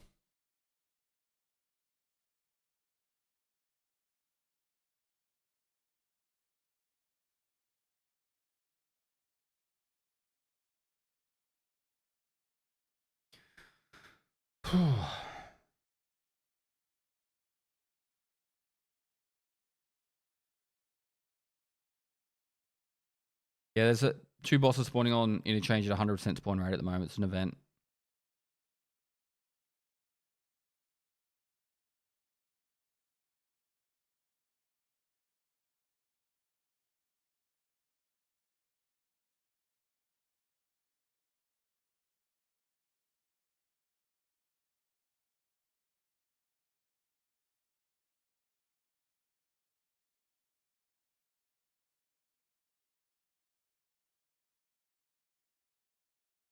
How long's the event? Don't know.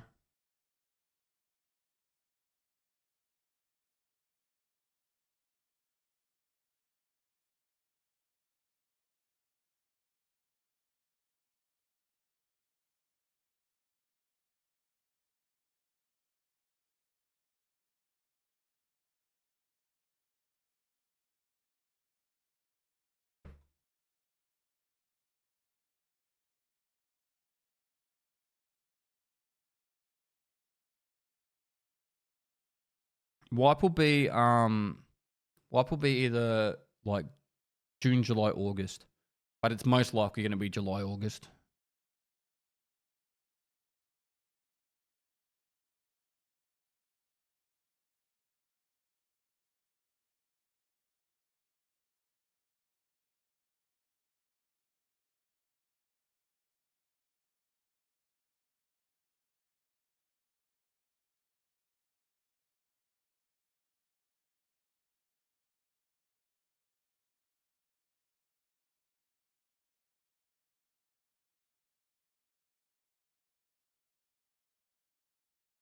How did you find out about the interchange event? Everyone was just saying it. I think I saw a post on Twitter.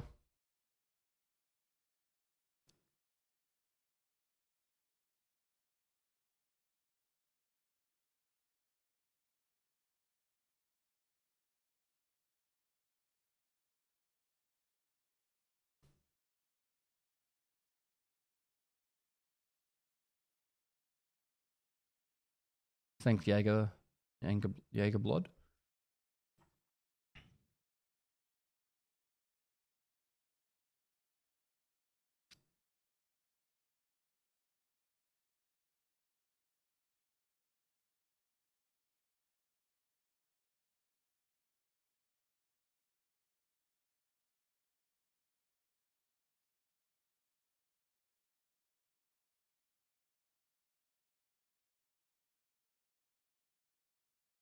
The launcher doesn't connect. What do you mean?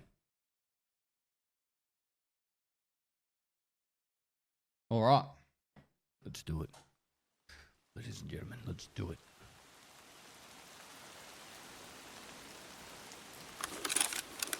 Okay, from this spawn, so we're near the village extract, the car extract in the village. It's a pretty good place to get scav kills if you need to get scav kills, but for people farming bosses, they generally go there. If the boss isn't there, they sometimes take the car extract on the way out. The car extract is also really good, obviously, for leveling up your scav rep, so it's worth taking note about that as well. And check these supply crates. Hope we find some good stuff. Nope, empty. The opposite to good is empty.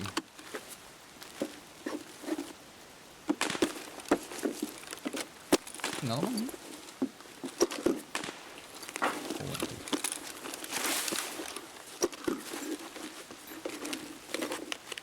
Thought they were going to fix empty crates. Listen, sir, I just work here. Alright, this is Wendy's. Sells a lot. So that clap at the start that we just heard, that's usually a sniper scav. So the sniper scav's either shooting at someone or someone has a Mosin.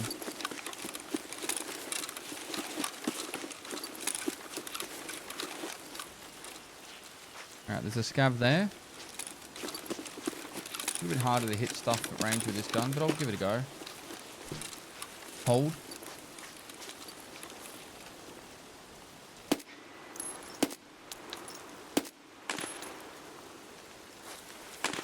Definitely saw a second.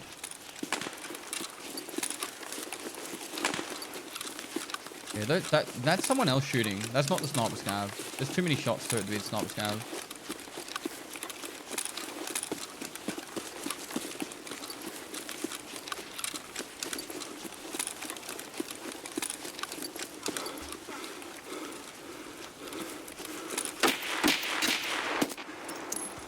Right, so that's my daily done.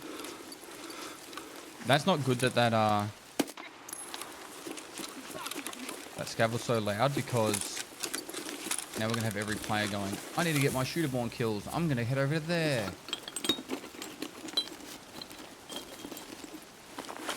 Another keychain. Nice. Could be food.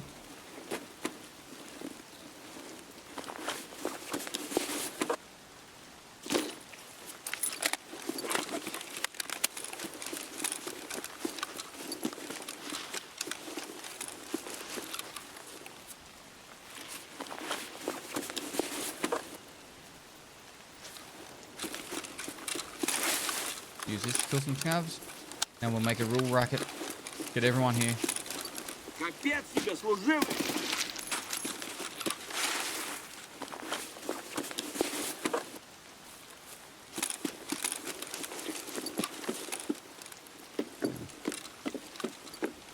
This is a toolbox.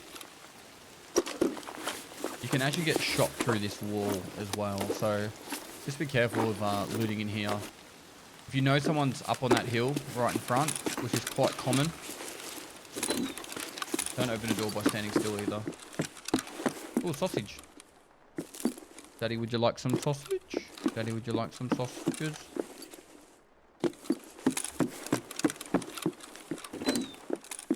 Tech spawn. Oh, hard drive. Don't need that anymore, actually. So let's do pineapple juice. We need that for later. We don't really need the hard drive.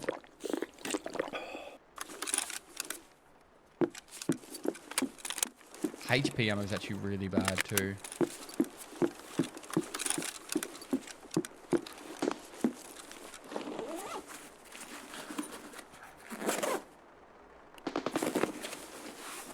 Alright, so those shots right now are at the sunken village. Which is kind of the direction I want to go. Now, our biggest fear here is someone up on that hill. I'm a bit worried about someone sniping me as I cross the road. It's pretty common to have someone do that. Scav out a pistol.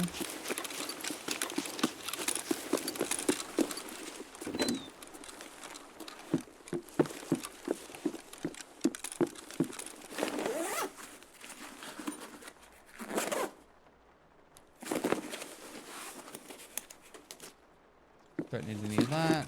MRE is good for food.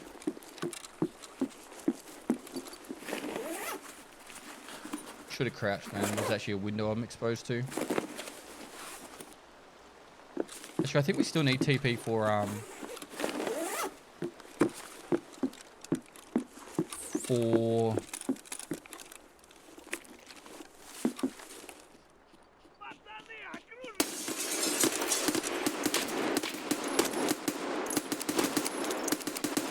untapped. So that's scouted a pilgrim on. It's a really big backpack. It's bright purple, but it's a really big backpack, so it's handy.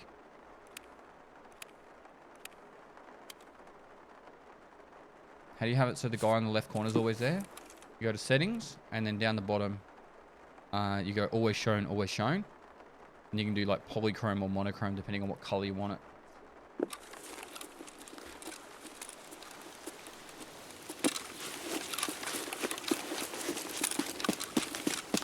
Still can't see someone up on the hill, but I'm just going to be super quick, hopefully. Oh man, don't do this to me. Hurry up, hurry up, hurry up.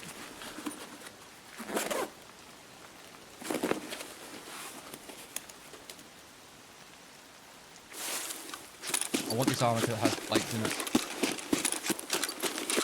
Which are much louder and heavier now. We'll search that while that's searching. So, see how this has got just soft armor? This has got soft armor and plates. It's a much better armor to wear.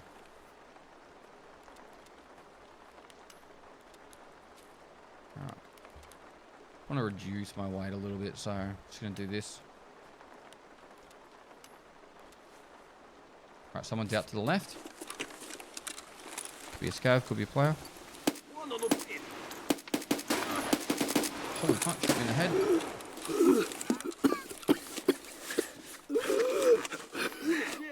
Didn't like my head anyway. Helmet saved life.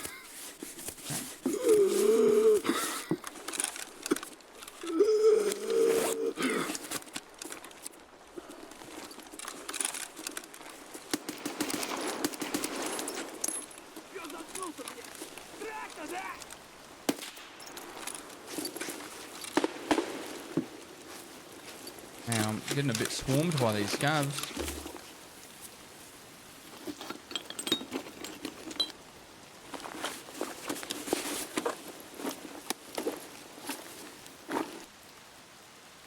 Drop that. Take the shotgun instead. Oops.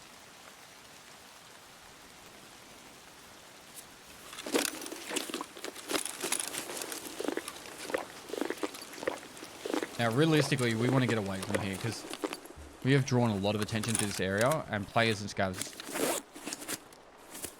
are going to be coming here. Let's load up that shotgun.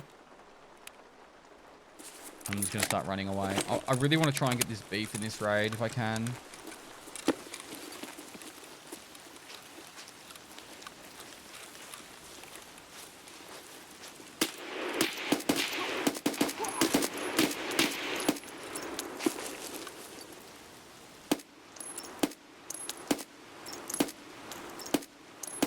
Oh my god, the arm sway.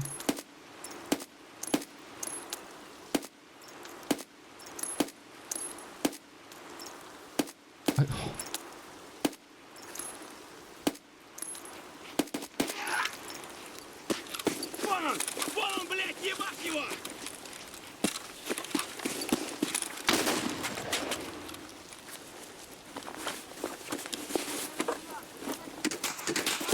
Oh shit.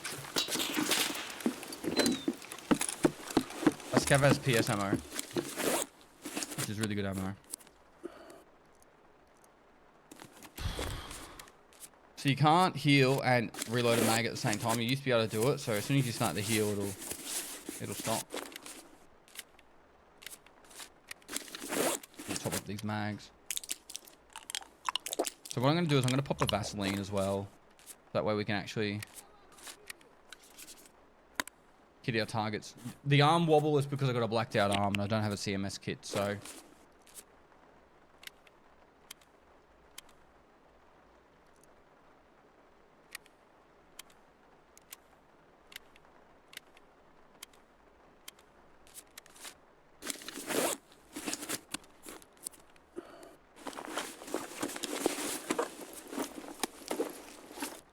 Ooh, flash roll, we need that for later.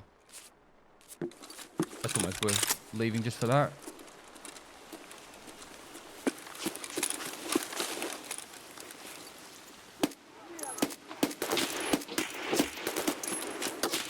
Asking me to die here with all those scavs shooting at me now.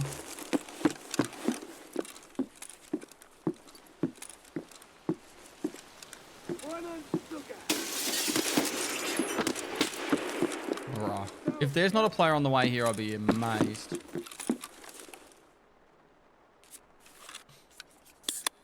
I really want to get that PS ammo.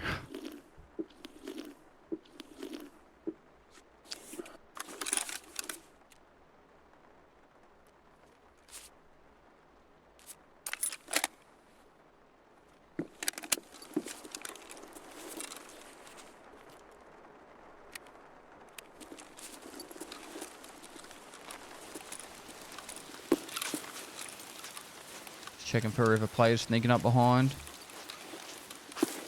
Check to see if someone's taking the car. Oh.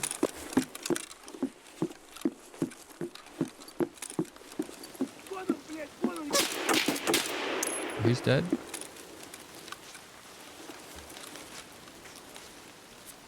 Should be able to get the rest of his PS ammo now.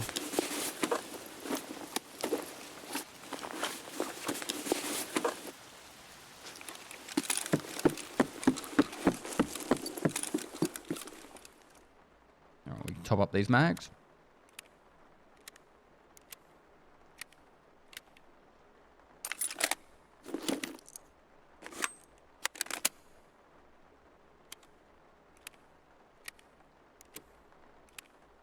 So we can keep going around and trying to get stuff done.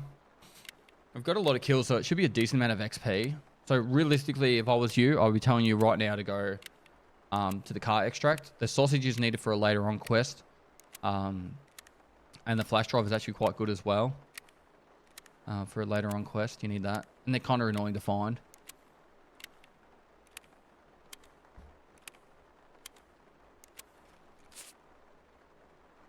No one's taken the car yet.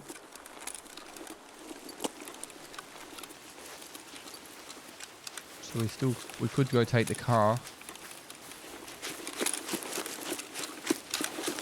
There was those players shooting at Sunken. There was a player, at least one, shooting at Sunken that I would have thought would have headed this way, take the car extract. They could be camping it, I don't know.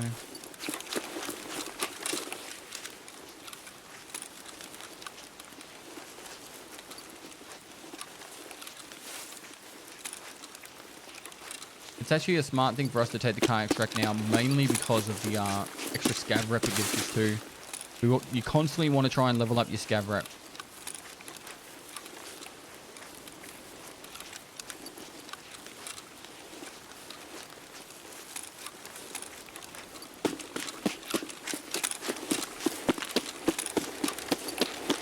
We'll hit the money on that.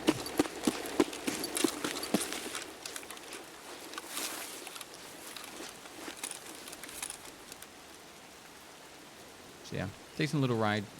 Heap of scav kills. You only needed 2 for that. Double tap O, we can see how long's left on the car. We do not want to stand out on the road while we're waiting for the car. And you can just keep spamming O to hold it up there as well. And then probably around the 10 second mark you want to run in.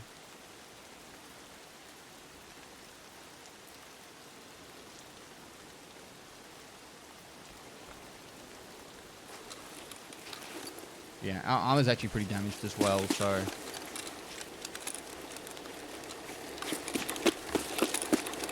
And just make sure you don't stand still while you're waiting for the car. Because you're out in the open and you don't want to get sniped in the head.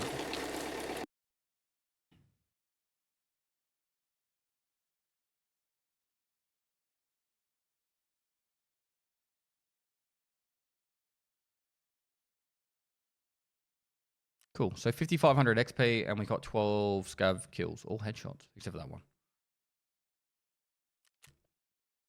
Bit more scav rep. We didn't really move far from the spawn, right? We just got a lot of kills going. And there's the 5,400 XP. And then we got the daily done as well. We also got a flash drive, which is actually a really annoying task for Skier. To try and get... You got to get 2 of them. So having 1 already is actually a really solid thing. So now that we've got that one, we'll go back into woods and I'll try my best to actually get the rest of this beef done and not get bogged down on a heap of scavs. And maybe you try and get search mission done as well so I can show you the compass.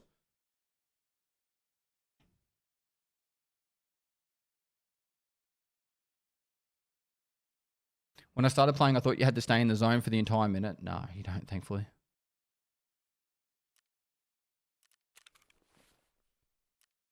So yeah, item-wise, you can double tap the backpack. There's another way of doing it a little bit easier. Oops. Struggle town now, aren't I?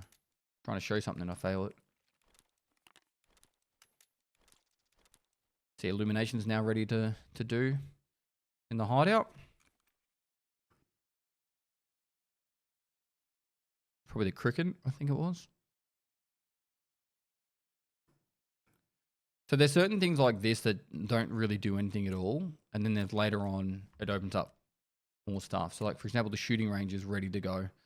So in an hour's time, we can actually use the shooting range to practice shooting. And it doesn't consume ammunition. So you can practice in there as much as you want. Level 2 and 3 shooting range, it's got moving targets and pop-up targets and stuff. So it's kind of cool. We still need the vitamins for this one. And we need a measuring tape and then a spark plug. Let's hand in that quest. We've got stirrup already. Eliminate 3 PMCs using a pistol. Now, the thing to take note about this one is it's got negative rep for prepper and therapist. So this doesn't have a follow-on quest, so you don't need to rush it. But I highly recommend practicing pistol kills on factory anyway and doing like 0 hero runs on factory. It's really good to build up some of your PvP confidence. So, all right, we'll just dump all this for now. Sausage we need later.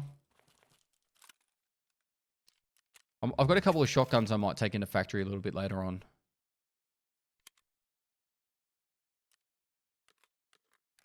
We'll repair the armor now.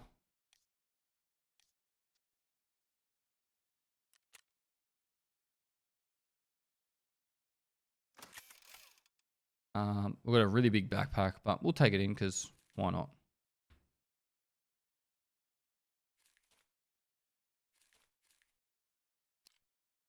And another keychain, which you probably only need one early on.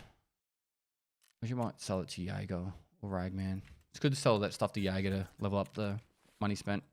Cool. Let's go back to woods. I need to do a quick Wii chat. If you're watching on YouTube, make sure you like the stream. That's the thumbs up. Help us get to the 1,500 likes. Hopefully you guys are enjoying the raid miniseries.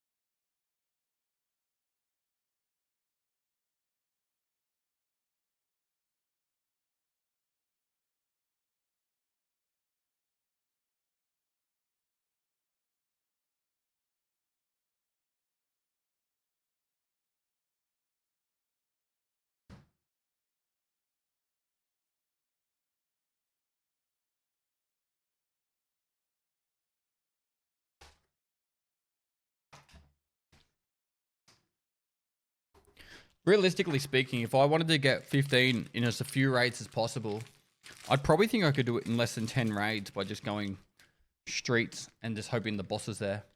Farm boss, farm scavs, try and get like 50,000 XP raid. Do that a couple of times. But that's not something I can really teach in a raid series, you know. Hey, Deadpon, what's going on, man? Did you get your kappa? You'd have it now, wouldn't you?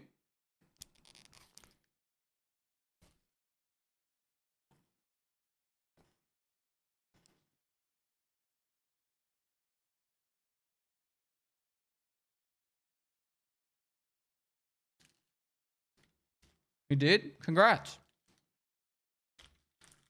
Dude, I'm excited to start it again. Do Pest read the YouTube comments? I do. Steven?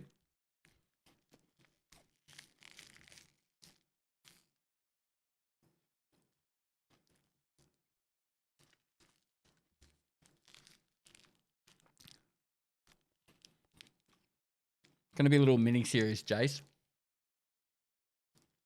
I'll be at PAX in Melbourne. I'm at DreamHack next week as well. If anyone in Australia is watching, wants to come to DreamHack, say hello. I'm doing a panel on Friday and a meet and greet Saturday morning.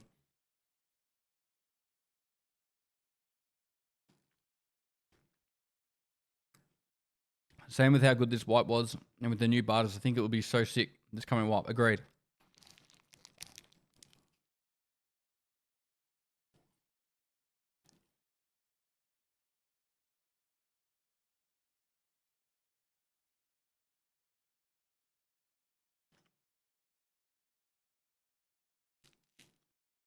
Yes, he read my comment. I felt like I touched the hand of the Pope.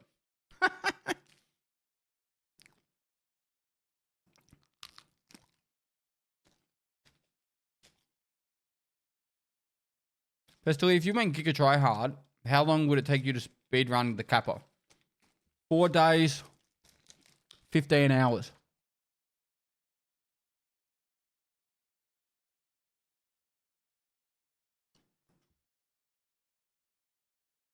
Go and I read everything.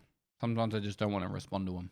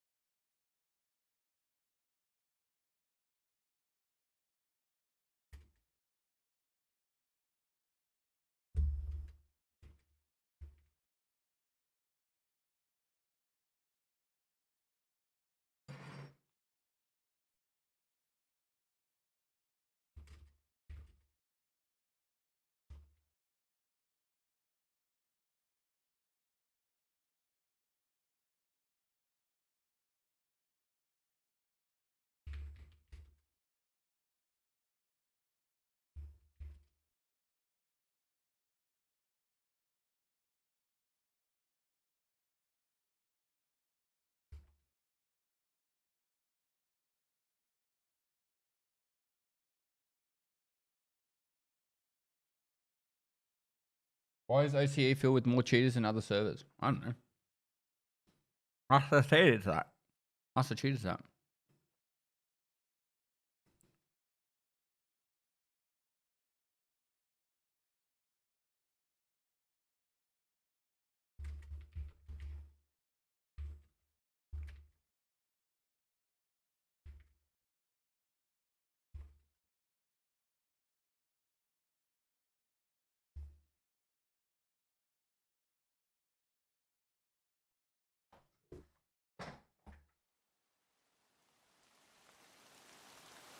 They can't spread cheaters out evenly for some reason. Yeah. Jeez, BSG. The fuck? Alright, so I'm going to go to the fob. This is a very high risk area. But if we can pull it off, we can most likely get all the food that we need and maybe the Salua as well. And then we can go to the car extract or outskirts. But yeah, this is definitely one of the more riskier areas to go to.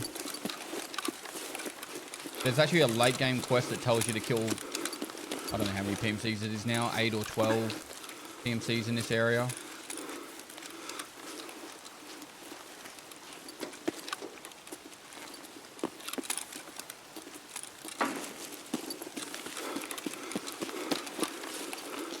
There's 8.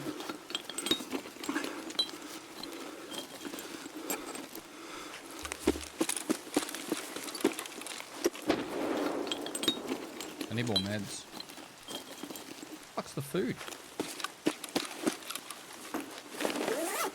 Need a heavy bleed. For some reason I left it behind.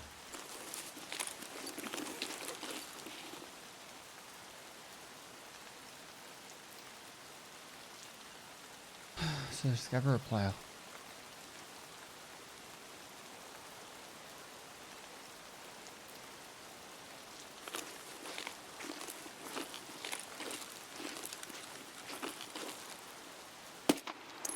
Scav.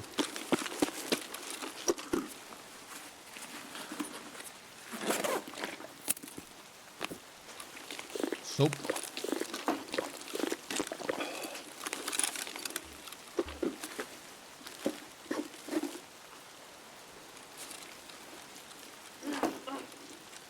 Scav. Ooh, multivitamins. Alright, so we put that in our butthole. Now we can craft a Salua. Actually, no, we can't yet. We need a... We need a measuring tape and spark plug. Did we do this one yet? We did.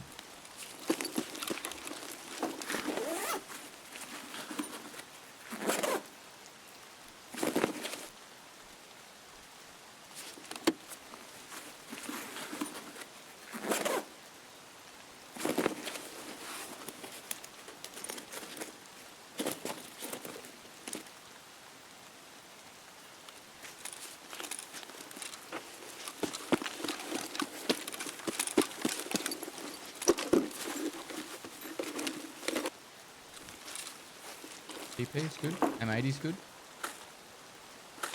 TVM, nah. TP is good. Ooh, I know.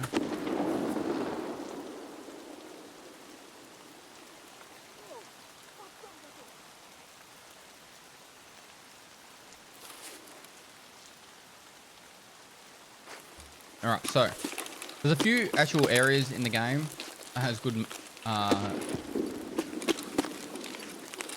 good ammo spawns, and Woods has heaps of them.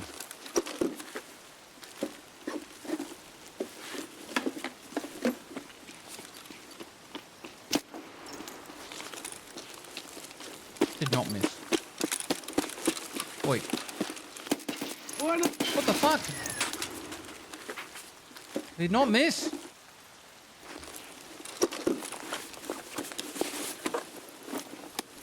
Give me my beef.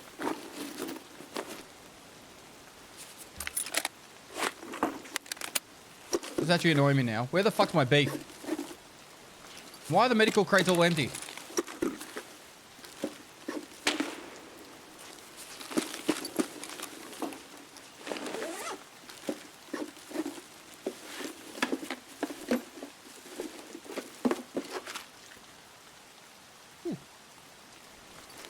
Mask of Death.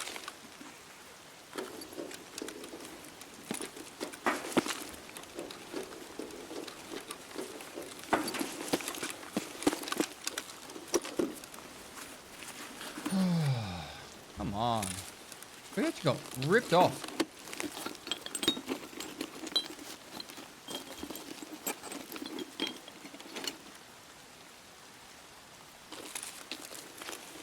Checked all the spawns, didn't I?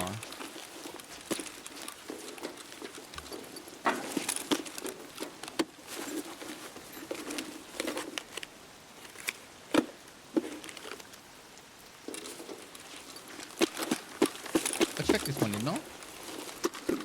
Nope. Measuring tape. Nope. Why are they all empty?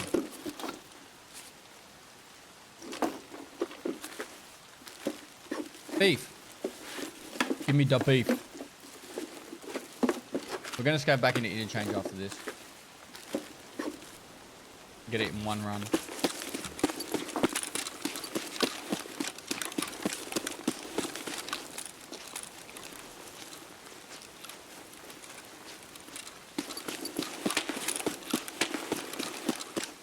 Alright, so we pretty much looted all the fob. Unfortunately, we didn't get any of the items that we really needed besides one multivitamin, which is actually good. Cool, player.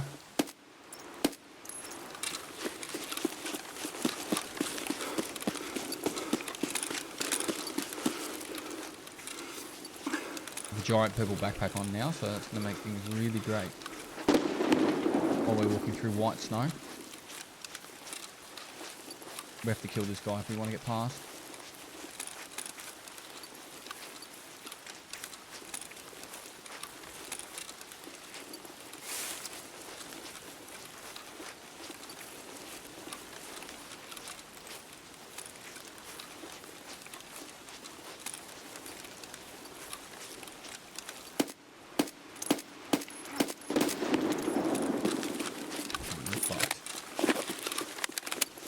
This guy's geared.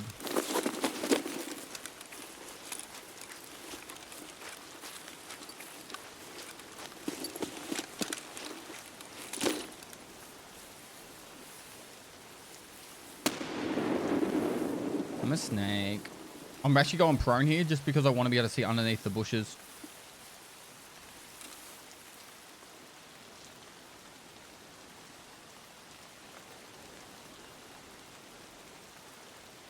Our gun's got good enough ammo that we can pen. Head's got to be on a bit of a swivel.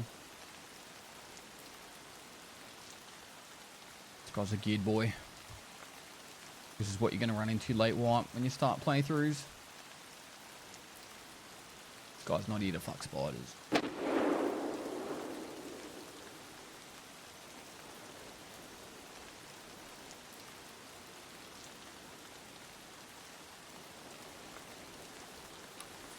He sees me, he sprays me down. That's how simple it is.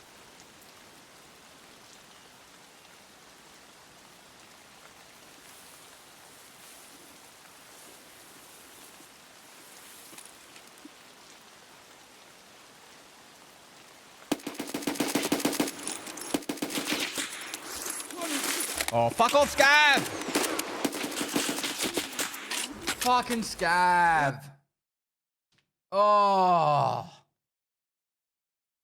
The timing of that. GG. I reckon I would have got him if it wasn't for that.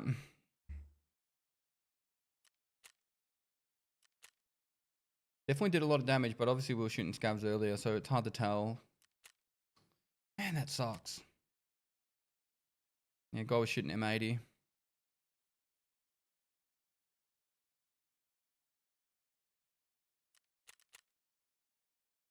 Typical Tarkov moment. It's good actually you guys see that, because like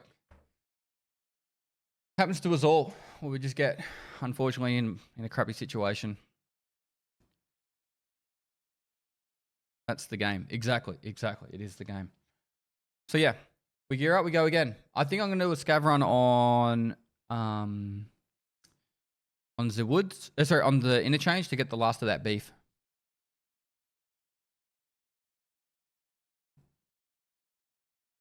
Tarkov is boring unless you die sometimes. A great man once said this. Yep. If it would be completely boring if all you did was survive. All right, so now we've got that multivitamins, we can actually do the med station upgrade, but we need fuel to be able to do any of the crafts.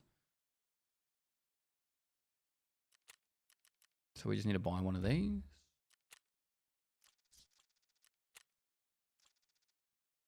Yeah, so to do this craft, we need the power on. So we're going to scav into interchange, and we're going to have a huge raid. We're going to go straight for the beef. The beef! One must die in order to live. Me.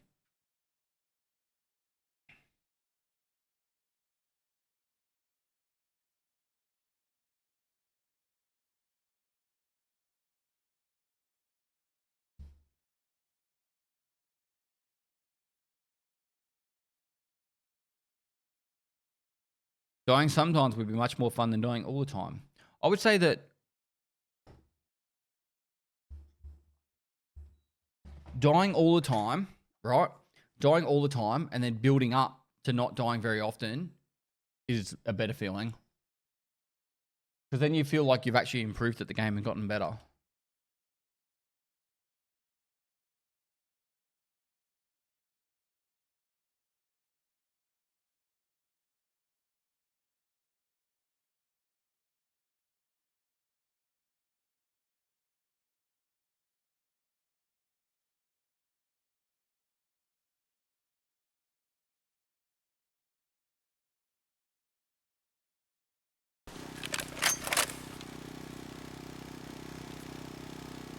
Alright, 5 and 6. Ooh, airdrop coming in straight away as well.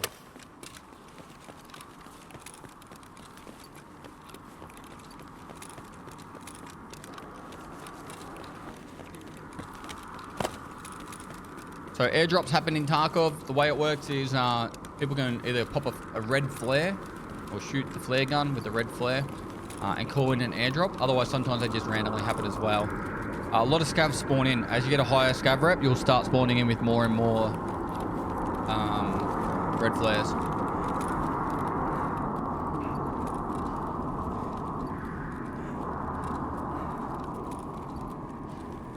And we're going to go straight for our food.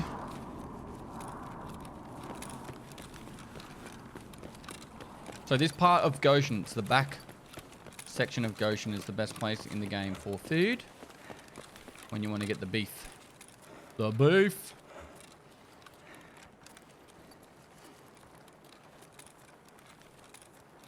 There's one. My number 2.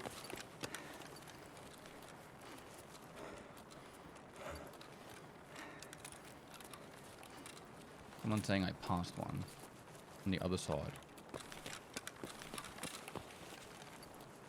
Where?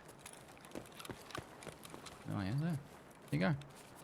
Alright, that's all the beef that we need.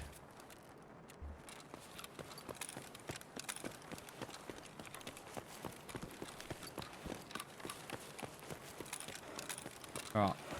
While this crazy event's going on, we could probably try and scav over here and grab some gear. Maybe an armor.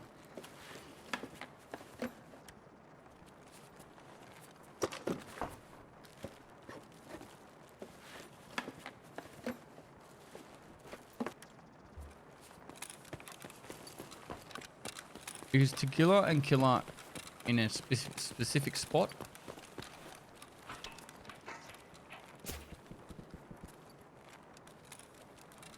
I don't think I should go near that. I've got my beef, I should just get out. What I will show you is over here. In the middle mall? Okay.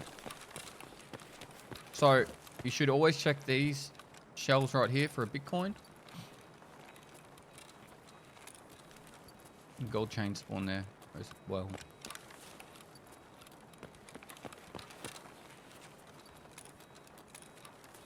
That means Keeper is open as well. So I imagine the boss is dead.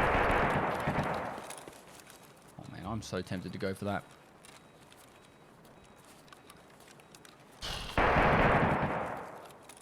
I just want to get a little bit of gear. All right. Is this too greedy?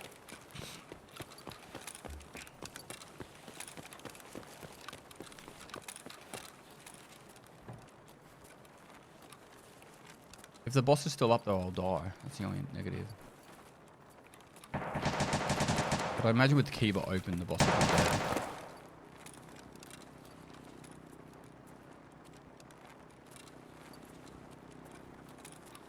Any dead bodies?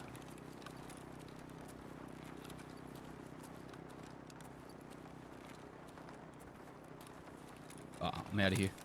That was Tagilla, and I do not have the scav rep to go near Tagilla. He will kill me.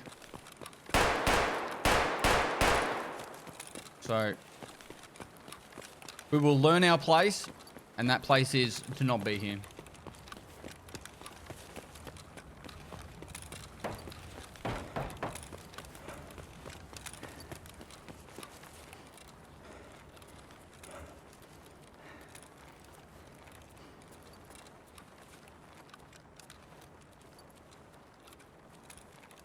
Tagilla was zooming. Like I said, we've got our beef, so we should just be happy with that.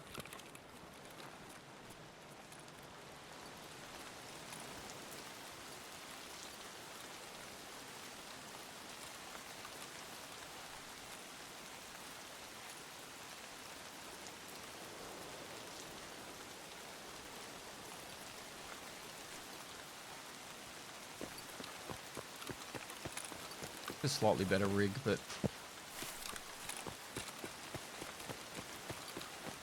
oh, hello.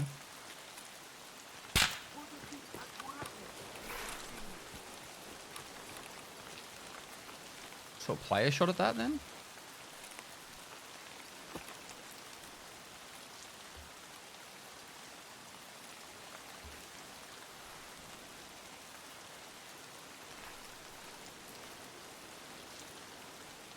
Did I get shot at by a player? Dude, there is a gun drop there. Someone's hid some loot. Very poorly, though. Bruh.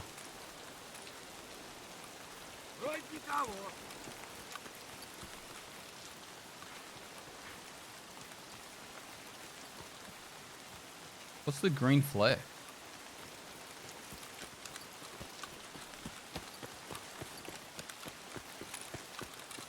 Can't see anyone up there in the distance.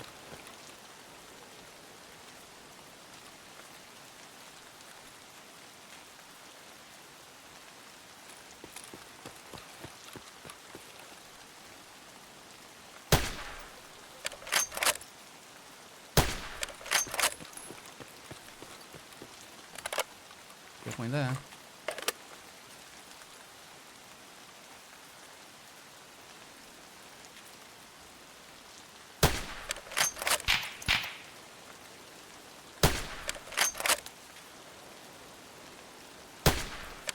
Man, I must be fucking hitting him, right?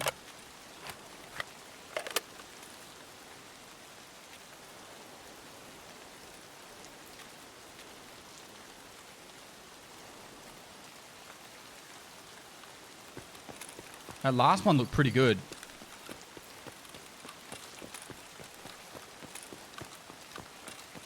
I think I've got FMJs.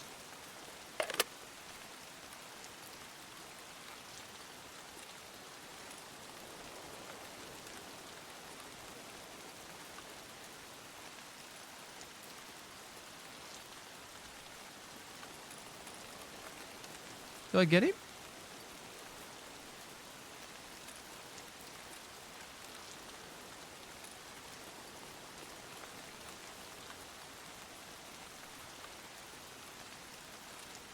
I'm not sure now.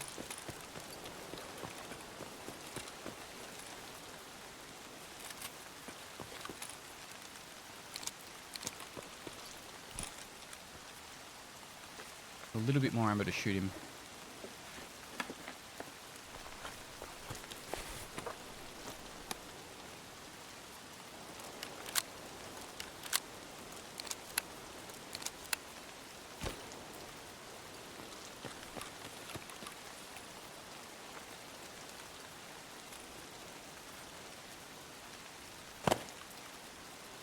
That kind of looks like a body there, but it could be a log.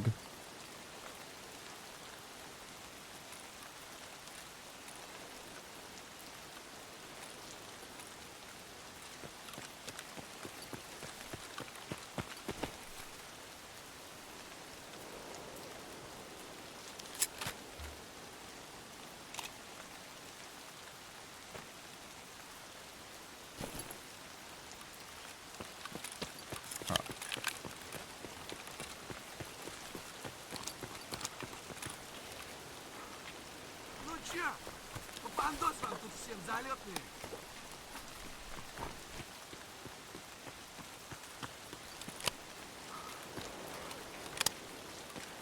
At least we have a better gun now.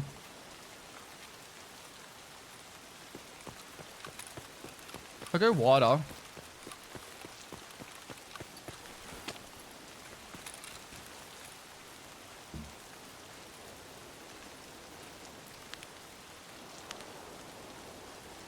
I need to know if I killed this guy now.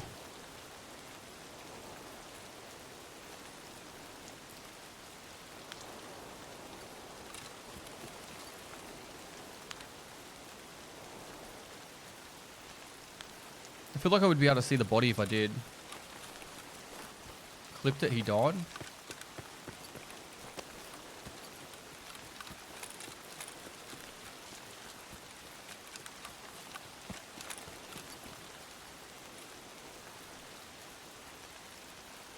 Wait, yeah. Oh boy.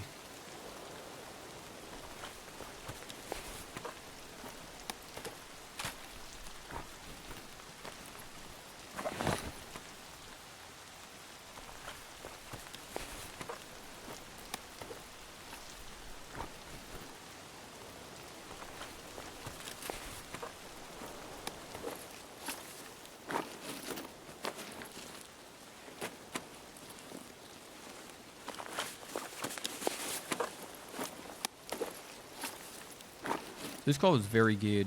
Let's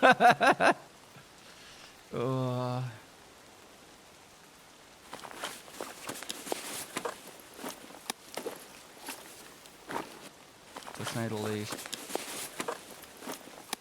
Oh, he's even got a 300. Remember I said I probably won't be using a 300 blackout?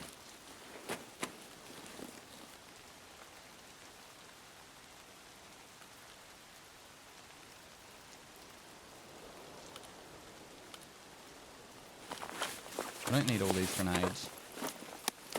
So if I just put that there.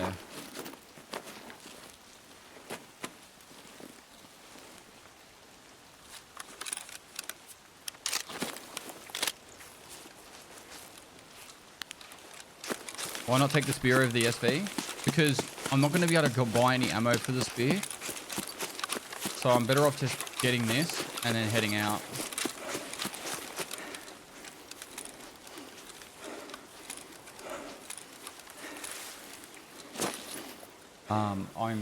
I'm only playing this account to level 15, so if I was playing this game long term, yeah, I'd probably take the spear and then vendor it most likely, but there's no way I'm going to get any ammo for that spear for a long time, so there's no point me even picking it up unless I was going to vendor it. We can get trash ammo for the MDR. We've got that M4, we've got the 300 blackout as well there. Now this is another stupid mechanic in the game, but when you run out of stamina, you can crouch, so you can go prone and crawl, and you'll regenerate stamina, which is stupid, but it is what it is. We came in here for a couple of beef and we got this, so pretty happy with that.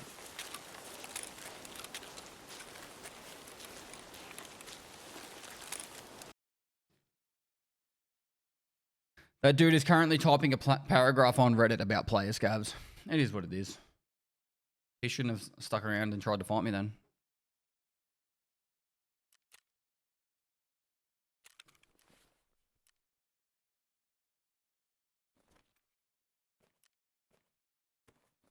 Like, he was already... It's like pick your battles, right? He was already in front. He already had a heap of good loot. Why stick around?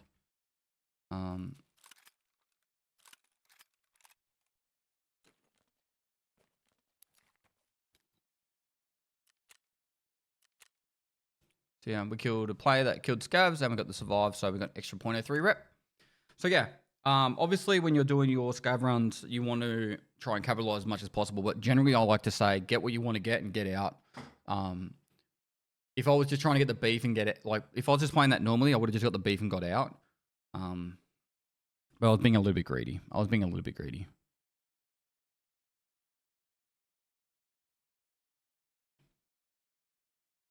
Greed is a sudden and insidious killer. Yeah, you will die a lot to being greedy in this game. A lot.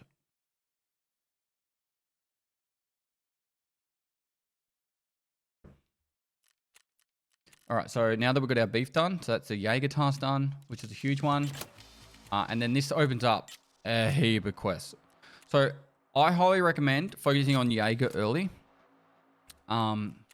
And the reason for that is, for example, to get to Flea Market, which is where the game really opens up for you, you need to get level 15.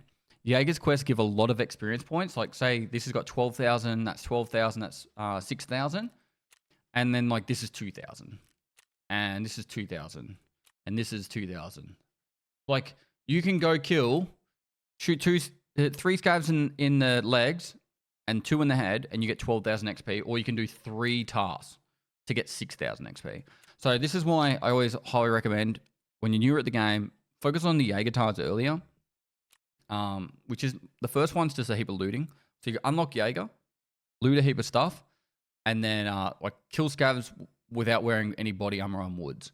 Well, if you can go into woods and then you try and snipe some scavs, and then you can take your armor off and shoot them with a sniper rifle, right? Shoot them in the legs and the head and get this quest done. I like to do both Tarkov Shooter Part 1 and 2 at the same time. So I'll go into woods without an actual sight on my bolty. And the way I usually do it as well is I'll go something like this. So that's the loadout I'll wear. And it's just the body armor, right? So I'm a little bit filled up, hey.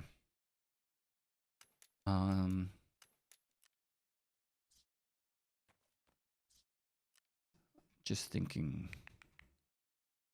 So what we want to do is we could use a Mosin, or I could just use the SV98 and then take the sight off, because it's got the front sight and rear sight still. Rear sight. And it's definitely got the front sight there. So we could just shoot some SV98s in the legs. I'll take the extra couple of mags that we got. And then if we run into a player as well, we can snipe them too. And yeah, that's pretty much what we need to take in for our woods raid. So for the not wearing a body armor, what we do for that one is we just take off the rig and put it in a backpack. So when you're in raid, you just hold left control and left click that. It'll put it in your backpack. And then you take the shot. And once you kill the scav, hold alt, left click, bam, straight back on. And you can do the leg shots while you're wearing the armor as well and that. So that's generally how I do the no body armor thing. So when you're running around like normal, you're not going to get like a slug to the chest and die. Well, at least hypothetically you shouldn't, because you're wearing armor. Cool. All right, so let's go into a woods raid, and it's just the body armor you have to have off, not the helmet. So yeah, and we're currently 4,000 XP from level 9. So I think level 15 is about 155,000 XP, but these quests really start adding up now.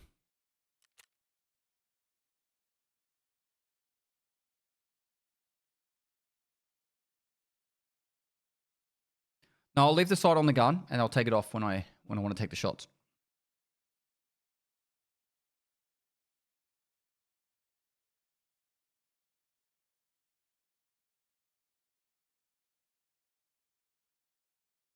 Is the audio pop still here? I believe so.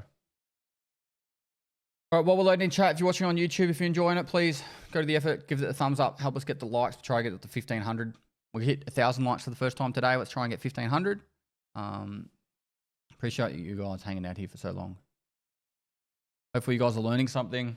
We're going to be turning this into a little mini series, so hopefully it all starts opening up now.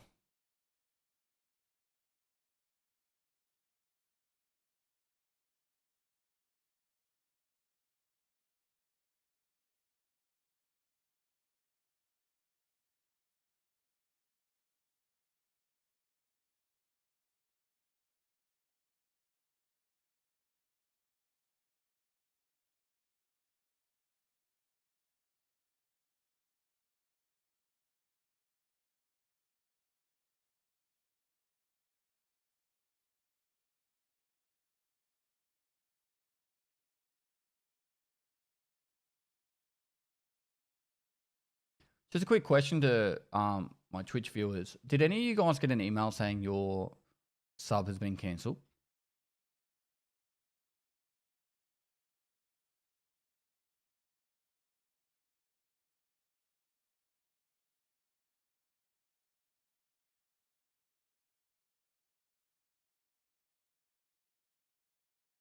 You did? So Twitch just announced to make it up to streamers, we will pay them the 1 month revenue of their missing subs in their upcoming payout cycle. And then they're going to reinstate the lost sub streak. And you'll get +1 added month to your sub streak. I think it was for more longer term subs. If you were using Xsolar or something. I don't know, you should get an email from Twitch if you were the one of people affected.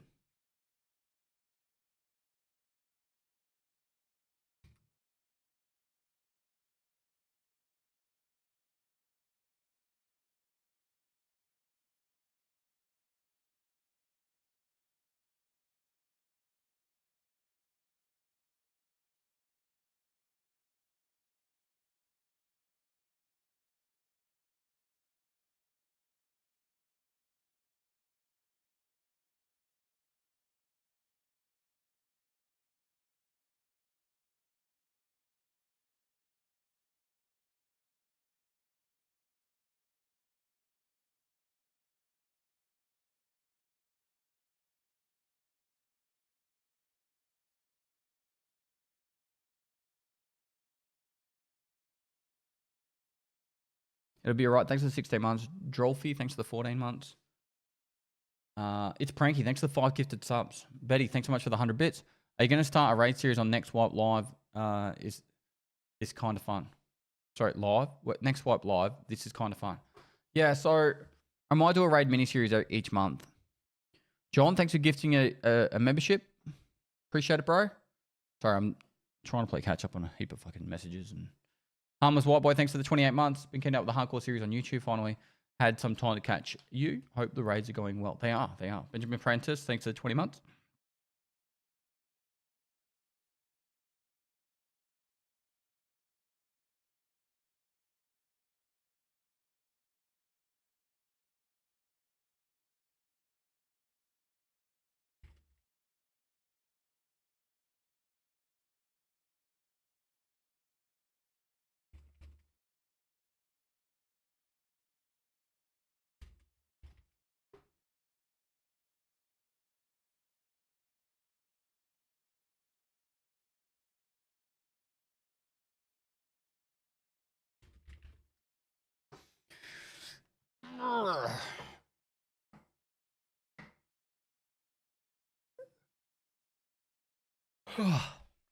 How's this wipe treating you? Really good, thank you.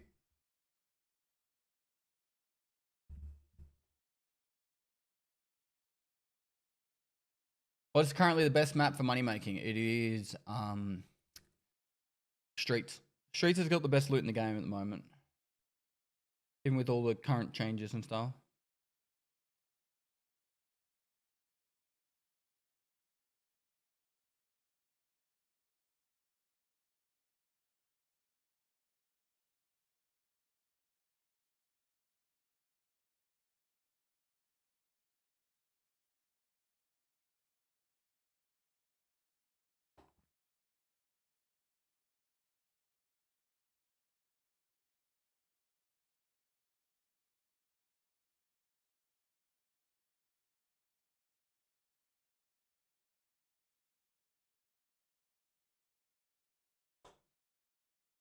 What's second to Streets?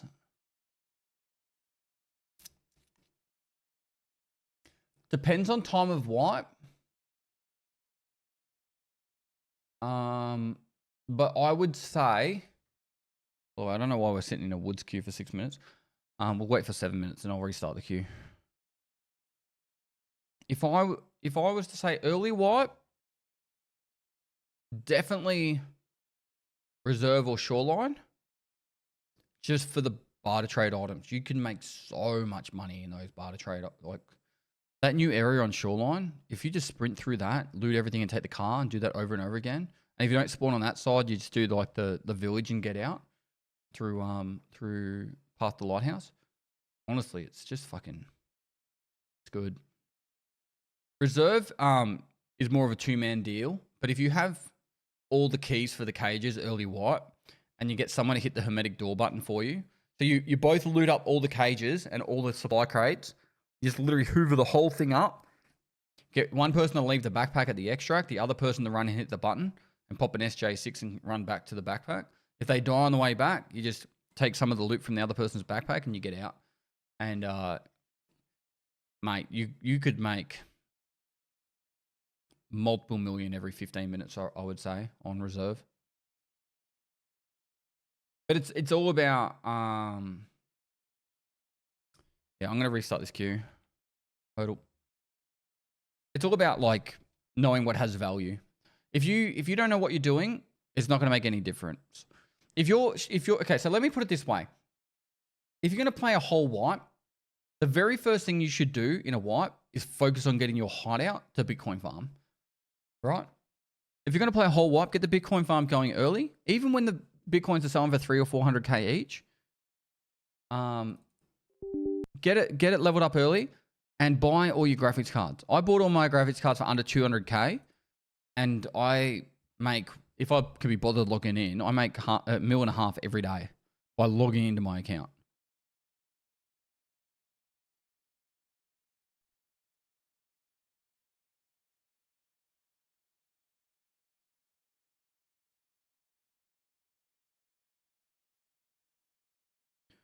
Second best map for loot, I'd say, is Interchange, but Killer and Tagilla are on Interchange. At the moment, yeah. Honestly, like, my issue with Interchange is they really need to...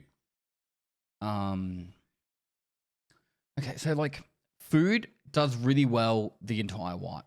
If you want to buy all the stuff for Holodilnic, you can do that. You can buy all that. You can hoover up the back of Interchange and just go no backpack, and you can make some pretty good money. Graphics cards are selling for shitloads as well. So graphics cards can work really well for you.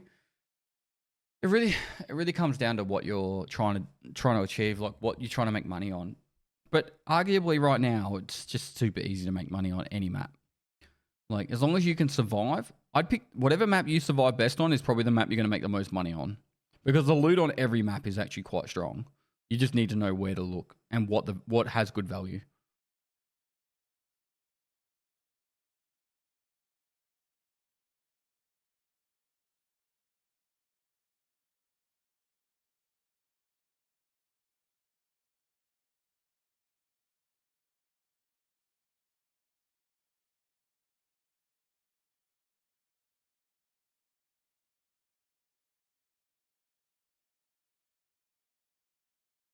If you want my honest opinion, scav running should only be, unless you're learning the game or you're just trying to have some silly fun, when you scav run, if you want to min-max your scav run, you spawn in and you run straight towards the extract and you just pick up whatever you can along the way. That's it. You don't need to do anything else. You think you can make level 15 by the end of today? If I do this raid and get all the 3 quests I'm trying to do done, then yeah, probably. It's going to be somewhat dependent on how well I do customs and how well I do woods. If I really wanted to get level 15 fast, I would just go streets, farm scabs and bosses. Like, but that's not the point of this. I'm trying to teach people how to level up, how to get to the flea market. But people aren't going to replicate me just going into streets and killing Cabana and Colin, right? Like, what do you think about the Flea being locked behind level 1 intel? You know how to make the community fucking mad if you did that. NBK Rise, thanks for joining the YouTube memberships, bruh. Appreciate it, man.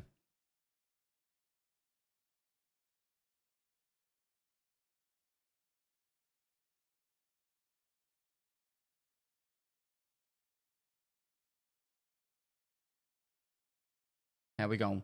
We need 219 more likes onto YouTube. If you're watching the YouTube stream right now, you haven't hit the thumbs up button, smash it. Help us get to the 1,500 likes.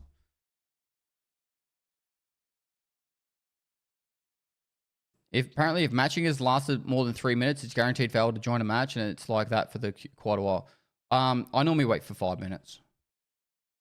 If it's stuck on matching for 5 minutes, I usually Alt F4 and restart the game.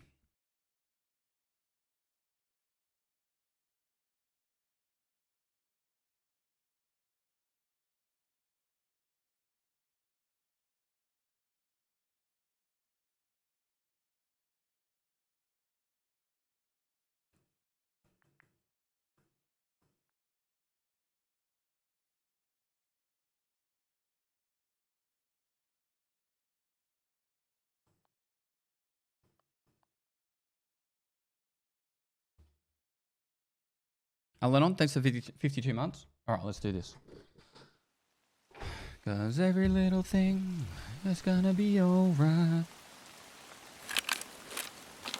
Alright, so what we're after is we need to kill scavs without wearing body armor. We need to shoot scavs in the legs and the head from range.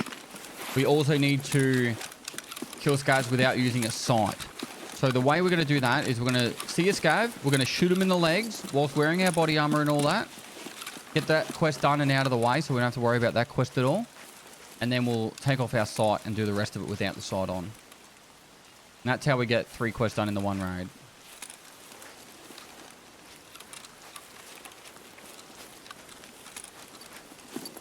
I said, don't worry about a thing.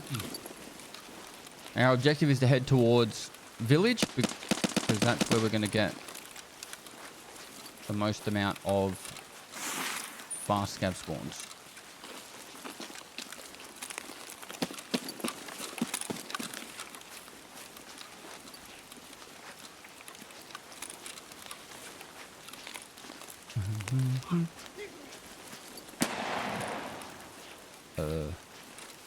Sir? Alright, he's gone up the hill now.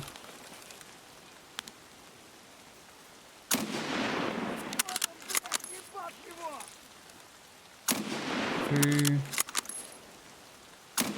three. Alright, legs are done. We take off this. And we take off this. And then hopefully we don't die to a fucking shotgun at range. Alright, number 1 dead. We put our armor back on. So we missed the headshot, but we got the legs done. And we should have got one of these kills done. We can chuck this back on if we want, just to in case we run into a player. At least we don't have to worry about the leg shots anymore.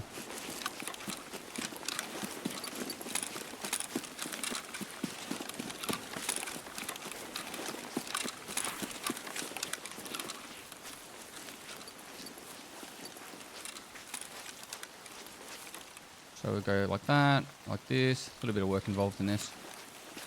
Another scav down in the low ground there. Just trying to get enough angle. Stop moving. Oh, missed.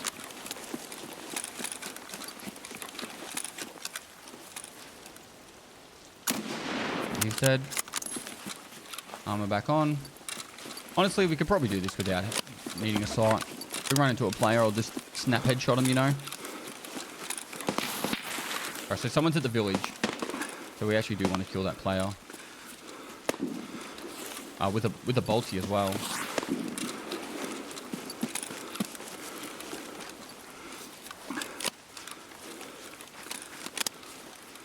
What do you think about BSG adding sound to crab walking? Players love your content and it's helped me a lot with the boys a lot. No worries, man. People complaining about it and now they're fucking complaining about it more. They wanted it fixed and now they fixed it and now they're complaining about it. It's like... I've always said be careful what you wish for. Honestly, the more noise that people make, the better it is, in my opinion. Because, yeah, okay, people are going to stop moving if they hear you coming and stuff like that. But if you stay vigilant, it's not that big a deal. At least you're going to have more of a chance to hear them. And the one thing that's actually huge, it was really annoying when the scavs would walk up towards you, go crouch, and then they just creep all the way up to you and then shoot you when you're looting or something. And you're like, what the fuck? Where was the noise of the scav?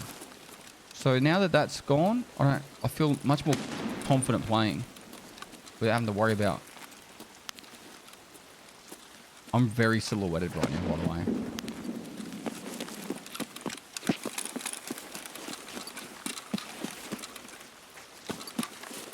I think one of the things that was a little bit upsetting, in my opinion, about everyone freaking out is there's people saying like, okay, contact 4s make it so you can hear someone creep walking from 40 meters away.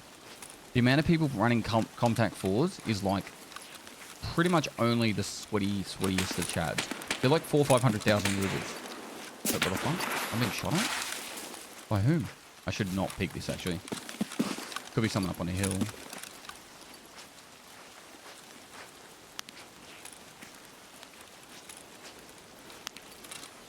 Most people are running crappy headphones that are hearing you from like 25 to 30 meters away. So that's the player.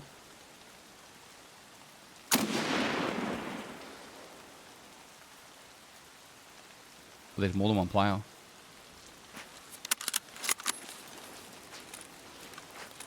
I didn't know Tarkov Shooter Part 2 can be done with players as well.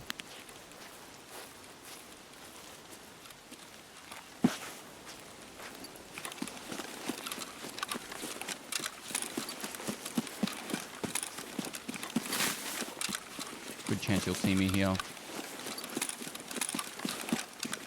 I should have ran further back before I went across. Alright, now we're going to try and find the other player.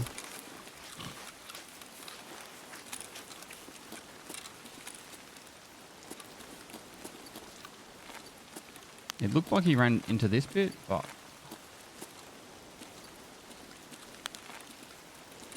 it could honestly be anywhere.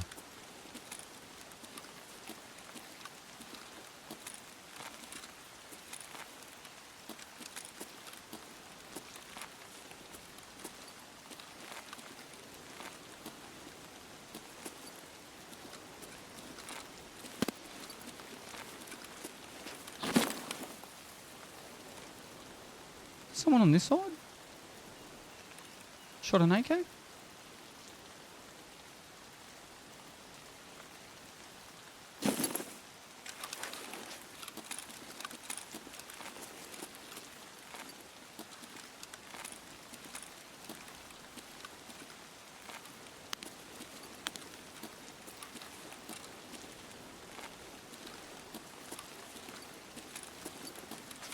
Oh, did I see him right at the end then?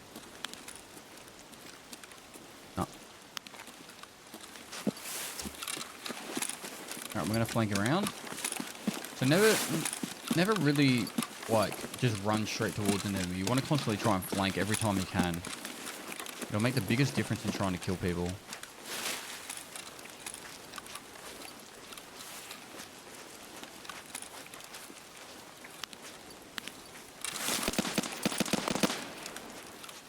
I don't need to kill players. I need to kill scavs.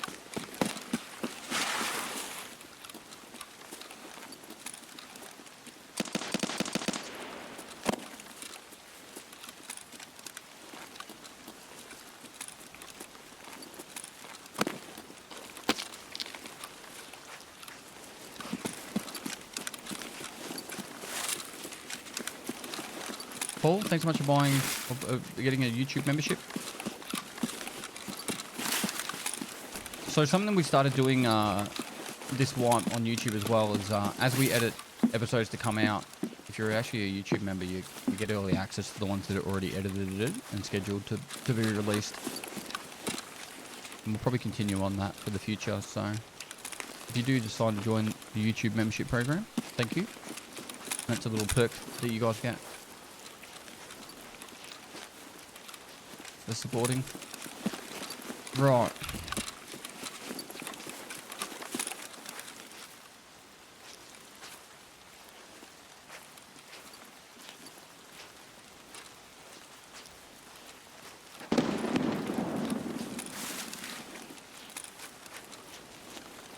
So those players were here shooting at the scavs. Very high chance the player will be somewhere just in front of me.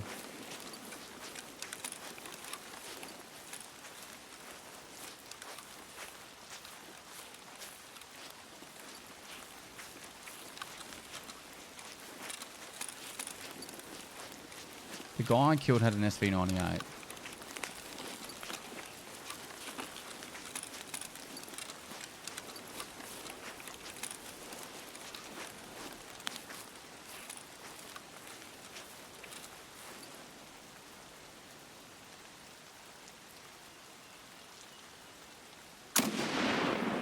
He's dead.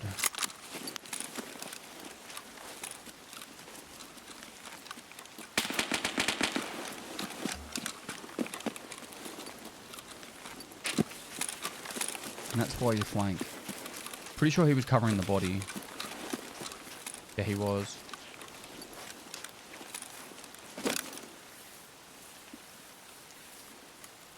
He's the MILF hunter.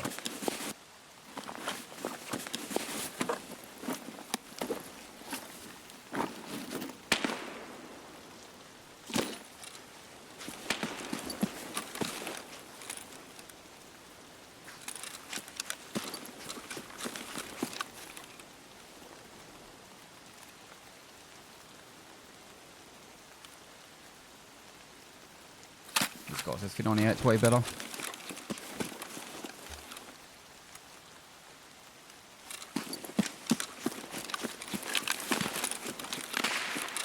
All right.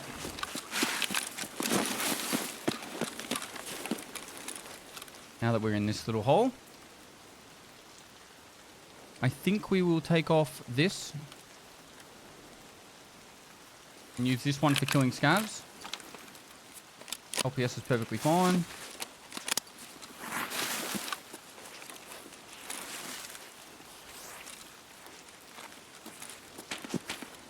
Unfortunately, there's no scavs.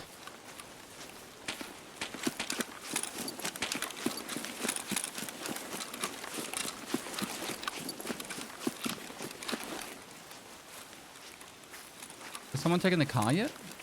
Oh. Scavenging that house. Running back to get the distance. Gotta take off the armor as well.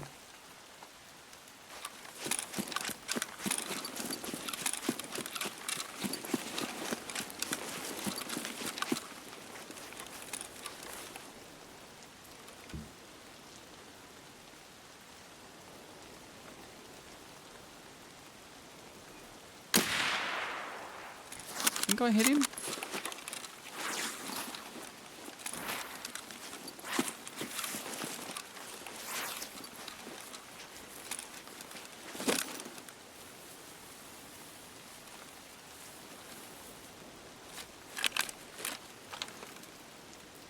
No.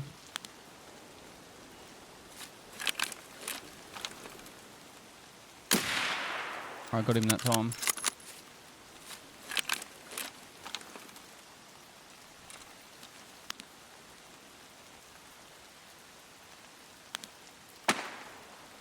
A flare?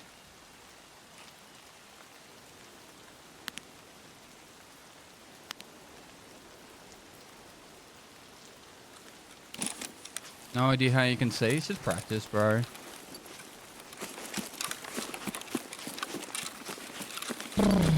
$1440p monitor. Squint lots.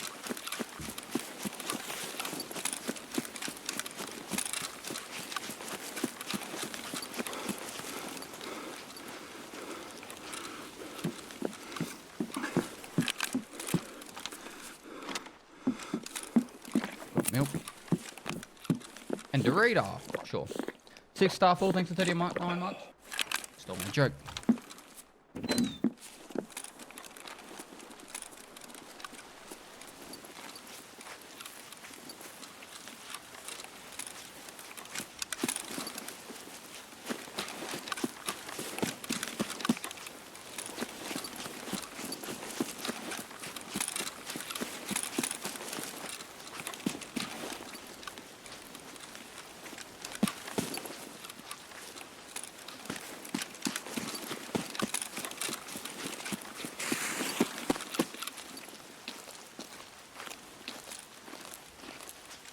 Right.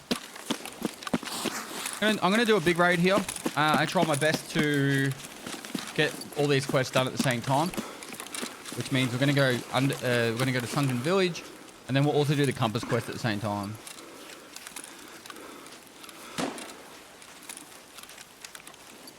Bro, why do I keep getting Peppa Pig ads? Do you have a kid? Might be targeted.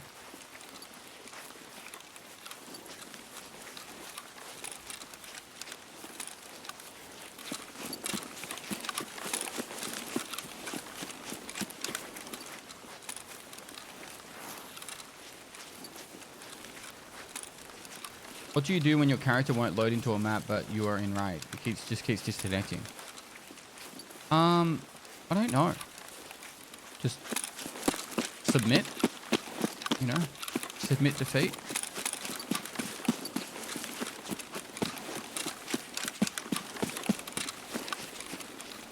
I have an issue with frame drop when using a scope or anything with magnification. Any idea how to fix it? You're not gonna like my answer. Try escalation mark settings if you're in Twitch and check my settings out. Or Trenton, if maybe someone in chat can give you my settings clip. Copy my settings. If it's not for that, bro, you're probably going to need a better computer. Unfortunately, the way Tarkov scopes work is it uses picture-in-picture. So it actually is like running 2 images at the same time. And that's why it looks like the FPS takes a hit. Because it's actually running two different like point of views, I guess, at the same time.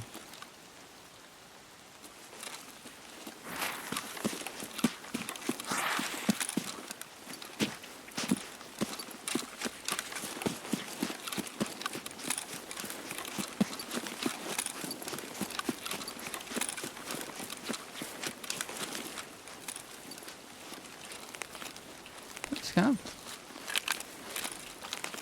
No, it's a tree.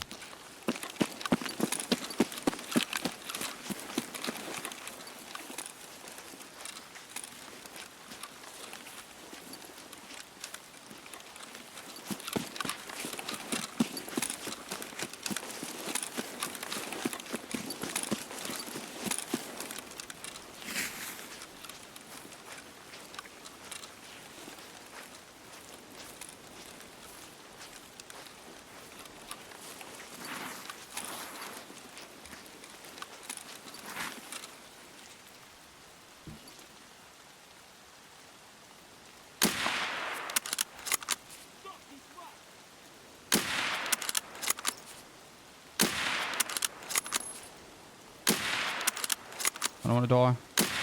I don't want to die.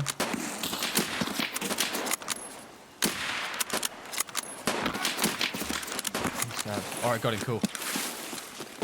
Armor on, armor on, armor on. Cool. I think we just extract now instead of trying to do compass. Because we've got 3 tasks done. And we're going to come back on the next... The next task is also on this map, so...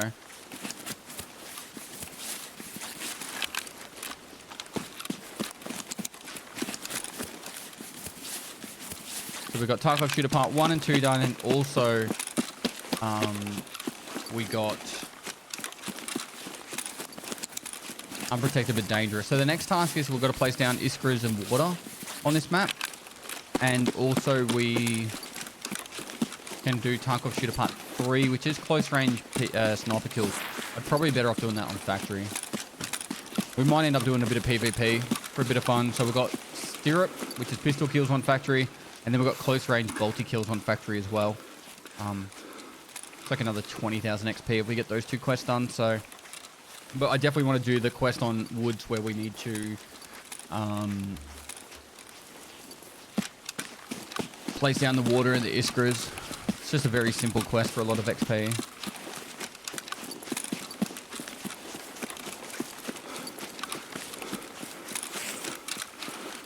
Now, as you're coming up to a car, make sure you just double tap O and check to make sure no one's clicked the car. Because sometimes you'll be like, oh, I'm on the way to the car. And then like as you're getting there, the car will either leave or someone will be already there and activated it. So there's a little bit of information on where, like if there's someone there or not. So we'll smack the car, we'll hide down the other side. And you should really use car extract as much as you can to help increase your scav rep. Why does the stream look better than here than YouTube? I don't know. I just work here, bro.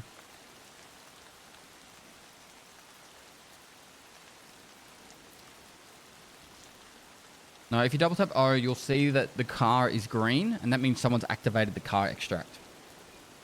And it'll be red if the car's already left.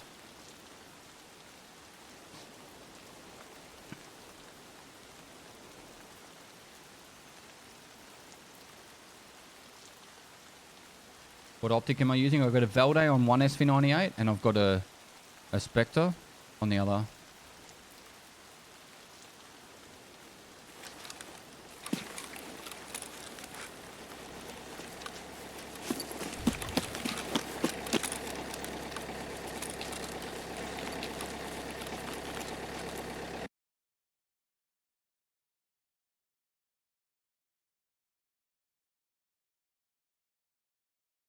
So yeah, really good raid. Couple of PMC kills early. And then after that, we got all our other quests done. So I got 0.1 for Scav rep, 3100 XP for actually doing the raid. Like I said, always try and flank on players when you can. So we knew that guy had a mate, and he's obviously going to try and cover his body. So keep trying different angles until you flank around, and hopefully you'll be able to find him. Because if you just run straight up to the body, you're gonna get killed most of the time. Definitely by good players.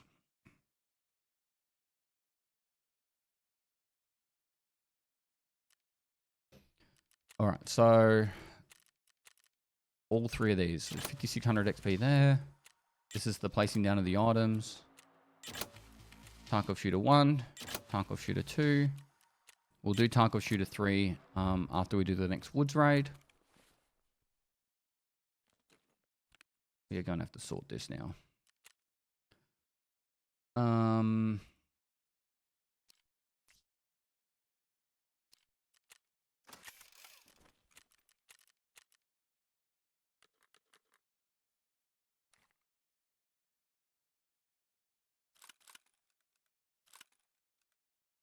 want to keep those shotguns for factory if we want to do some PvP on factory.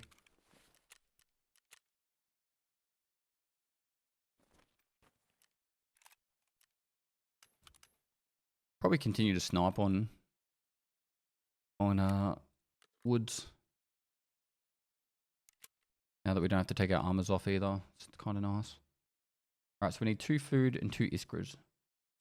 So 2 water and 2 iskra. I'd put one of these in here just because they're a little bit annoying to replace if you lose it.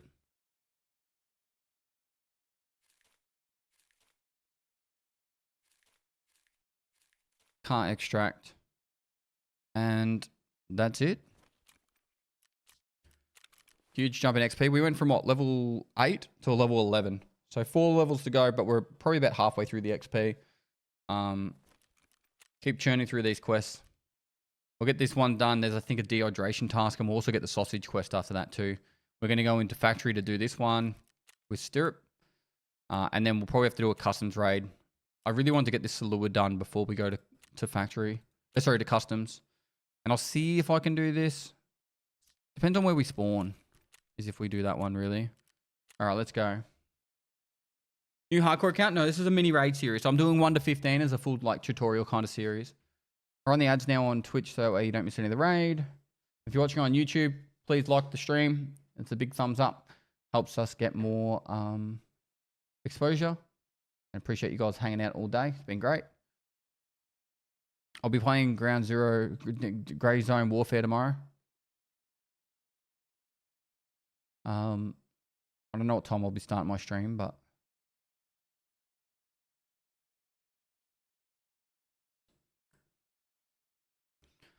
in that game, can you shoot people with the same faction? What's your favorite low-level backpack? I just use a Berkut, really. I've not seen Michael in so long. He'll be here on Monday.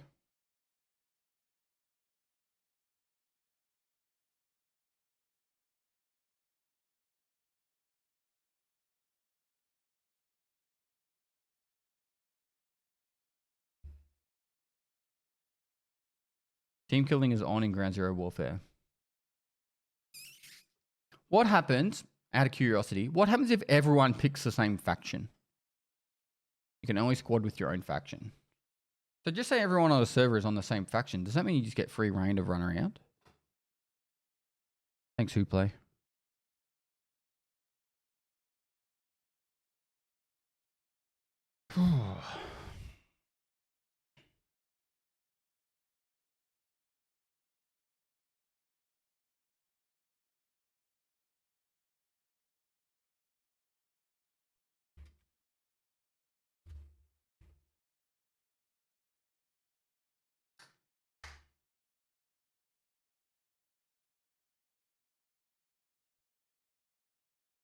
It's mostly PvE, they reckon?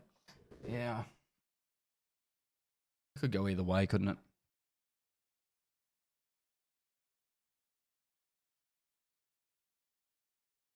it? I'm calling it a raid mini-series.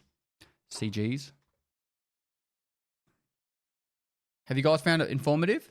What we've done so far? I thought it was 48 players, Daddy Toast.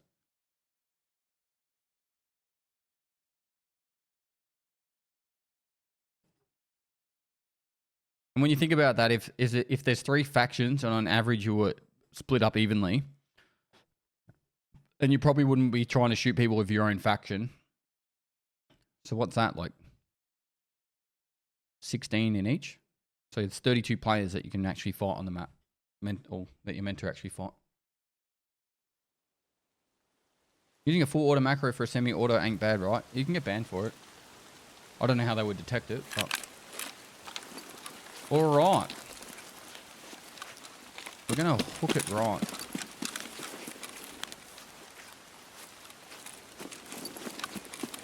There's actually a spawn on the right-hand side of this road, so...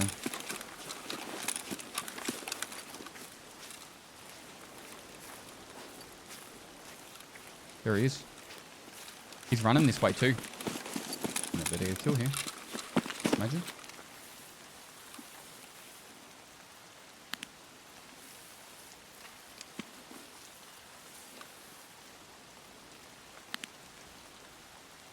There he is. Is that 2?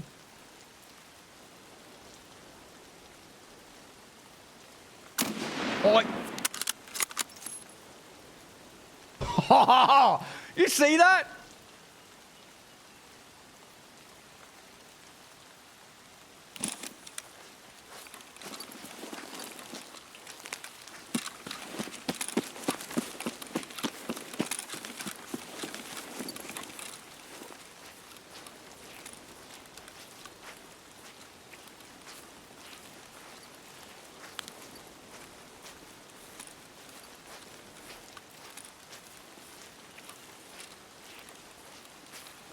I'm gonna die. I don't even want to fight these players. Just want to get to the bunker.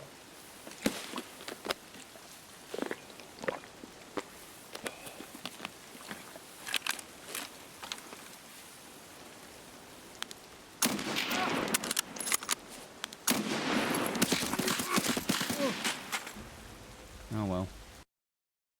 I didn't actually see them go along the right-hand side of the road at all. I thought they went to the left-hand side of the road. GG.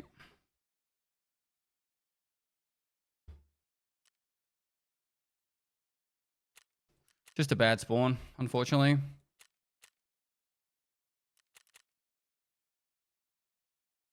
For what we wanted to do. I thought they were on the left-hand side of the road. That's why I went to where I did.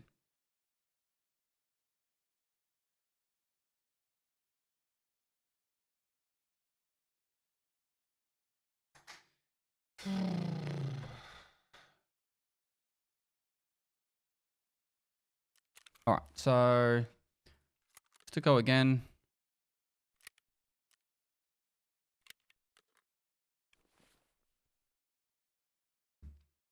Do we have a propane tank? No, we don't. It sucks. 5, 6. We're going to have pretty crappy armor by the looks of it.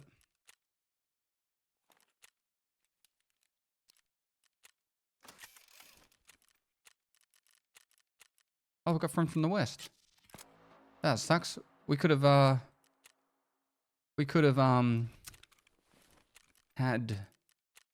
a kill just then.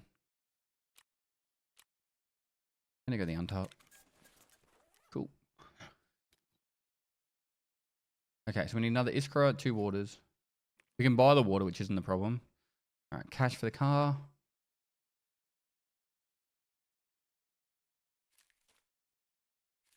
Let's go.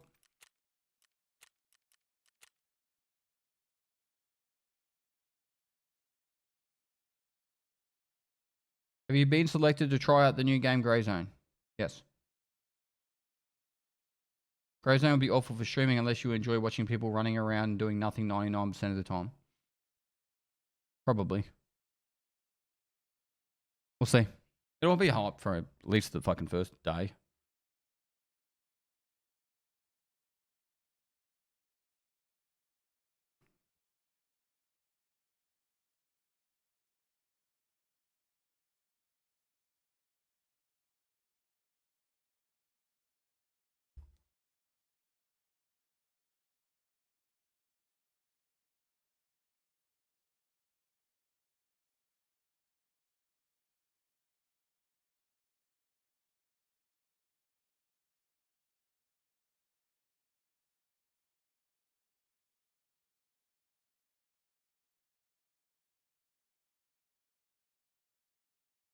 What does raid miniseries mean? We're doing a playthrough of Escape from Tarkov from 1 to 15, and I'm treating it as like a tutorial.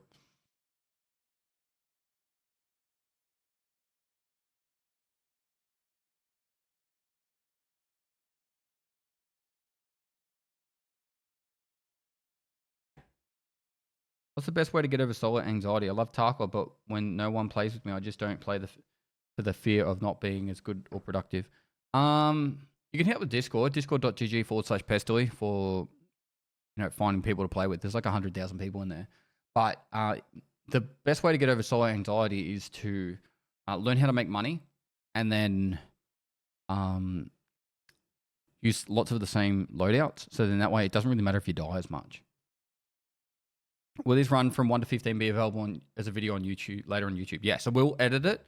So it's got like pop-ups and mini maps and everything. It's going to be very, very informative.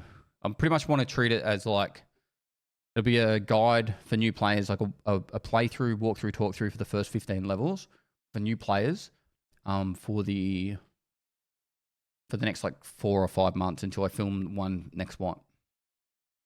I'll probably do it a little bit earlier next wipe because if I do it live on stream like this and I do another 1 to 15, it's like, yeah, it's not too difficult. I could literally do this in the first week of the wipe,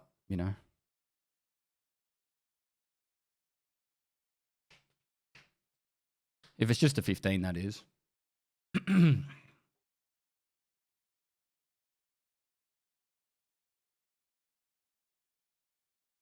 got over solo anxiety by getting shot dead in 1,000 different spots on every map. Now I have no anxiety, just acceptance. Pretty much. Pretty much how it works. The more you play, the more desensitized you get.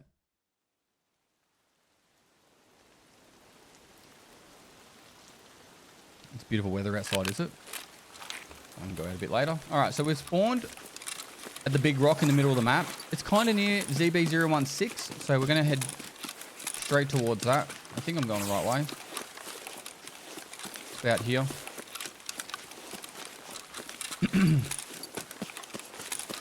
There's a half decent chance that there'll be a player running back towards me.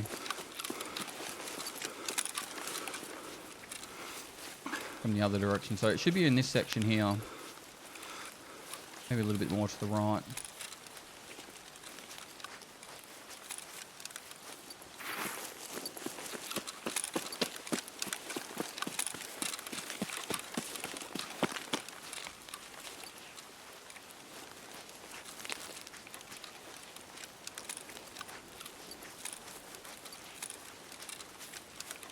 This actually should work out pretty well. So we do... Put it there. We do this quest, and then we can do the dehydration quest and the sausage quest on streets. And then after we do those quests, we'll probably just focus on doing the PvP stuff. So that way I can focus on teaching you a little bit about PvP and also teaching you a little bit about obviously the PvE side of things that we've been focusing on right now. So we can do Tarkov Shooter Part 3. We can do Steer Up. We can do Friend from the West. That'll get us a decent chunk of XP whilst farming Factory. And then obviously there's this one with also doing I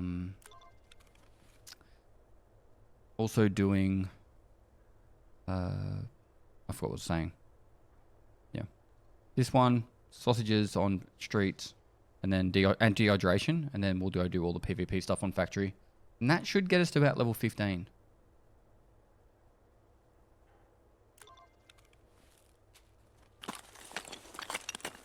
Bit of fuel here. Don't really need it, but I really shouldn't be sitting in this bunker. It's quite a risky place to sit.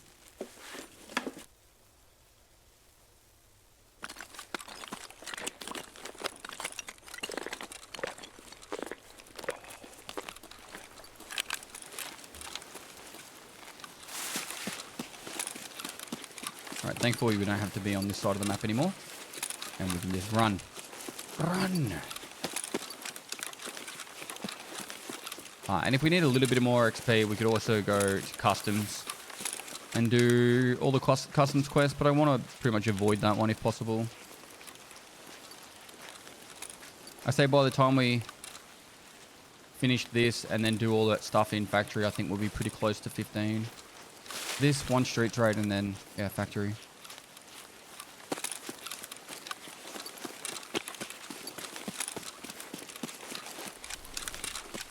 Achievement for running up to the plane. Lost. This plane reminds me of the crash in the forest. If you ever play that. Did they ever make the forest part 2 good? Kind of curious about that.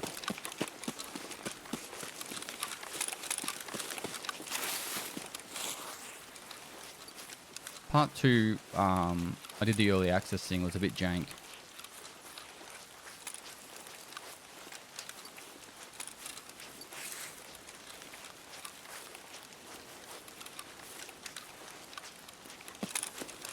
Alright, so Sturman spawns in this area, so we want to just go around it. Normally you would have heard an SVD go off by now if he was there. Little player.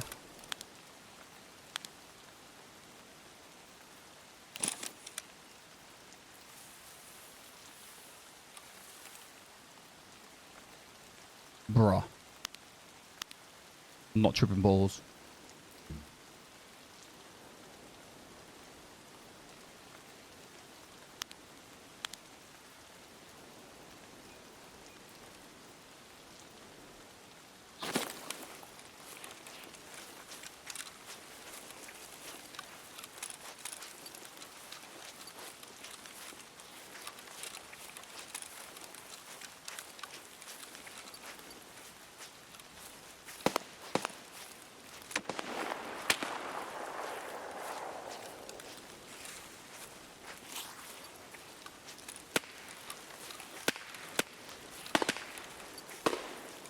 Okay. There's people up there. There's a player down here. I'm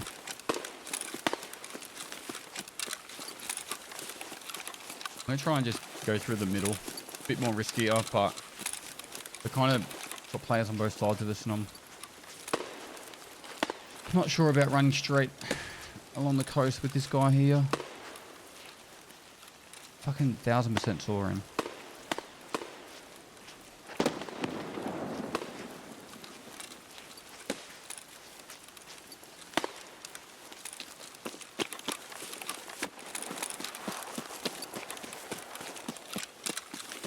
Sometimes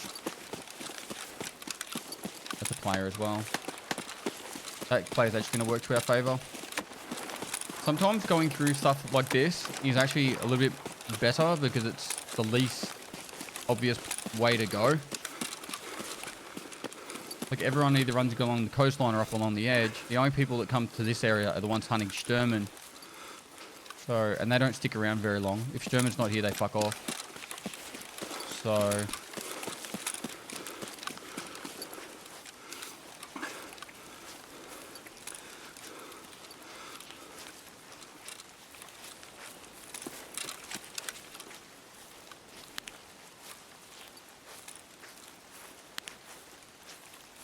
I do want to check this tent for the flash drive.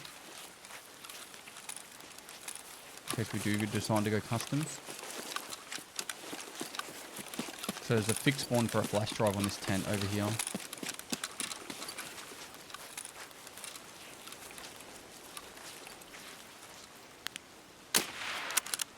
Pretty sure I just killed him.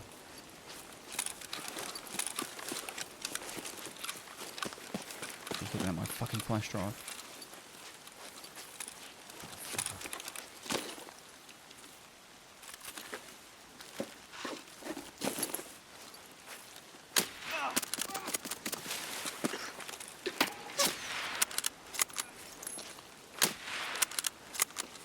I've got his friend too.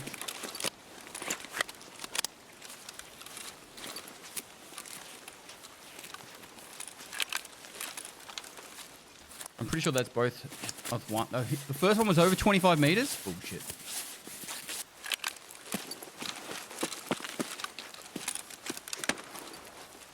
Another one? No way.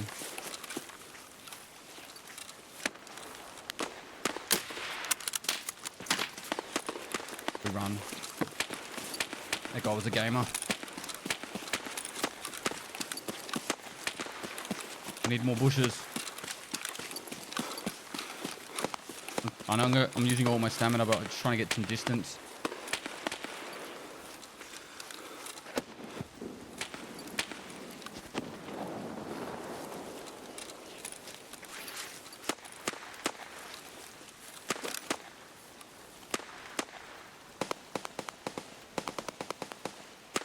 Right, we'll just wait for our stamina to regen while we look for this gamer.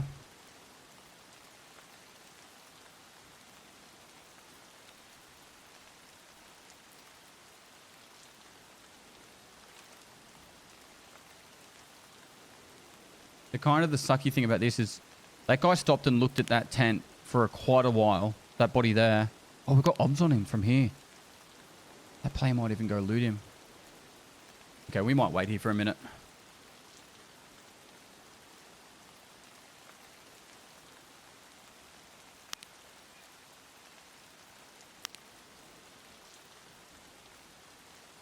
He stopped and looked at the tent for quite a while, which is where the flash drive spawn is. So he might have actually been looting it and put it in his backpack.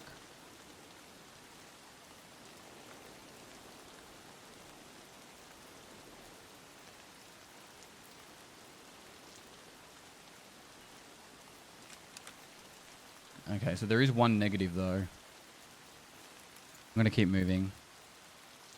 My account name is Pestily, and because I'm live streaming, if that guy goes and loots that body and he sees the name Pestily, he might just pop into the stream and know where I am. So I very, very rarely get stream snipers, and I'm not going to accuse the guy of stream sniping, but it just runs the risk that if I sit there too long and that guy looks at that dog tag and goes, hey, that's Pestily, and it comes into the stream, it kind of just ruins the, what's the word? Like the vibe. So we're better off just moving on, doing our thing, getting our quest done.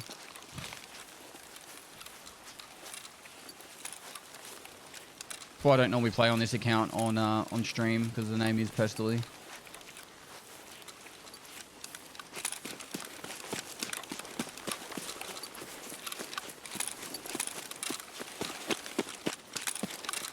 Normally I film this series off stream, so...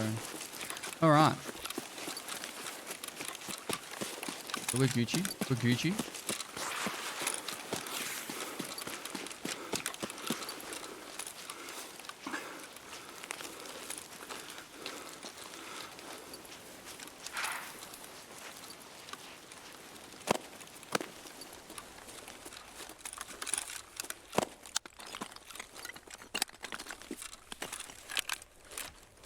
Alright, so place down these two items, then we head to the extract.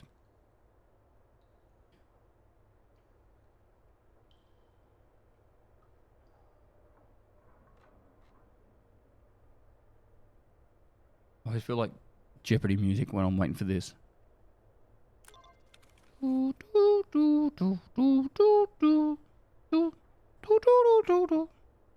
Does a flash drive always spawn there? No, it's just a chance to spawn. I'd say it's probably like 50% of the time. Maybe a little bit less, like 35, 40% of the time. It's there pretty often. It's there. If you're after a flash drive, it's worth looking at it every time you run past. All right, we don't need to survive the raid, which is good. I'll check this duffel bag and then we'll head out.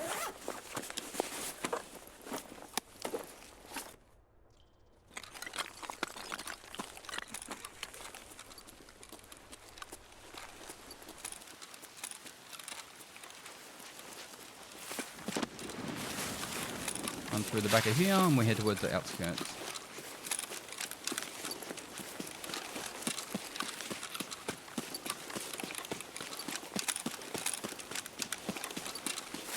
So yeah, when you're starting out in Escape from Tarkov, I highly recommend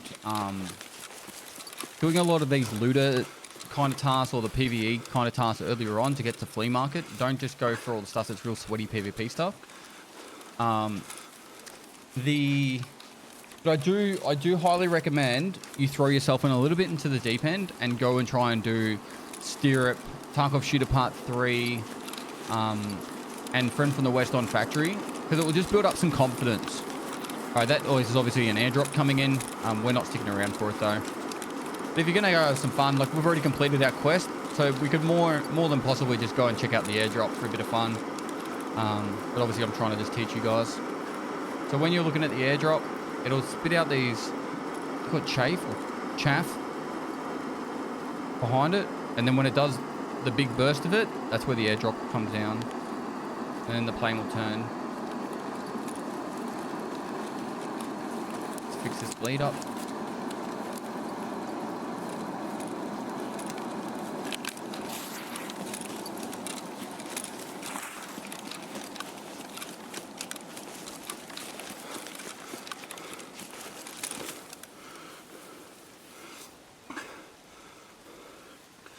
Is he teaching us or YouTube? I'm teaching everyone.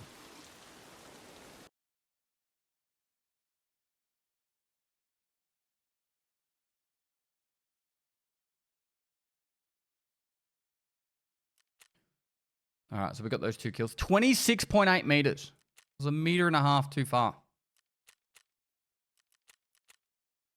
So yeah, spawned in. We went and placed down the first 2 items. Went over to where the... Well, I wanted to try and do the fastest path across to outskirts, but along the coastline was definitely players. And I'm guessing that guy that shot at me at the end was actually the player I saw at the start. But yeah, there was 2 people over near the tent, killed those and ran off. So, hand in that quest, and I believe this now gives us dehydration and sausages. We are blessed enough to have the sausage already. So this requires us to go to the 4 food areas of streets, and whilst we're doing that, I'm going to I'm going to dehydrate. And I'll show you the easiest way to do the dehydration task without any issues. It's quite simple, really. Ugh, we've got some stuff there. All right, that goes in there. All right, so what you want to do... we can snipe on streets. I'm not afraid. I ain't afraid of no ghost. You want to take some water in. And the easiest and cheekiest way is to take in some anal gins. And then it takes 19 hydration every time you use it. So I use this 4 times. Bam, I'm out of hydration. And they literally cost nothing. Like 8k for 1. And then, yeah, then you just wait the 5 minutes. It doesn't require much healing to survive through the dehydration either. And we will head to streets and check out the 4 places for the foodsies, and then we're done. We're going to do PvP from that point onwards. So we're just shy. We're 5k XP shy of 12. Sausage gives 2,600. Dehydration gives 5,000. So that'll get us level 12 comfortably. Then we're going to go do Tarkov Shooter Part 3, Friend from the West, which is 10,000 XP. We've got 2 more kills just then. And we'll do Stirrup, which is 5,000 XP. So that being 5, 10, it's 25,000 XP out of the remaining like 70,000 we need. And yeah, sausage and that will give us another 5. About another 10,000 XP if we survive the raid.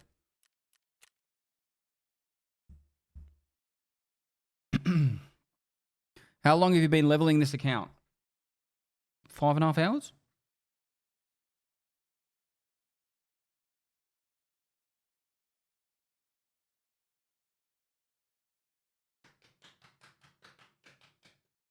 We've also got Friend from the West Part 2. EFT wiki friend from the West, part 2. I think that gives 10,000 XP. It does.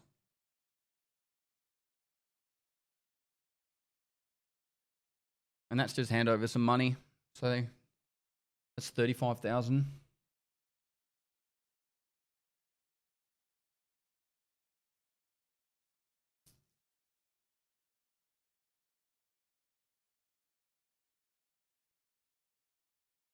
$98 likes on YouTube away from 1,500. If you're watching on the YouTube stream, slam down a like. It's the thumbs up. How are you liking the update? I think it's good. I think it's good.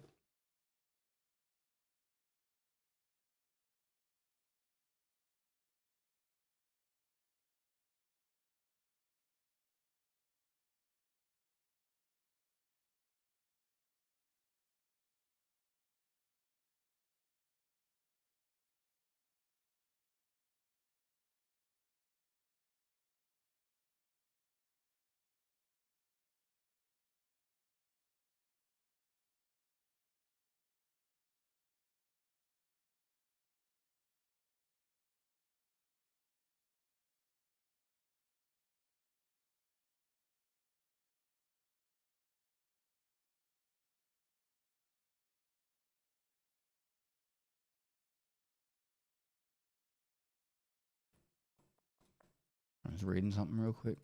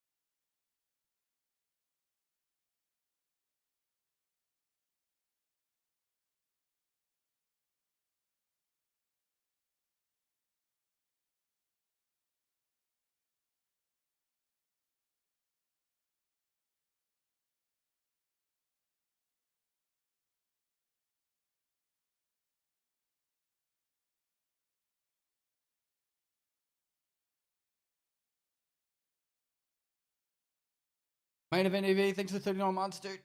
Ugh.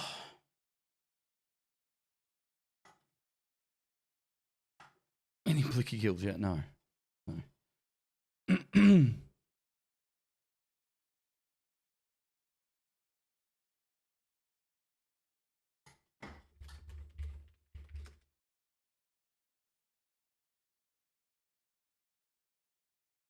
if Bishi keeps doing interviews with you and making these changes other than cheaters, the game will be amazing. I don't know about that. I just reiterated what everything that the community said. Why did they lower it from $6,000 to $5,000? I have no idea. Red Wolf Life, thanks for the raid. Hope an amazing stream, dude.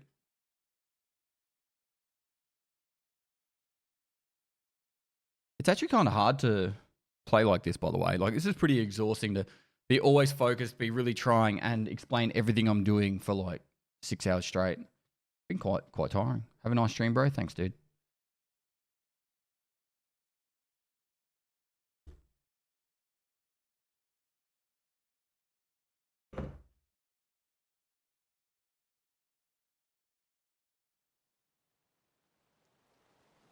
Do you think 1.0 is coming this year? I think it'd be either the wipe at the end of the year or the wipe after that. Okay, food stores. Is it that one there? I think it is. I gotta dehydrate, don't I?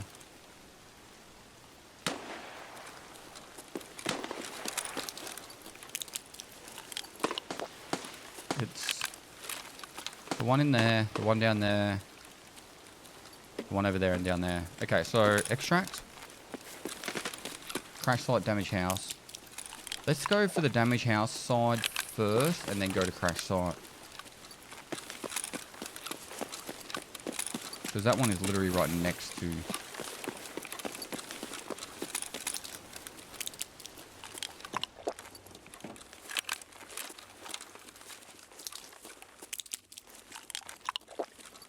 That should be...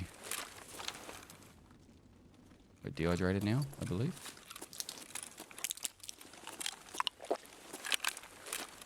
Wait, what? My hydration went back up from doing that?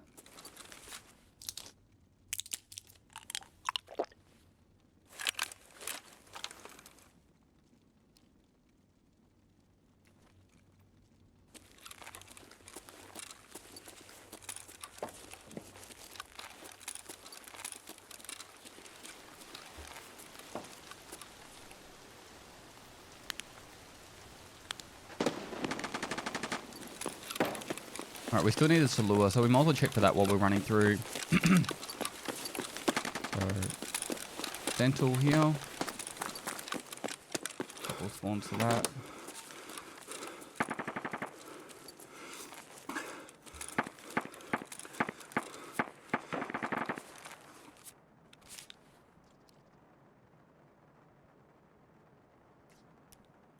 Put that there as a painkiller.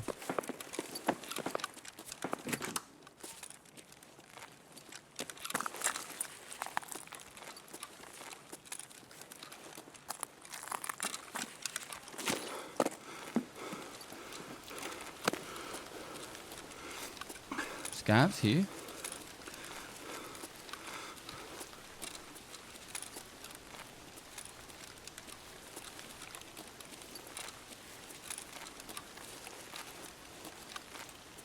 Oh, we've got aim pest.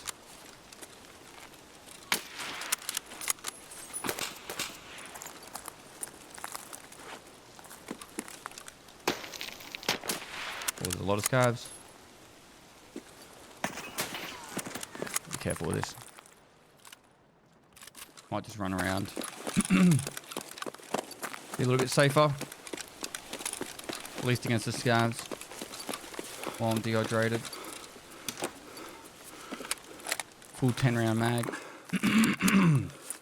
Sorry, I'm a little bit croaky. Probably need to get a glass of water after this.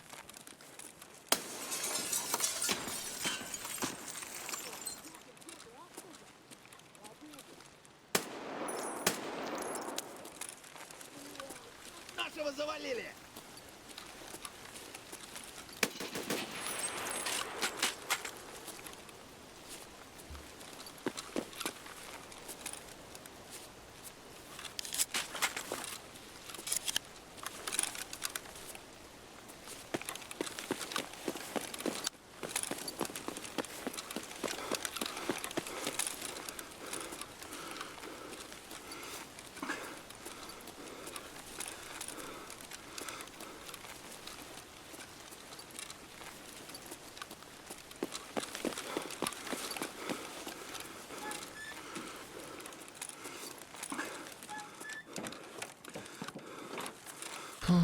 Alright, so first food outlet.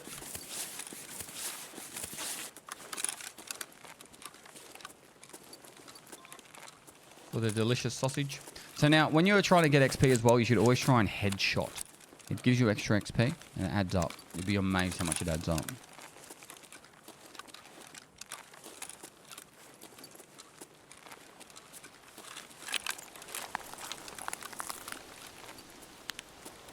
Alright, so Sniper Scav's probably dead by the looks of it. How much time do I have left on this dehydration?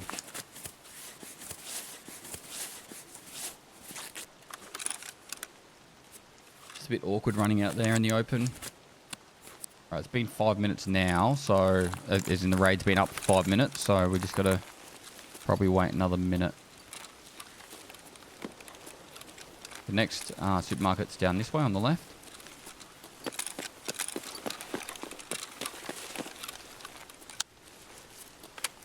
Ooh, US ammo is really bad.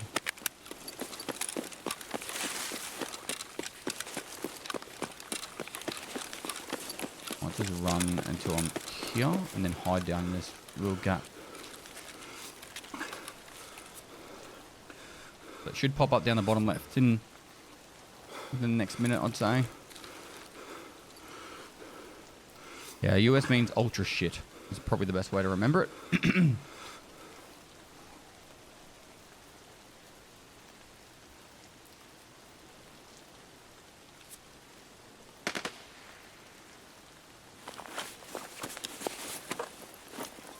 Alright, that's it done there.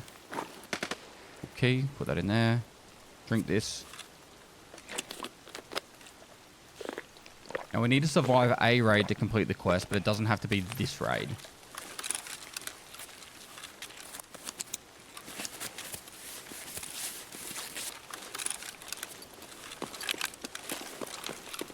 Just keeping an eye out. There's a lot of people that loot this building on our right. So, and there's some very high tier loot buildings down this road on our right as well. So, right now we're going to head back towards the other side of the map.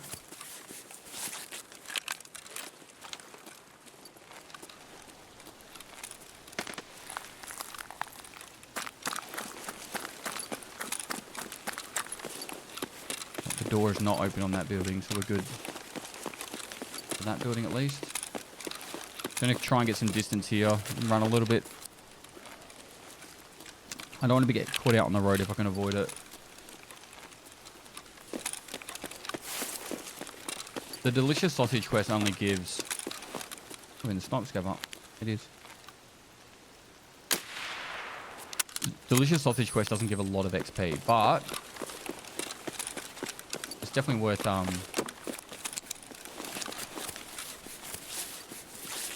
doing if we're already in streets kind of thing. It's 2600.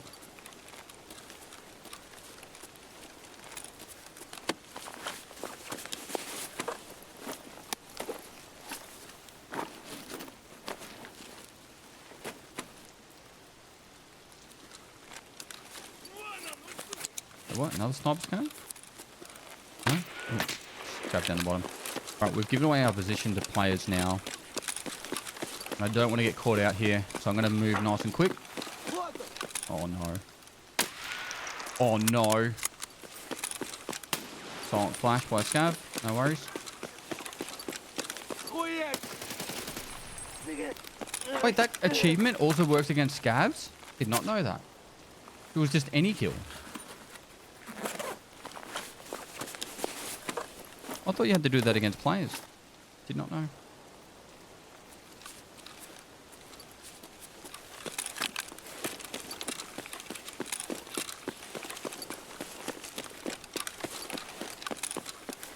Alright, so you can cut through the back of this restaurant, which is what we're going to do now.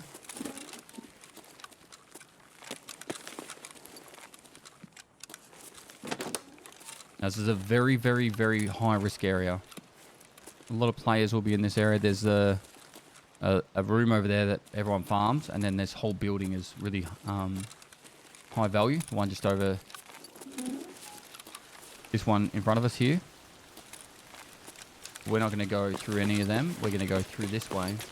And this is where map knowledge really works to your favor. If you can learn maps.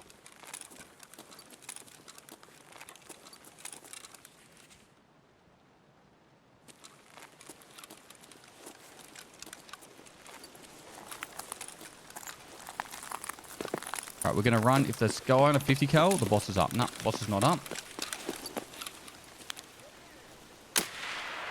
Oh god. Scav behind us though.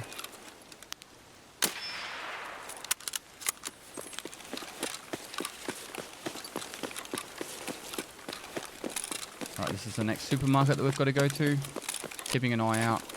That building to our right, there can be guys in the window shooting at us, so we've got to move nice and quick to get away from them. That back door does not start open, so a player or a player scavs walk through there. And we just heard a scav shooting as well, so that means there's probably... Did it come up that we'd been here?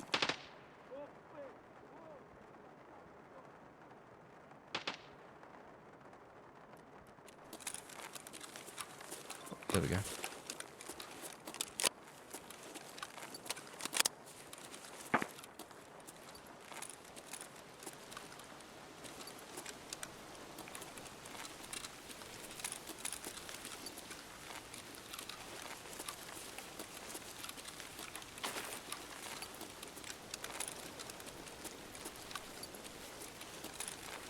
Alright, so we need to get to the supermarkets at the bottom over there. But I'm afraid that with that shooting, there's most likely a player. Well, there's definitely someone upstairs somewhere. So we're going to go underneath and come up. And hopefully there won't be too many scavs underneath. If not, hopefully the player won't be under here. If the player's under here, we might be in a bit of trouble because... I want to get the sniper. So we need to go to the far other end, but... So he's still up top. So I'm going to run now. That glass break-in actually might be behind me. He might be coming down as well. He might actually be chasing me. I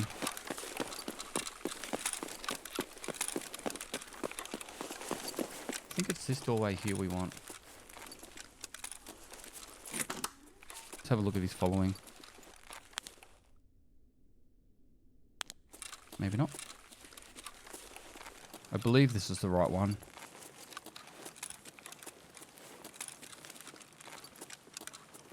Yep.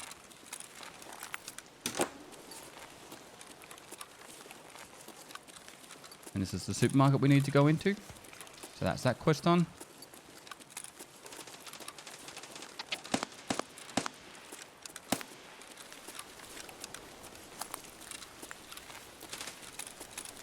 So this guy's in construction now. And we're going to sneak through the back of this to crash site.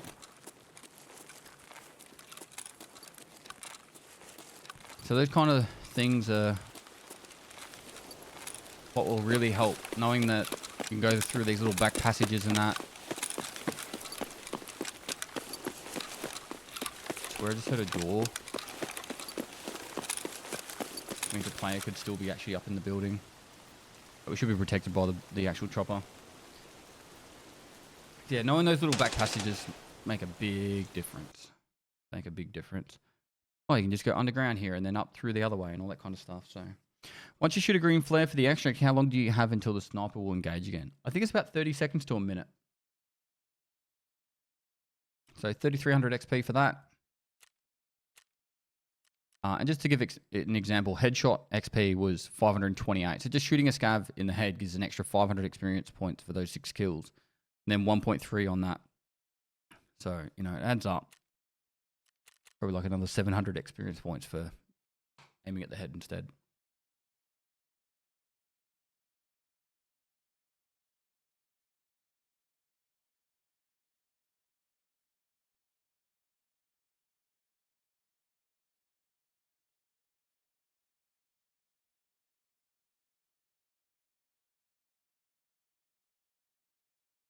So I just watching you on YouTube, but it keeps on skipping, so I'm watching you on here. No worries, man.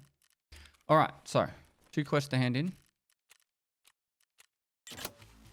Wounded Beast. We might be able to get this done on factory.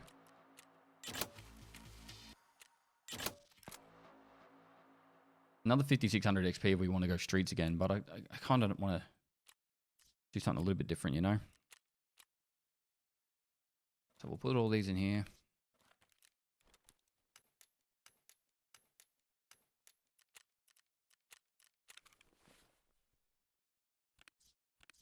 We'll sell both of those.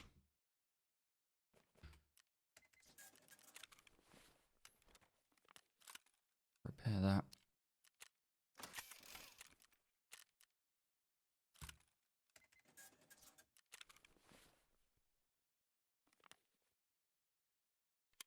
What key is that? We should have VOD'd it actually. Concordia key. Right. Just thinking. If we go streets to do the green flare, Wounded Beast, what? We just need a broken arm for that?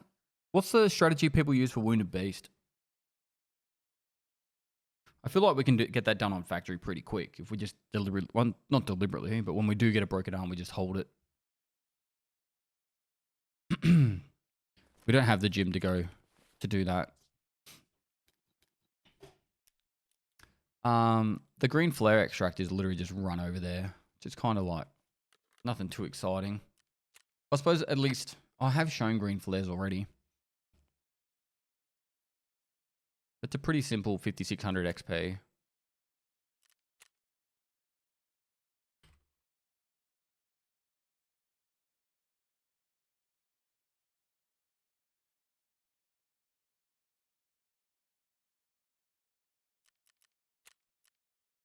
I think we do this one, and then after that, it's all PvP the rest of the way. What do you think? Like after this one, it's just factory, and I try and teach as much PvP.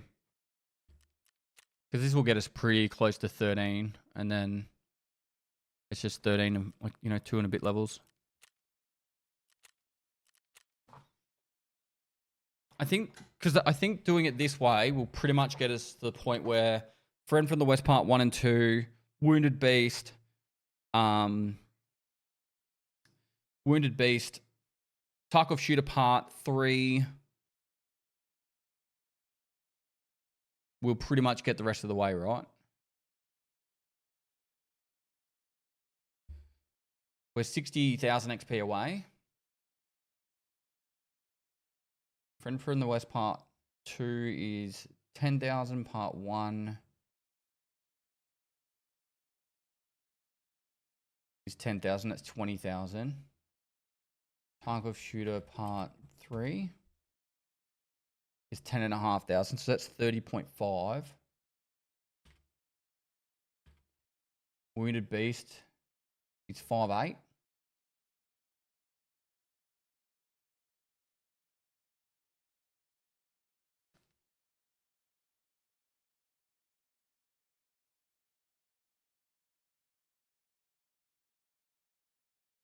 So that's 35,000, 36,000. And what was the other quest I have? Or is that every one of them?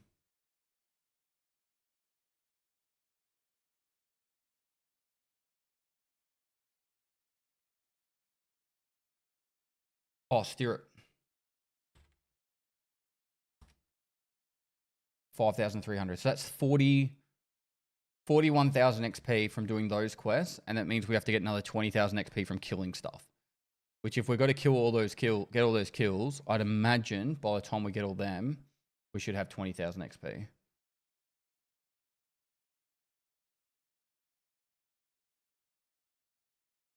Talian the Rian, thanks so much for the 2 months, dude.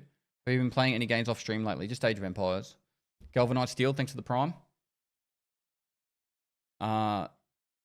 What _ NZ, thanks for buying some merch. Love your work, mate.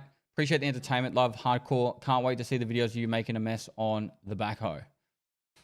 I haven't filmed any of it yet.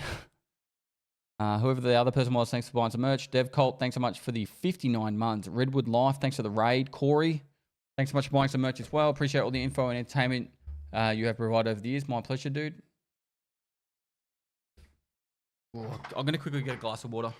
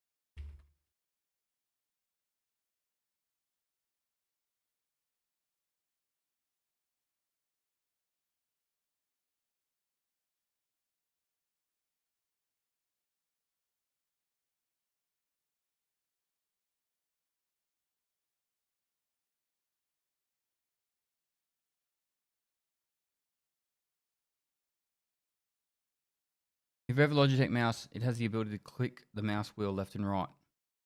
It's perfect for leaning. Is that actually a thing? I didn't know that. I always thought it was a bit weird that my mouse wheel could move left and right. No, was it like, I thought it was like, oh, it didn't really.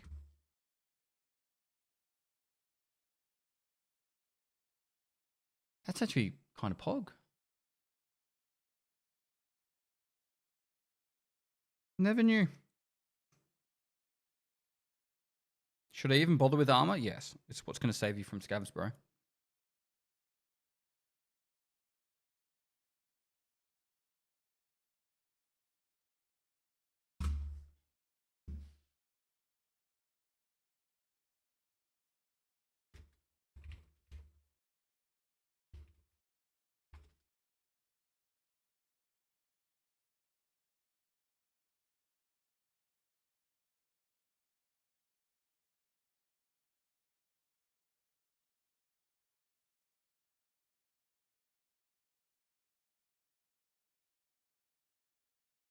I miss armor. I'm in the middle of Swift 1 and shotgun scats at my nemesis. Bruh. I understand.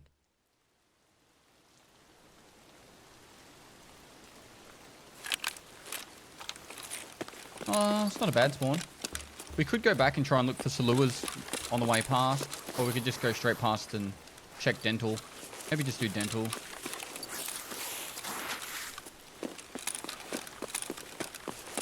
Check dental, kill a scav, pop the flare. GG. That's our path. I haven't really spoken too much about pathing during this, but you should always try and pick a route in your mind before you even start the raid. Like before, as soon as you spawn in. Like, okay, so I spawned on this this spawn, my extract's over, we're doing the green flare for this one. So I want to kind of go past these locations or do these things.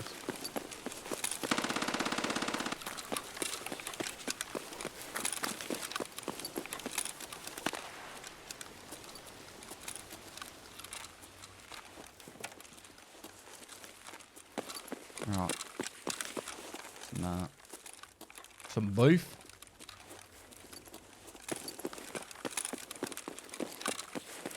I'm going to try and do a nice quick raid here and then get into the PvP.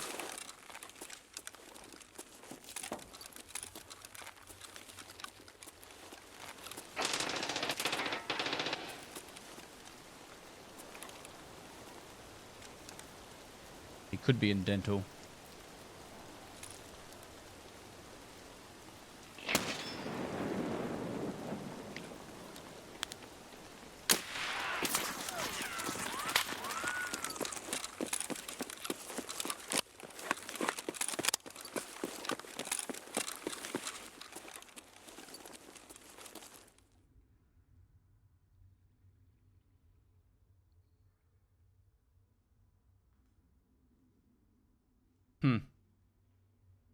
He was in dental.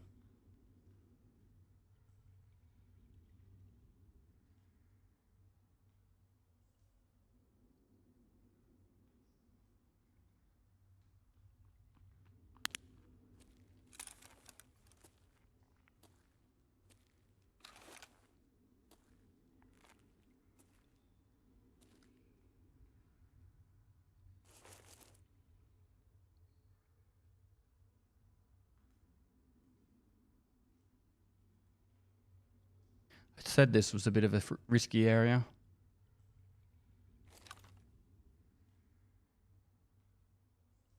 A lot of people use it to move across.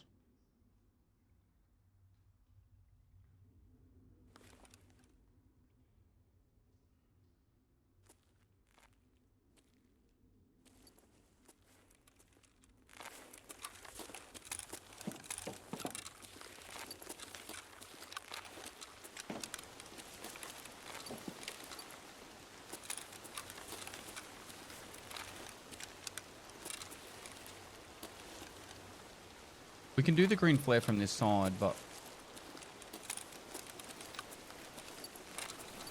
I get pretty exposed running along here. I'm just a bit worried about doing it.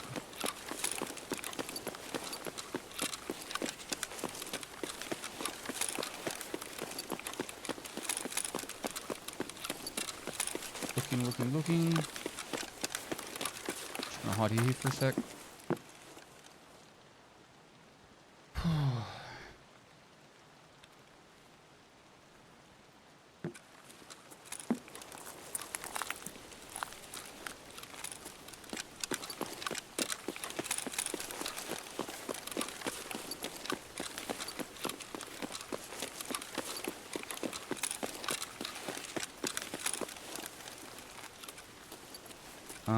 Time.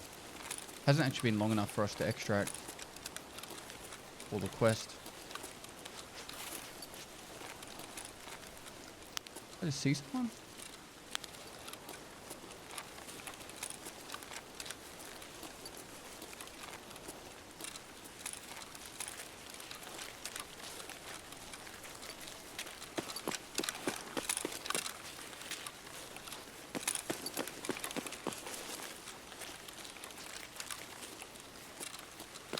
Well, we're coming around the back of them now. Bit of a flank. Oh, fuck. I did not mean to click then. Yep.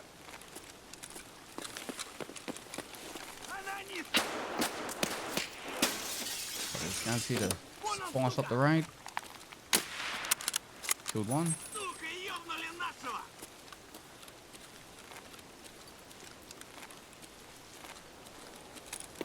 Сука, стрелялся на...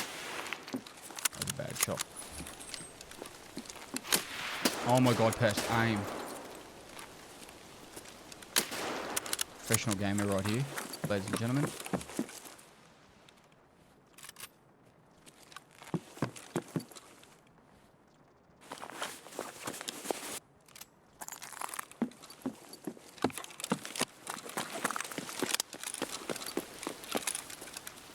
Cool. Alright, so. We run. Hopefully there's no player coming out from killing Colin. Cool. Pop the old flare once we get into this little section here. Signal flare area. 45 up. The blammo. Wait a second. And start running.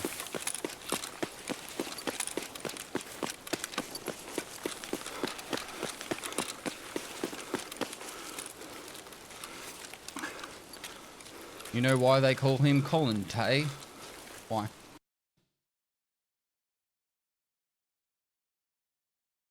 Is it why?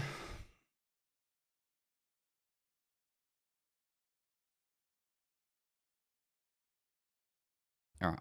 1000 XP for that. Because he pushes your colon in. I mean colon. Alright, so now it's going to be PvP. I'm going to try my best to explain it as we go.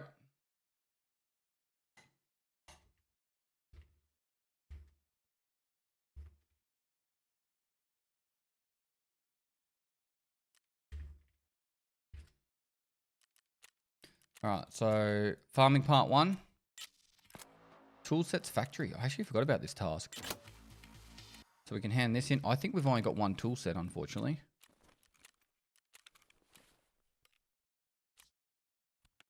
One. Do I have another one? Nope, I need a screwdriver, a wrench, and a measuring tape. But we might be able to find one in there. Alright, so we could take that for one.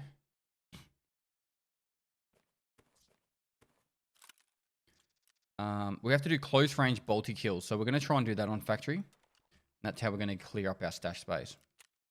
It's all part of the master plan.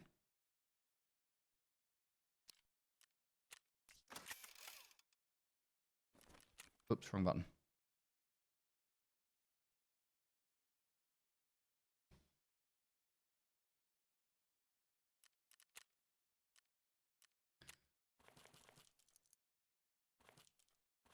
I might keep the Magnum buckshots. They're pretty decent. Get rid of all this stuff. Just clearing up. Making some space. This is all Mosin crap. Not going to need that for factory. Don't need those. Oh, we do need pistols, though. We have to buy some pistols. Cool. Alright. It's going to be a huge factory raid. Oh, my God. People are going to be, like, speaking about it for the ages.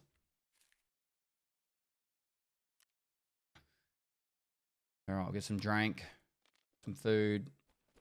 Let's go. Factory. Close range bolty kills. USEC kills and...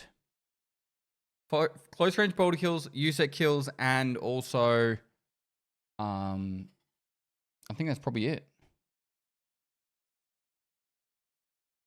We'll do stirrup afterwards.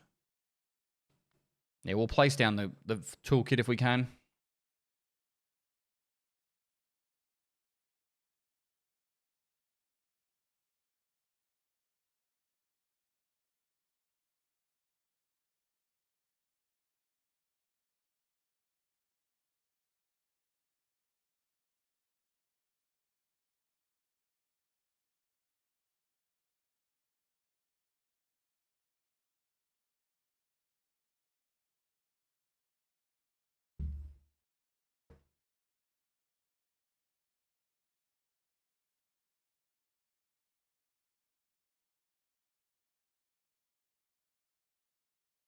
What do you prefer, hardcore or just playing the game? I think as a playthrough, hardcore feels more rewarding overall. Like getting a kappa, if you've been playing this game for 1,000+ hours, getting kappa on just playing the game normally is no longer an achievement. It's just part of the process.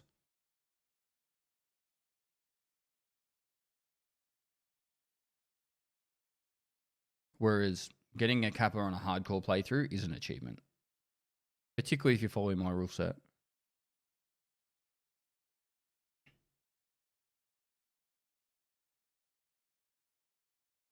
Do you by any chance know your NVIDIA control panel settings, especially gamma?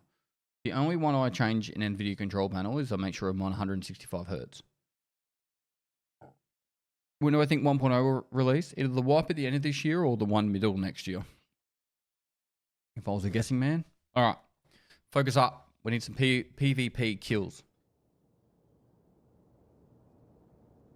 I'll try my best to explain it. I do have a guide on how I do PvP on factory. If you guys aren't interested. It's my factory map guide. This is not 25 meters, by the way. Pretty sure I got him then.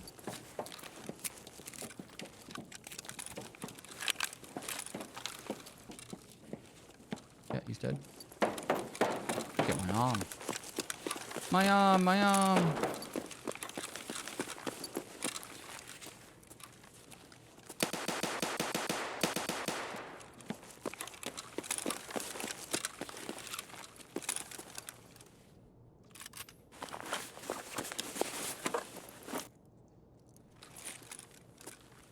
Now I've got the wobbles.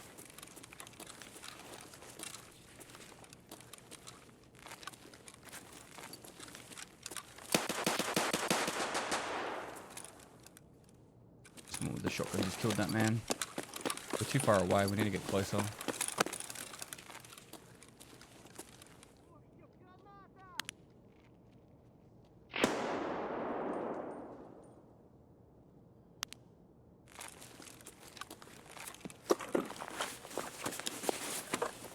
Salua? Salua. Salua.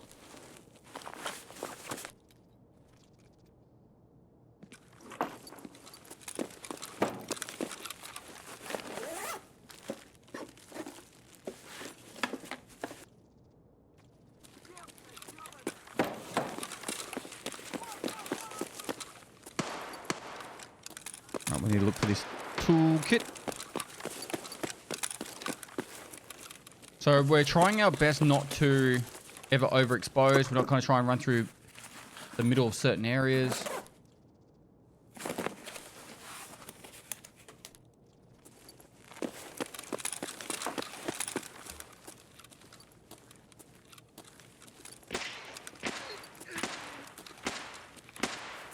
Сука, ёбнули нашего!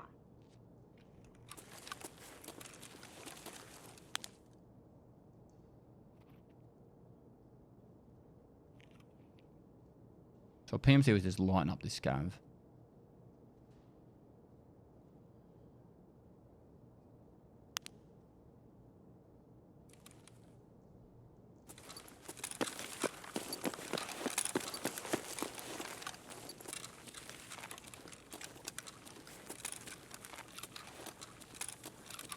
It's not an overly confident PMC though, which works to our favour.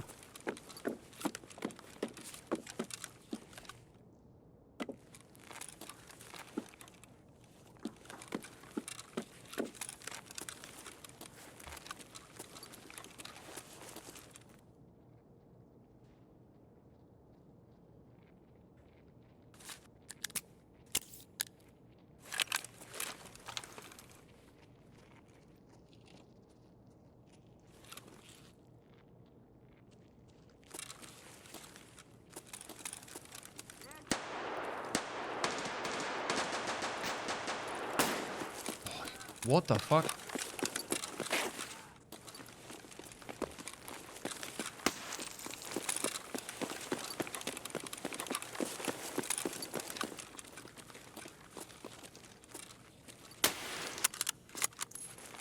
Oh, he's dead.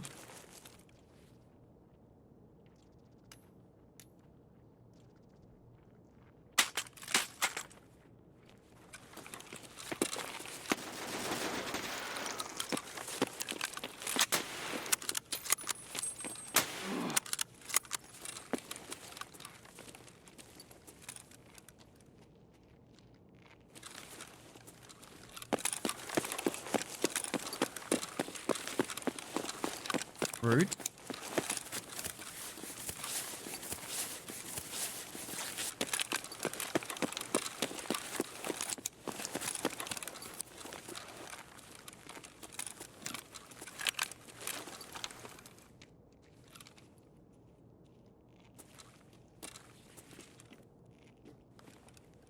Need to buy a minute.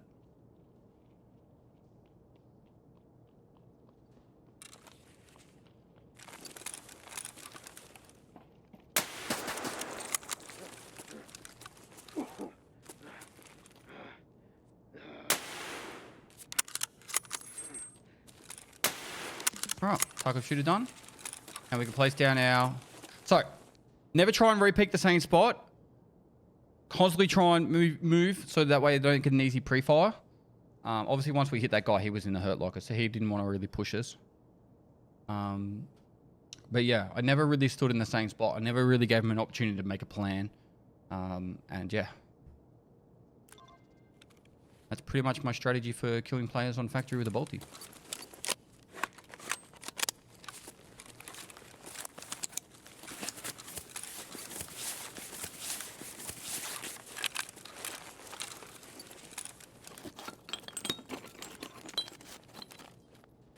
Dog tag, friend of the West is done. Ooh, nice.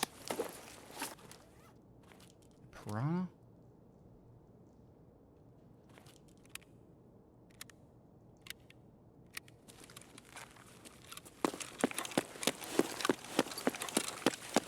We'll have a look at this guy's gear before we leave. We might have, by some freak of nature chance, a toolkit.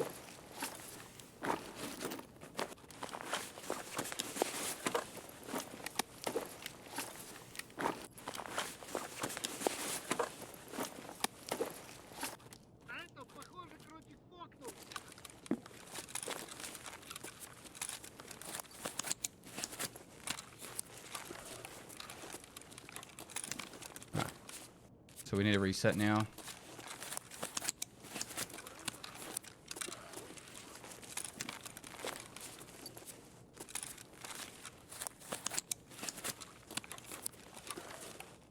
Player scouts going to start spawning in now too. We want to get away from here.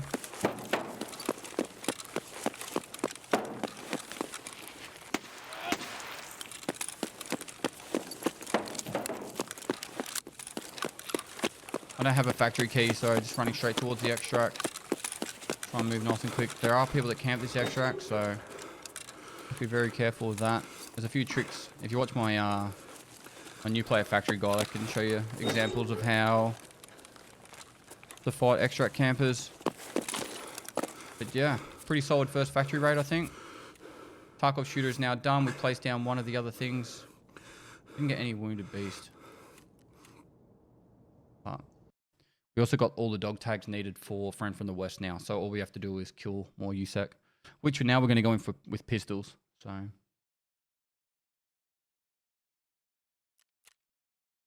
yeah.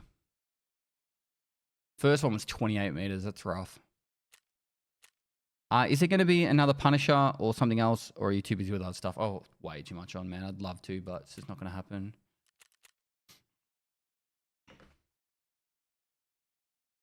Kyle, so the idea of this series, I'm doing up the flea market to help people get over that first hurdle of how to get through some quests.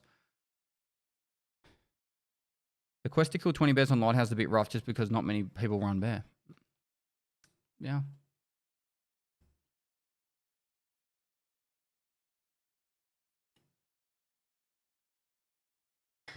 Now, pistol kills are going to be a lot harder if they have a face shield, and I will die a few times because of that. But we'll give it a go. I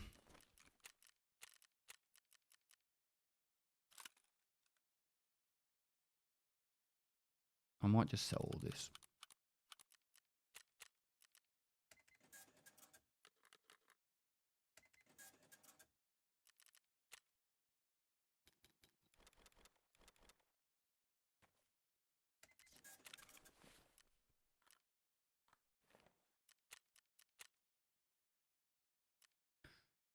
Pistol kills.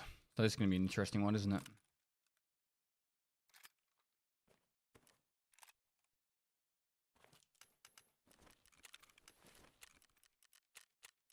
Friend from the west. So we need 3 more USEC kills. We're going to have to get all 3 of these. Tarkov Shooter 4 is now shooting PMCs at range. So we're not going to be able to do that in this. But we'll definitely try and get Wounded Beast done. Now for what pistol to use. It all comes down to personal preference. I would say use something with 9mm usually. Unless you can get like higher tier stuff. 226 is perfectly fine, or M9A3. Might need a couple of US dollars for that.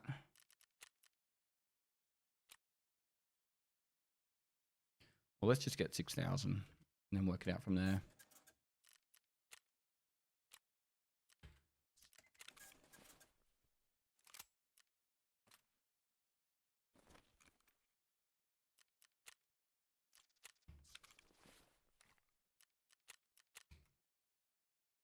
Cool. I did find these earlier, so this is really high pen ammo. And then I think because we sold all the PST GZH, the best ammo we're going to get now is probably PSO. This does not pen very well, by the way.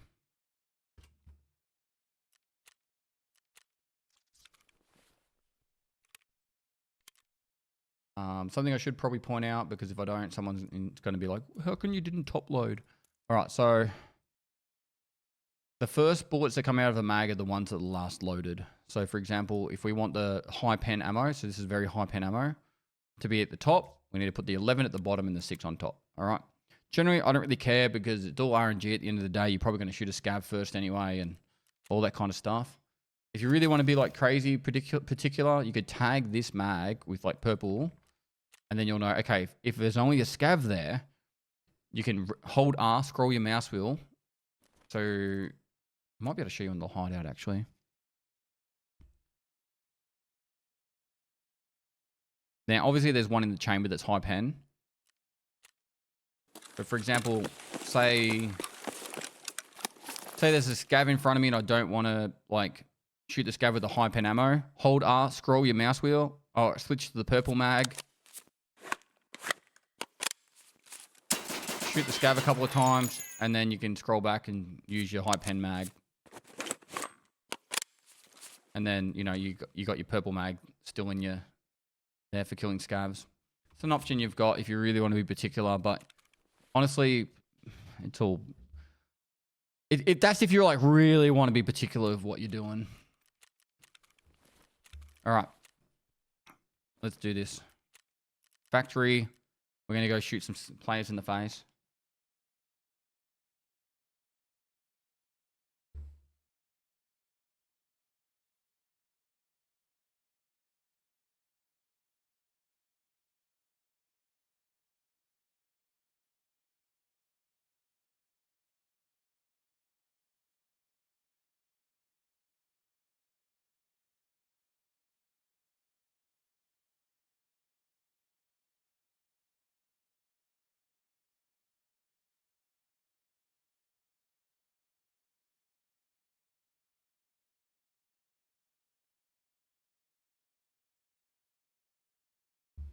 Hardcore will finish tomorrow.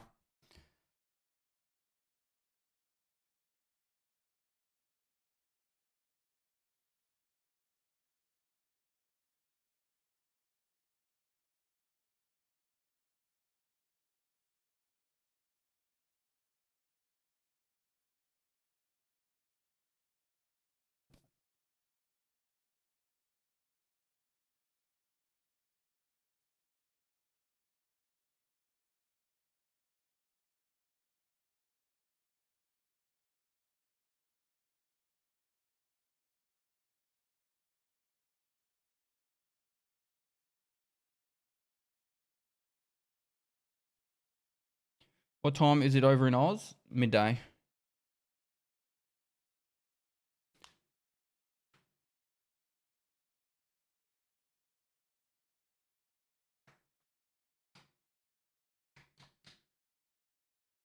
What are we doing? We're doing a raid mini series. Right now we're going in to kill players with a pistol. And what else are we doing? Players, pistol, USEC kills. Players, pistols, USEC kills, and if we get a busted arm, then we will do the kill scavs with wounded beast.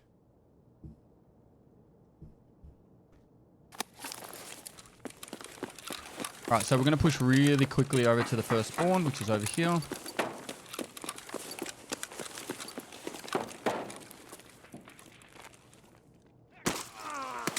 I died to a player to the right. I didn't even hear the guy on the right, and the scav distracted me at the front. GG. Level 10 with a fucking PP19. That guy's fucking going to be happy. Have a look at this. GG. How has he done 170 raids? I suppose they're all scav runs.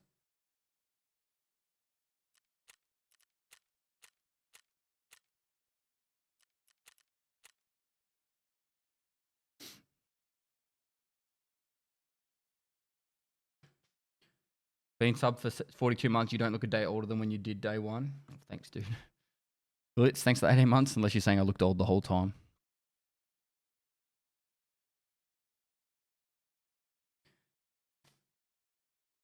That guy either got the luckiest shot of his life off. I can't believe it. Ironsight, PP19, and got me perfectly in the throat. Because I had, did I say neck? I had actual neck protection as well with that armor. That's insane. He got very lucky. All right, I'm gonna use Glock. Where's me Glock mechanic?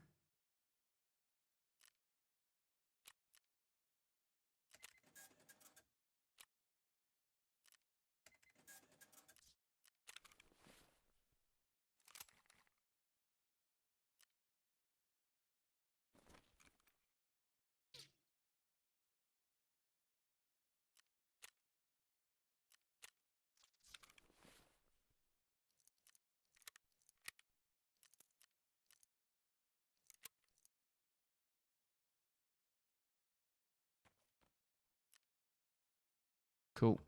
Probably get a basic rig.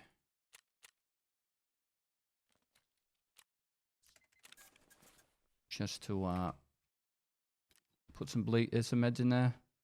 Cool, let's go again. PSO and GT are pretty much identical, bro. One's just got a tracer.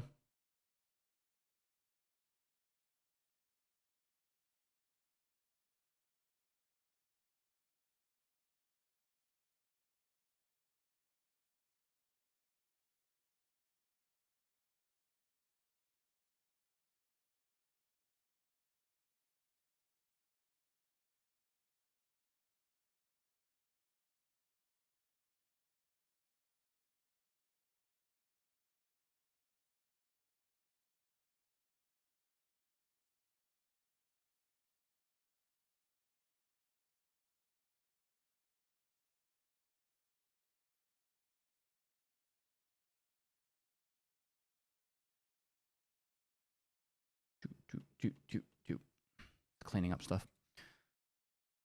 Hey Jambo, how you doing, mate? If you guys watching on YouTube, you want to help support us? What are we at? We're 21 likes away from 1,500.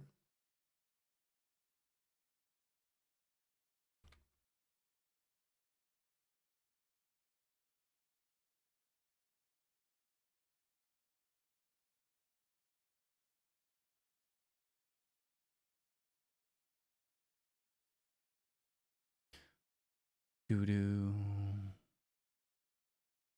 do do do do.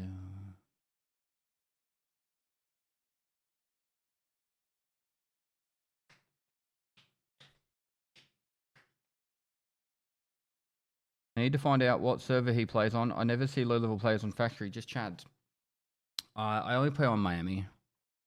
Miami 123. Forbes Tane, thanks for 38 months, mate.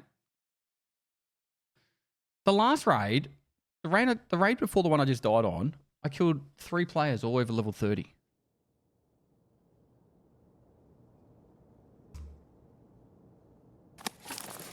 Alright, Saints spawn again. Hope we don't get caught out this time.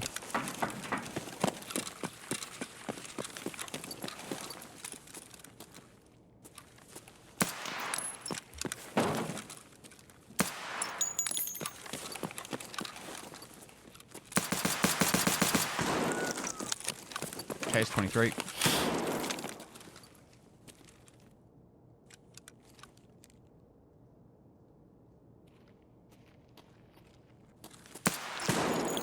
Shot him in the head then.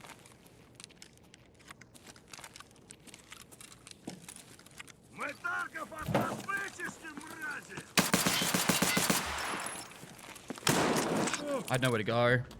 Killed one though. KS23, one tap me. Must have got me in the head, right? Thorax. Serious? We got 1 kill. Where the fuck did he hit me? I suppose Trooper, right? Trooper armor just doesn't protect anything.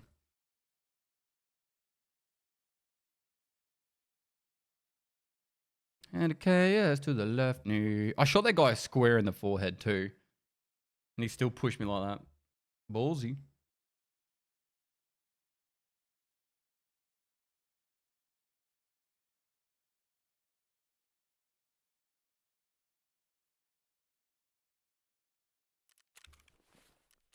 Alright, we're low in armors now.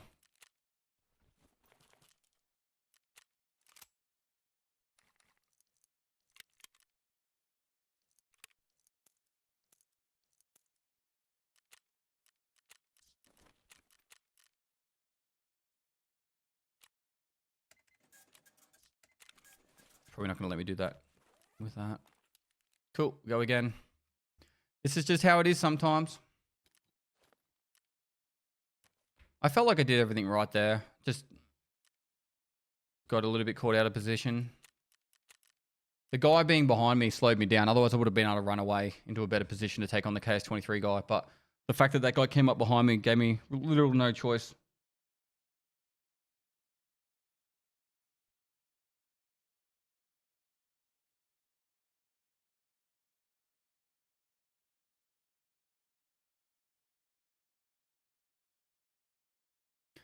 Lever Pest still plays somewhat hardcore despite no restrictions. Well, I don't have Flea Market yet, so I can't really buy random shit. How else would I... What else would I wear right now? Ever buy body armor IRL? I think it's actually illegal in Australia. I think you can have plate carriers in Australia, but you can't buy the body armor.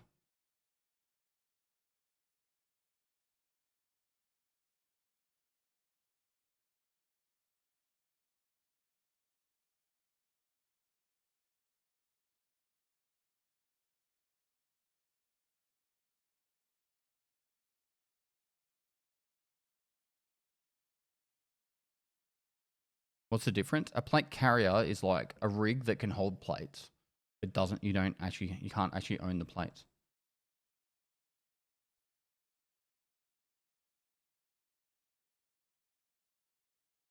Kind of like some of the rigs in Tarkov without the actual, like they've got the soft plate, but they don't have like the actual, the steel plates in there or whatever.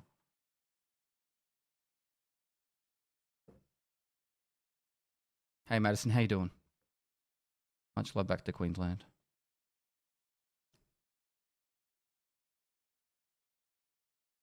Delia, thanks for the 8 months. Alright, let's focus. We need 2 more pistol kills. We nearly got 2 that raid. Just got the 1. Man, this is a shitty spawn, by the way. The problem with this one is it's not easy to push the players.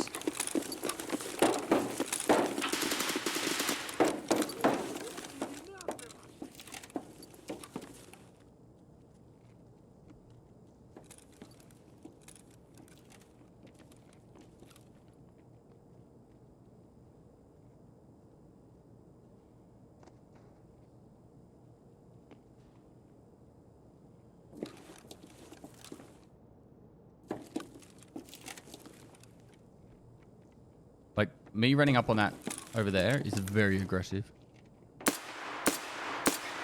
But this guy's not super geared, so I'm pretty keen on fighting him.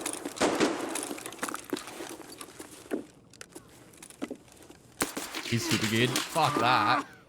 He had a face shield. There was no way I was killing that guy. GG. The first guy I shot at had no armor. So they must have been a duo. Like he was getting carried or something. That guy had a tequila armor and the defender armor. There was no way I could kill that guy. Not without hitting him in the leg like 14 times. I did shoot him in the face at least.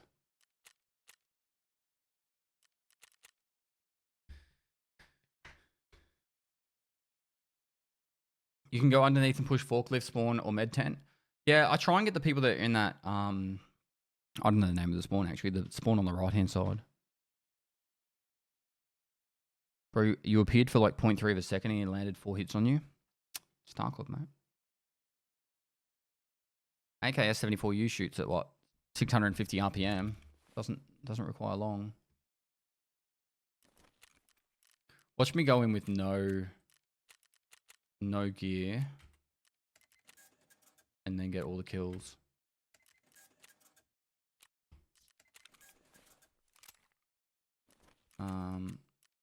Now it's not actually a bad thing to do gear loadouts like this as well, because buying the packers from I need money. Buying the packers from Ragman is just leveling up your Ragman money spent, which is kind of one of the more annoying ones to get done. So, oops.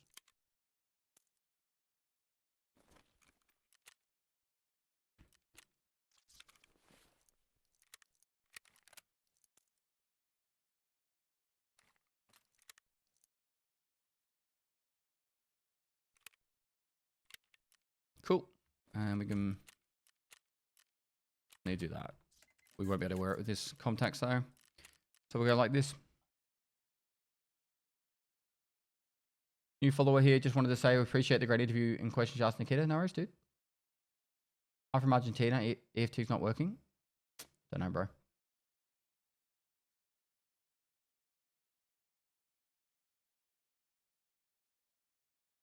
Good night. I love Supreme. I love Supreme.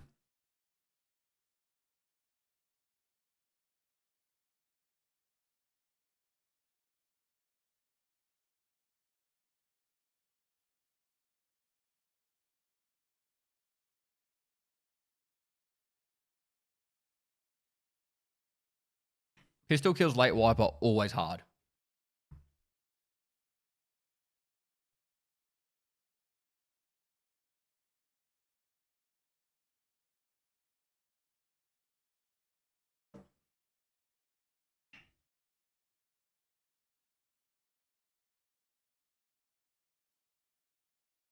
Like people with like tequila face shields and shit are just always going to be rough to try and kill.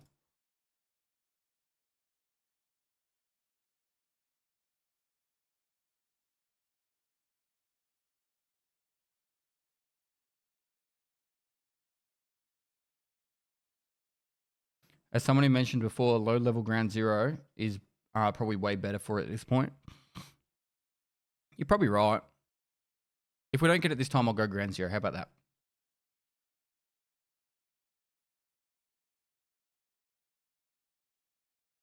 Had my first friendly Tarkov interaction today. Nice. The new album comes out in 12 hours. Or the 2 new albums, Daniel.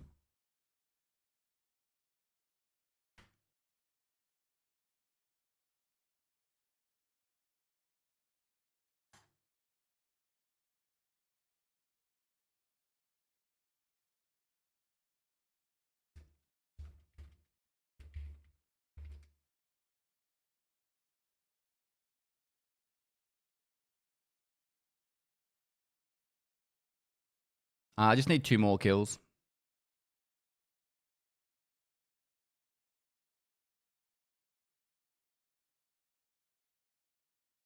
I think Ground Zero level Q is bugged because I find PMCs that are level 20 plus mixed with PMCs below level 20. If someone below level 21 goes into Ground Zero queued up with someone above 21, they get put in the high level lobby. So if you kill like a level 4 on Ground Zero and you're like level 50, that's because they're in the they queued up with someone.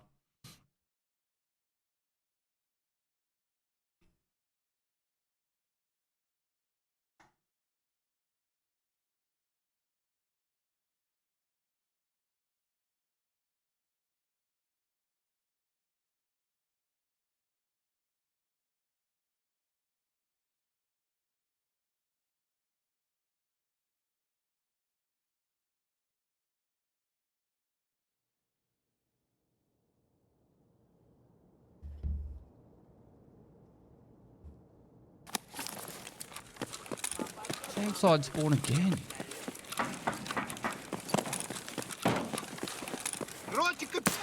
Oh my god, really?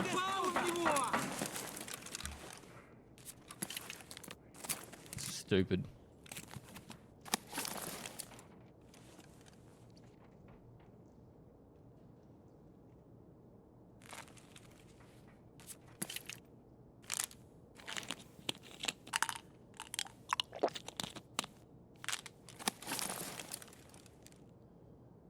Pretty sure there's someone up there.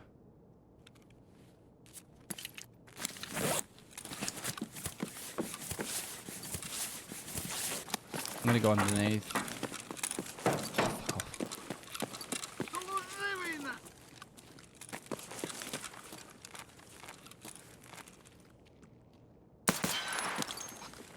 I missed.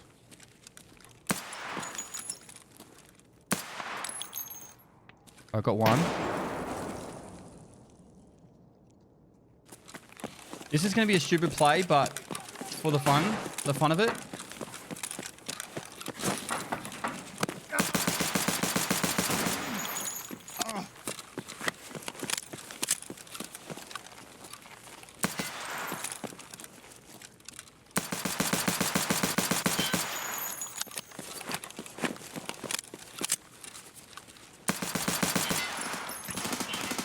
What? That was a Scav?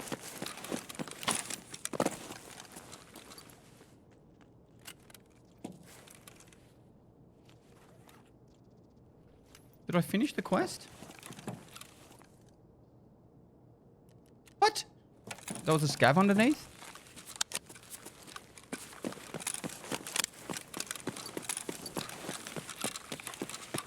That was a Scav.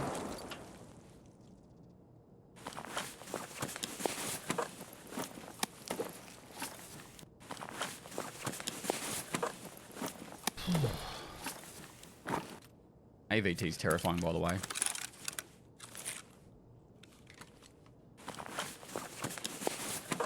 Wait, if my arm's busted, does that mean I'm in pain, or is it because I took a painkiller? If I kill a Scav now, is that going to count towards Wounded Beast? Let's find out.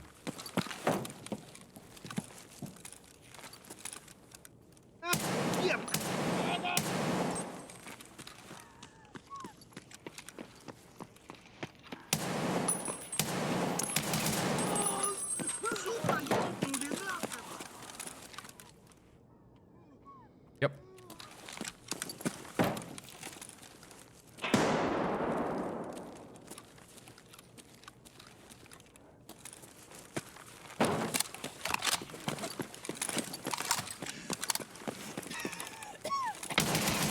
Cool. Alright, Wounded Beast is done.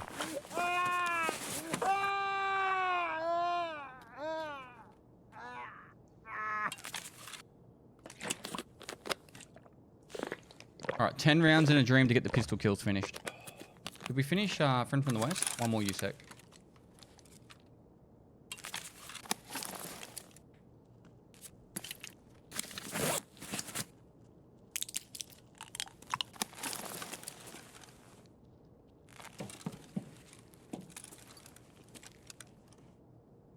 Put a face shield.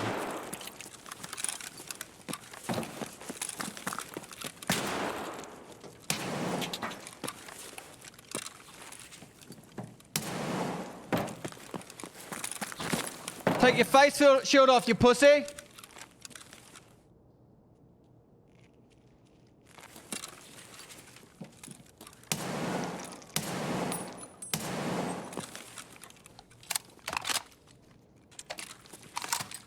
Fuck you, Pestily. Fuck your mum.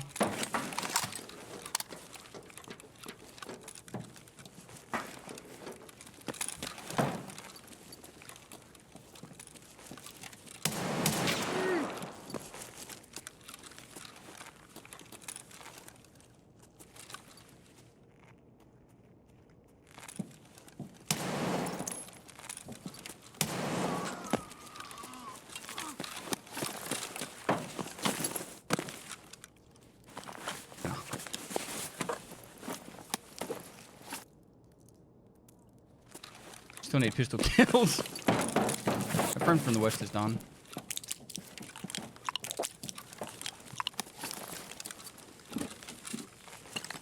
Well, we could check for a toolkit, I guess.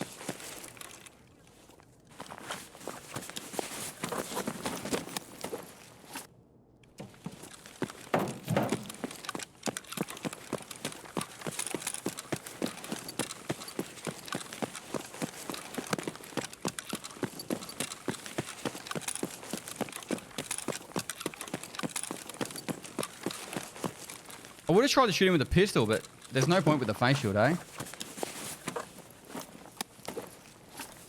Alright, we need the items for... Blue tank might be one of them. After Wounded Beast, the quest is,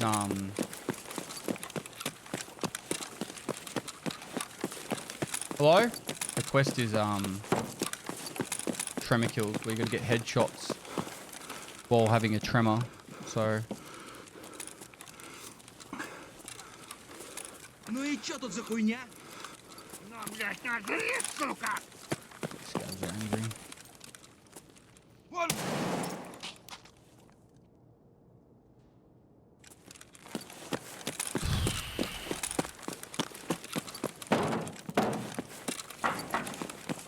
Could always shoot him in the dick. Right, so if someone's extra camping there, just do what I did then. And if you've got a grenade, you can just throw it on that wall, and it'll get people away from close camping there. But you got to be careful when you pull the grenade out; they'll charge you. And you can also shoot through this wall, so you can put a couple of bullets through the wall if you're a bit worried.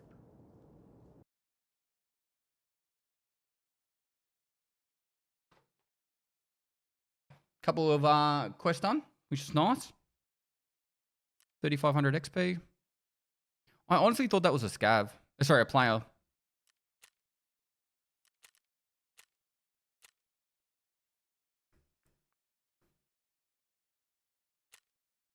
Alright, we're going to keep that break. So this is actually going to be a bit of a... I don't know, because we're going to have the tremor quest next, where you got to get headshots on a PMC with the tremor. So I'm going to keep that break so I don't actually lose it. So I can keep getting the tremors.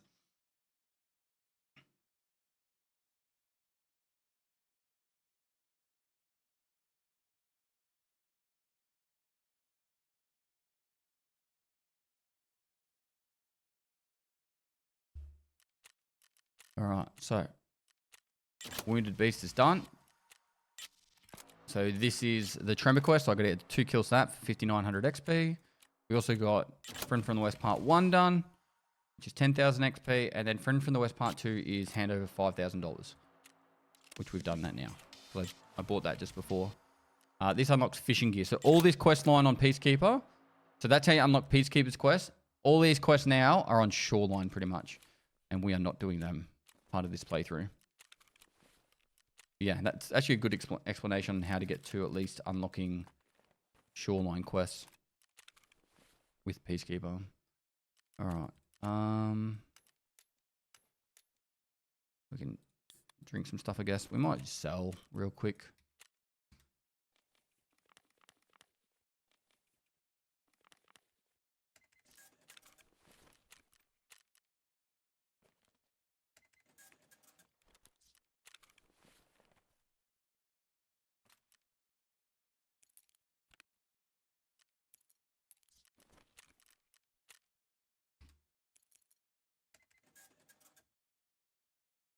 Good old standard stash.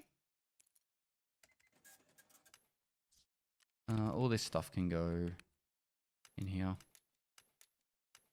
If you want to sort a container, so you press that button there, it'll sort it out, make it look all nice and neat. You can sort that. But yeah, the idea is with the PvP, we're just going to keep focusing on making sure we don't re-peak. Alright. We have the Glock ready to go. Need to buy one more mag. We just need one more kill. With a headshot. And we have 11,000 XP to go. So Stirrup is 5,300 XP. And if we get the 2 tremor kills, that's 5,900. And that will pretty much get us to Flea Market unlocked. Which we've done really well so far for PMCs.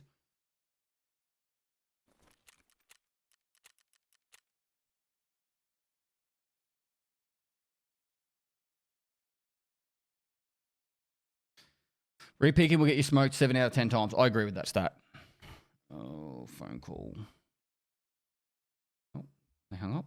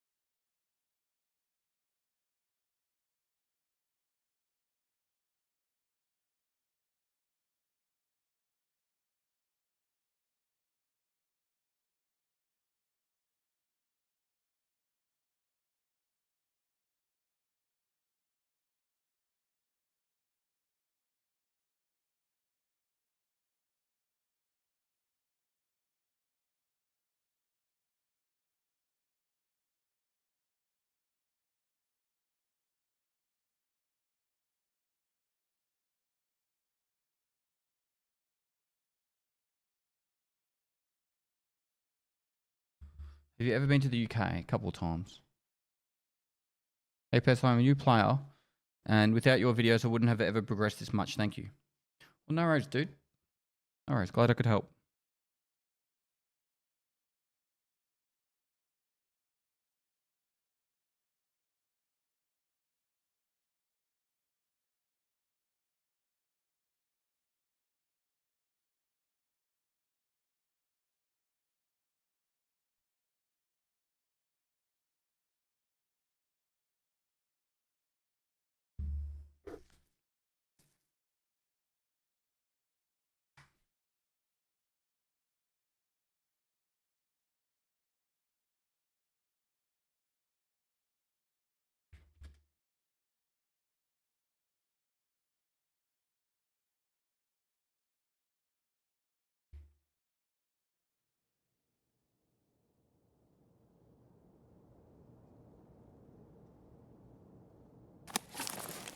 Right. Now, for the tremor task, we need to wait 40 seconds, but there's already a player here, so we could just...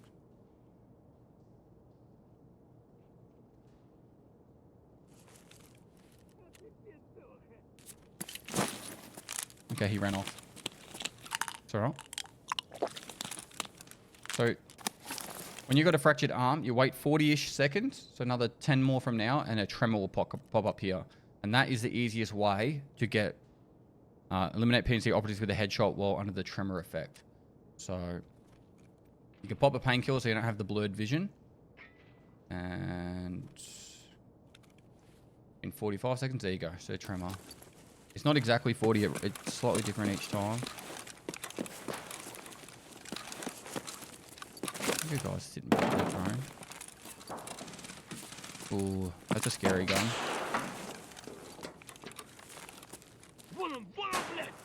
Really want to fight that guy there.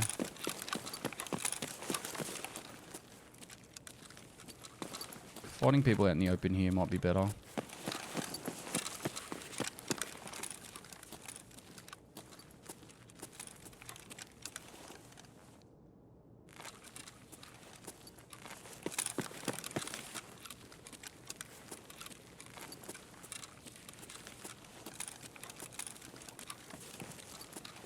There was a player here that just ran off. Maybe he needs office skills. Could bait people at least.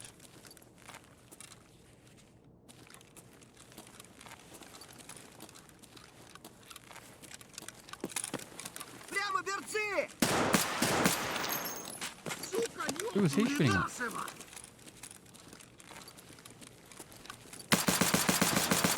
Stirrup's done.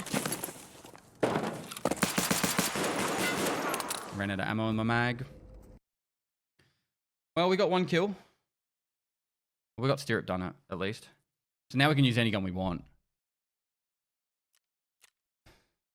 It wasn't a headshot, I don't think. No, it was. Cool. So we got one of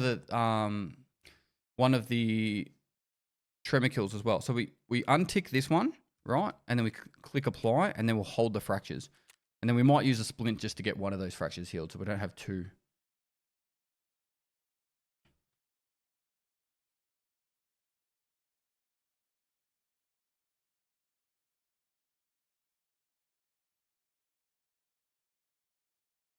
Sorry, I'm just replying to my wife.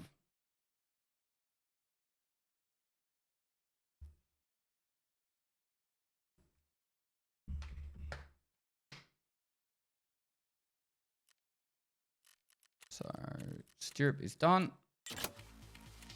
And that leaves us 4,900 XP away. And we have 1 of the cold blood kills. So, from here, this is what we're going to do.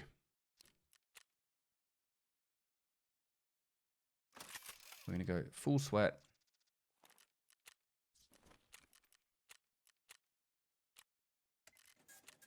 And I need a rig of some sort.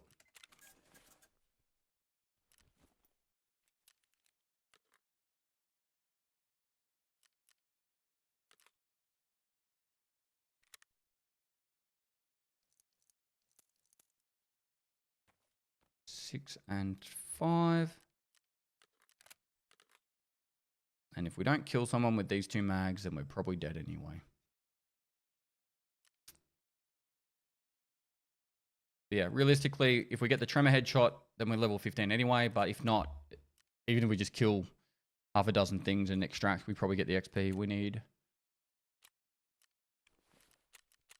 Take the backpack in. But yeah, trying to explain what I'm doing with the PvP side of things. So, realistic with that one, we just tried to get into a position where we could kill some players. But once we landed, I didn't reload before I jumped down, and that kind of cost me. So, I think I probably would have got the second guy if I had reloaded first. Usk, thanks for the 42 months. So I've got alerts muted during the stream.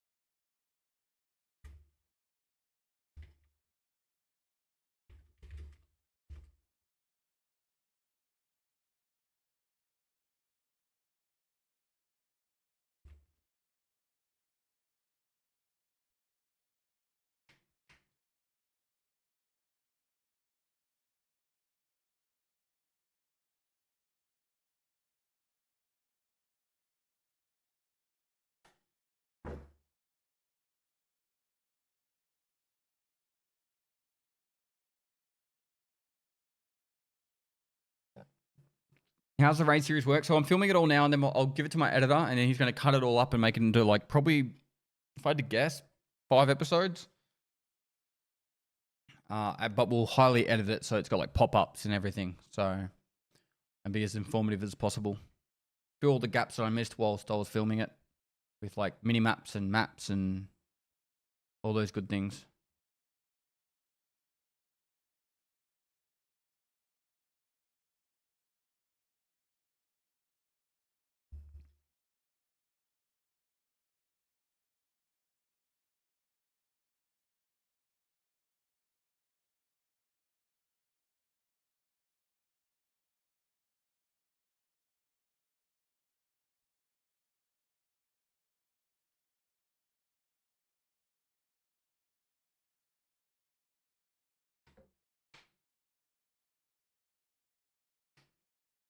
Are you ready for Grey Zone?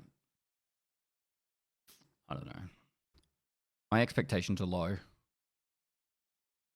Then that way I can't be disappointed. I hope I'm pleasantly surprised, but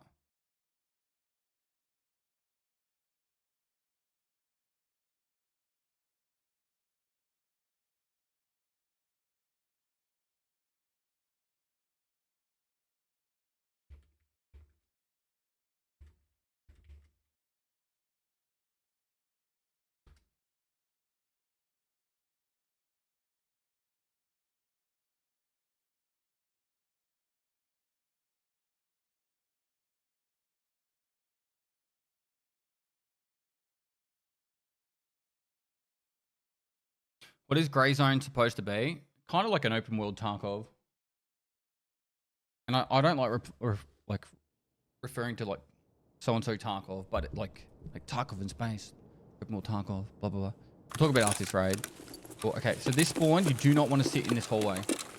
You can come back here, and you can snipe people, but you do not want to sit in this hallway. I didn't fix one of those breaks, by the way.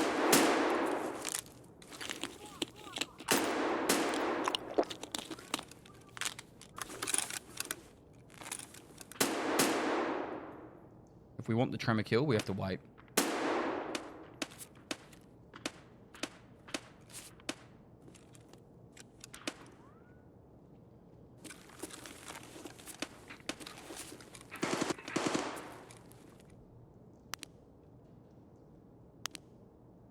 He pushed up a little bit.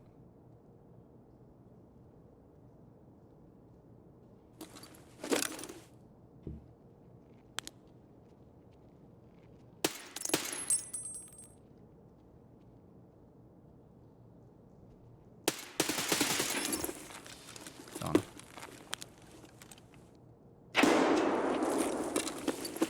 Do you not peek like that, guys? Seriously? Watch my new play map guide.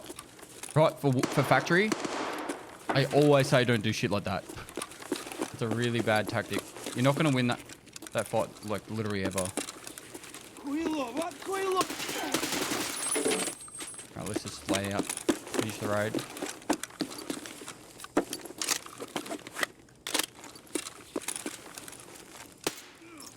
We hit that guy, now we've got to finish him. Never re-peeking.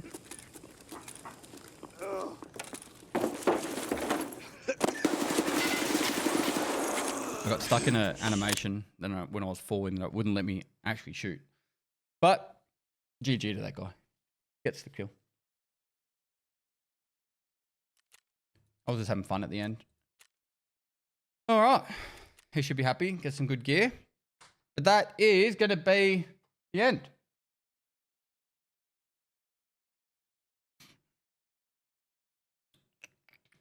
I wonder if he saw me fall and he was just going over there for get a bit of cover. Once we get out of that raid, I'll go over little tips and all that I've got left. But in all seriousness, that's I think that was a pretty clean run. About 7 hours it took to get there to level 15. And the flea market is now unlocked. So buy whatever we want now. So that's pretty much where the game starts really opening up. Obviously, I normally do my raid series where I obviously like go all the way up to either max traders or kappa or whatever. But I thought a little mini series this white would be a good idea. That way, help you guys get up to the flea market. I've showed the quest order that I would recommend doing. If you're not good at the PvP side of things, I would highly recommend once I started going factory, you continue on some of the other stuff that we had. Obviously, getting Friend from the West Part 1 and 2 done opens up fishing gear, and there's a heap of PvE kill tasks on Shoreline. So if you want to go Shoreline instead, otherwise you can go customs, and I do not recommend going customs. If we finished getting the Salua, that would have unlocked 3 customs tasks, and you would have got background check, which is a Bromance pocket watch. You would have to go Operation Aquarius, which is on dorms 206 in the 2-story dorms. After that, you need the gas analyzers, which we did find one of those. And then obviously, but lastly, the extortionist task where we've got to get the unknown key and then do another quest on there. I have guides for all that stuff up on my YouTube channel. They're a little bit older, but they still are all exactly right when it comes to those quests. Some of the quest names have changed, like background checks names changed, but the quest is still exactly the same. So if you didn't want to go down the path of doing all that PvP stuff for the last couple of levels that I did, I would highly recommend going down and doing some of that other PvE stuff.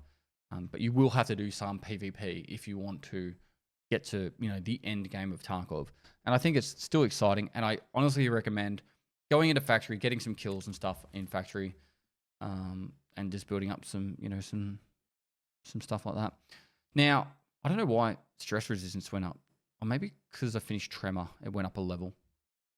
But yeah, level 15, not really much to show with the stats. We did, what, 5 scav runs. We died on one of them on interchange. And then we did 24 PMC runs. And I think probably 5 of those deaths were on factory. And the other 4 were other maps. So, you know, overall, really fun little playthrough. I'm probably going to not play this account. But I'll probably do another raid series next wipe. I don't know if it'll be a full raid series or another mini one like this. But what I do want to do is get some new people that are new to Tarkov and then either get them to level 15 in one stream or at least do like a 8-hour session with them. Teach them everything I can. They can ask as many questions as they want. And then hopefully that will help them get better at Escape from Tarkov. And you guys can learn from that too. So I will be posting videos of like my first time or maybe something like my first time playing with so-and-so or, you know, like teaching. There's a dude that's like a professional Valorant player that wants to play with me. What's his name? I feel bad for not knowing his name off the top of my head. Schrodinger Lee. He's a professional Valorant player. Like, I'm keen to, you know, have a session with him, teach him, and, you know, he can frag out, jump ahead a little bit and learn a bit from it. If you are watching on YouTube, make sure you, you know, like and subscribe and all that good stuff. And if you're watching on Twitch or you watch this on Twitch, thanks for hanging out today and watching the stream. I think it was a bit of a fun stream. I think I might do this like once a wipe at least. Do a little raid mini series and hopefully you guys will learn from it. But that's it. That is it. Much love. Do appreciate it. I'm actually ending my stream right now as well. I'm going to get some lunch with the wifey. And yeah. I'm out of here.